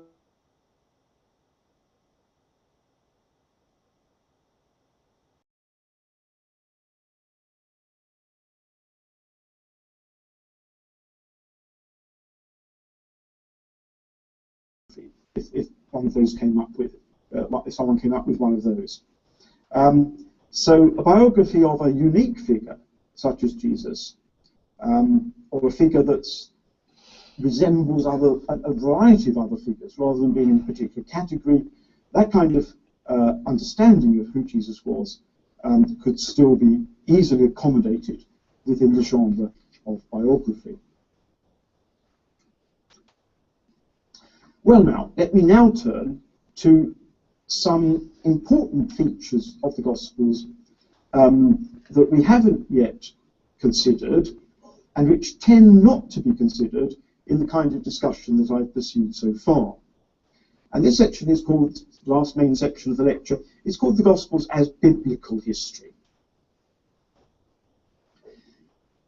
And the two aspects I want to talk about here are, first of all, Christology as a key element in the Gospels, and secondly, the relationship of the Gospels to the history that's narrated in the Old Testament, Hebrew Bible. So, think first about Christology. Whatever various scholars might think of the historical Jesus, by the way, and I'm not concerned here with the historical Jesus, I'm concerned with the Jesus as he's portrayed in the Gospels. But whatever, therefore, scholars may think of the historical Jesus, in none of the Gospels is Jesus merely a wise teacher, or even merely a wise teacher who is especially close to the divine and can perform miracles. The Jesus of the Gospels is the Messiah, the Son of God. The Son of God, not a Son of God, as maybe the centurion in Mark's account of the crucifixion concludes, but the unique Son of God, who is the unique Messiah, the one who comes to implement the rule of God in Israel and in the world. Now, by identifying Jesus as the Messiah, the Gospels place their stories within a strong meta-narrative provided by the Old Testament, the grand narrative that runs through the Hebrew Bible from Genesis onwards. With the arrival of the Messiah, foretold by the prophets, this grand narrative, grand historical narrative of events in the Old Testament comes to a climax. So the Gospels understand themselves, I think, to be continuing and bringing to its climax the biblical history of God's purpose for Israel and the world. It's actually important to stress the fact that in the expectation of the Hebrew prophets, the future blessing of Israel was to be also salvation for the nations. It's an Israel-centered expectation, but it's also an expectation of salvation that will go out from Israel to the world. As the Messiah who fulfills this expectation, who comes to implement God's rule in its eschatological reality, Jesus is by definition unique, and also by definition of significance for the whole world. So in some sense, very, very important and central sense, the Gospels do present Jesus as a unique figure, and one who is relevant to all possible readers. And nothing resembling that could be said of any of the other individuals who are subjects of the other Greco-Roman biographies. Not even Alexander the Great, who perhaps comes closest to the kind of universal significance of the figure of Jesus. So I'm going to finish in a minute. Basically, we've been looking at this book, thinking about the relevance of this book. Like I said, I don't agree fully with Borkham. I don't think he believes in the inerrancy of Scripture, but I'm just saying that this book is dynamite in giving solid evidence for eyewitness material in the Gospels, which gives you a strong base then to argue for the historicity of the resurrection and miracles, etc. So that's what we've been looking at tonight. And then near the end, we just had a look at some of the atheists, one atheist scholar and an agnostic scholar, and just picked them apart and showed how their scholarship doesn't do justice to these questions. And you've had a long 4-hour session of unpacking the book by Borkham himself or by me reading his book and commentating. And it's all because of this. I want to read this, and then I'm going to close in prayer. In John 19, then Pilate took Jesus and flogged him, and the soldiers twisted together a crown of thorns and put it on his head, and arrayed him in purple robe. They came up to him, saying, "Hail, King of the Jews," and struck him with their hands. Pilate went out and again said to them, "See, I am bringing him out to you, that you may know that I find no guilt in him." So Jesus came out wearing the crown of thorns and the purple robe. Pilate said to them, "Behold the man." When the chief priests and the officers saw him, they cried out, "Crucify him, crucify him." And Pilate said to them, "Take him yourself and crucify him, for I find no guilt in him." The Jews answered him, "We have a law, and according to that law he ought to die, because he has made himself the Son of God." When Pilate heard the statement, he was even more afraid, and he entered his headquarters again and said to Jesus, "Where are you from?" But Jesus gave him no answer and said, Pilate said to him, "You will not speak to me? Do you not know that I have authority to release you and authority to crucify you?" And Jesus answered him, "You would have no authority over me at all, unless it had been given you from above. Therefore he who delivered me over to you has the greater sin." From then on Pilate sought to release him, but the Jews cried out, "If you release this man, you are not Caesar's friend. Everyone who makes him a king opposes Caesar." So when Pilate heard these words, he brought Jesus out and sat down on the judgment seat at a place called the Stone Pavement, and in Aramaic, Gabbatha. Now it's the day of preparation of the Passover, and it was about the 6th hour. He said to the Jews, "Behold, your king." They cried out, away with him, crucify him." And Pilate said to them, "Shall I crucify your king?" The chief priests answered, "We have no king but Caesar." So he delivered him over to them to be crucified. So they took Jesus, and he went out bearing his own cross to the place called the place of a skull, which in Aramaic is called Golgotha. There they crucified him, and with 2 others, one on the other side, and Jesus between them. Pilate also wrote an inscription and put it on the cross. It read, "Jesus of Nazareth, the King of the Jews." Many of the Jews read this inscription, for the place where Jesus was crucified was near the city, and it was written in Aramaic, in Latin, and in Greek. So the chief priests of the Jews said to Pilate, "Do not write the King of the Jews, but rather, this man said, I am the King of the Jews." Pilate answered, "What I have written, I have written." When the soldiers had crucified Jesus, they took his garments and divided them into 4 parts, 1 part for each soldier, also his tunic. But the tunic was seamless, woven in one place from top to bottom. So they said to one another, "Let us not tear it, but cast lots for it, to see whose it shall be." This was to fulfill the scripture which says, "They divided my garments among them, and for my clothing they cast lots." So the soldiers did these things, but standing by the cross of Jesus were his mother and his mother's sister Mary, the wife of Clopas, and Mary Magdalene. When Jesus saw his mother and said, and the disciples whom he loved standing nearby, he said to his mother, Woman, behold your son. Then he said to the disciple, Behold your mother. And from the hour the disciples took her to his own home. After this, Jesus, knowing that all was now finished, and to fulfill the scripture, I thirst, a jar full of sour wine stood there. So they put a sponge full of the sour wine on a hyssop branch and held it to his mouth. When Jesus had received the sour wine, he said, It is finished. And he bowed his head and gave up his spirit. Since it was the day of preparation, and saw that the bodies would not remain on the cross of the Sabbath, for that Sabbath was a high day, the Jews asked Pilate that their legs might be broken, and that they might be taken away. So the soldiers came and broke the legs of the first and of the other who had been crucified with him. But when they came to Jesus and saw that he was already dead, they did not break his legs. But one of the soldiers pierced his side with a spear, and at once there came out blood and water. He who saw it is borne witness, his testimony is true, and he knows that he is telling the truth, that you also may believe. For these things took place that the scriptures might be fulfilled. Not one of his bones will be broken.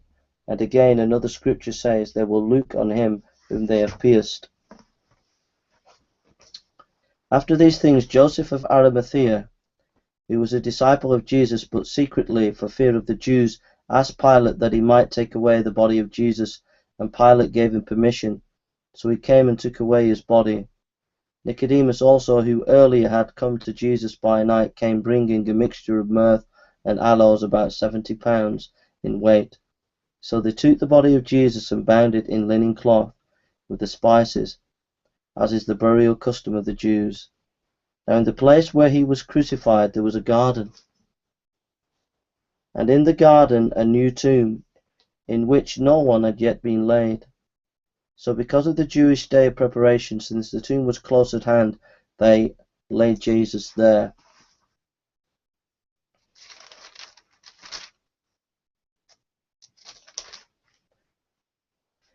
So the Lord rose from the dead, and then it comes here. Now Thomas in chapter 20. Now Thomas, one of the 12, called the twin, was not with them when Jesus came.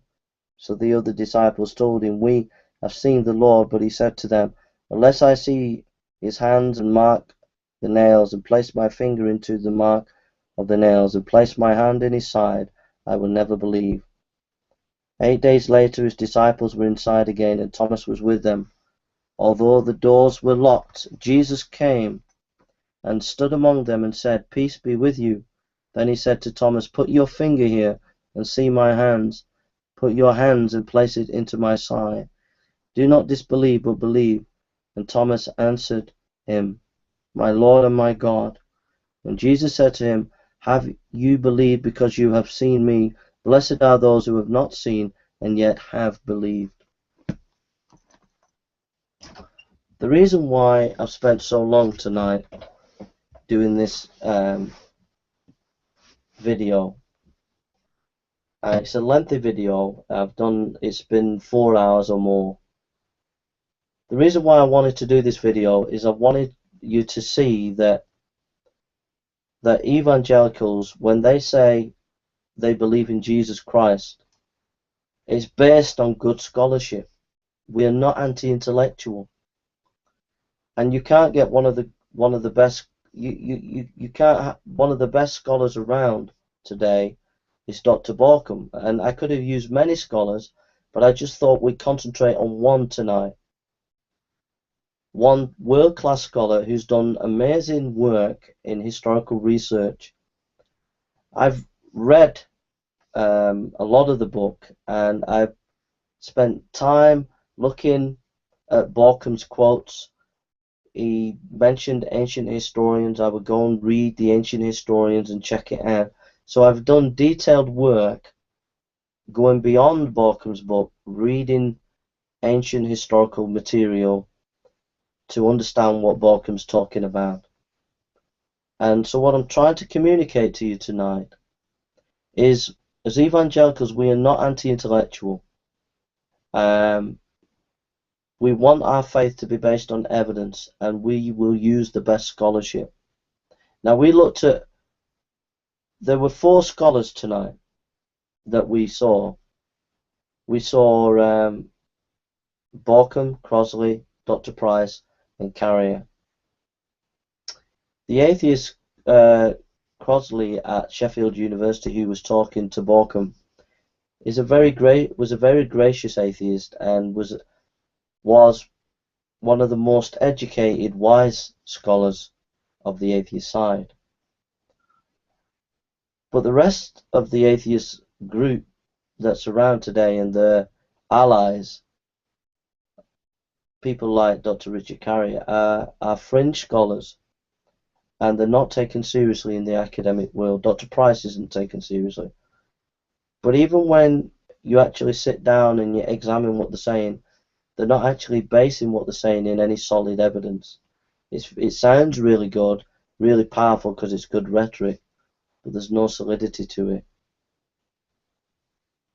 And I hope that you realize there's another side to these debates that you get, that there's another side of scholarship that you're not getting as an atheist or skeptic or as a Muslim. And I would encourage you to make sure that you look at the other side in more detail. And if this podcast tonight, or if this time tonight has encouraged you to read that book and to think about what Borkum is saying and to engage with it, then I would have done my job, and that's what I hope to do tonight. I've listened to Borkum's lectures, and I read lots of other scholars in these subjects, and you know, I've read a lot of Borkum, and you know, I've given you notes on his book, and I've got a lot of notes on him, but I've got notes on other scholars. We might do James Dunn, do 4 hours on him. Like I said, I don't agree fully with Borkum, but I'm just trying to show you that there is scholarship out there that verifies the Christian position, and it's solid scholarship. And I hope that you as an atheist realize that even though you think you're smart on the historical quest for Jesus and did he rise from the dead, you're using old arguments that are not relevant for today and lack any validity. That's what I think. So I hope it's given you a lot to think about anyway. And I'm going to close in prayer. And thanks for stopping by. Lord Jesus Christ, I thank you for this day, and I thank you for your love, and I thank you for your grace, and I give you the praise and glory. And Father, I just pray that you'd use this video for your glory, and I pray that you would use it, and that it be a major blessing to Christians, and those who do not know you, Lord, may realize that they can read the Gospels and realize there's eyewitness material there. We can know about you and who you are. So, Lord, we thank you in your name, Father, Son, and Holy Spirit, and these three on. Thank you, Lord, for your goodness and mercy. Be with all who hear this video tonight and who will continue to hear it. May they be blessed. May your Holy Spirit be with this video, and bless it to your glory, Lord, in your name. Amen. Amen. Copyright notice. All my videos from now on are the only people who have permission are born-again Christians who will use the videos for their church work.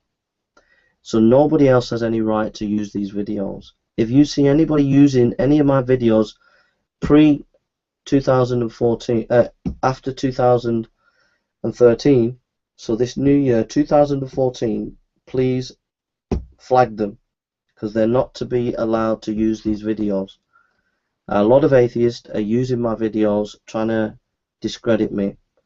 They have a full channel where they try to discredit me, and if you catch them with one of my videos that's made in this new year, flag them, and because they're not allowed to, no, they have no right to copy any of my videos anymore.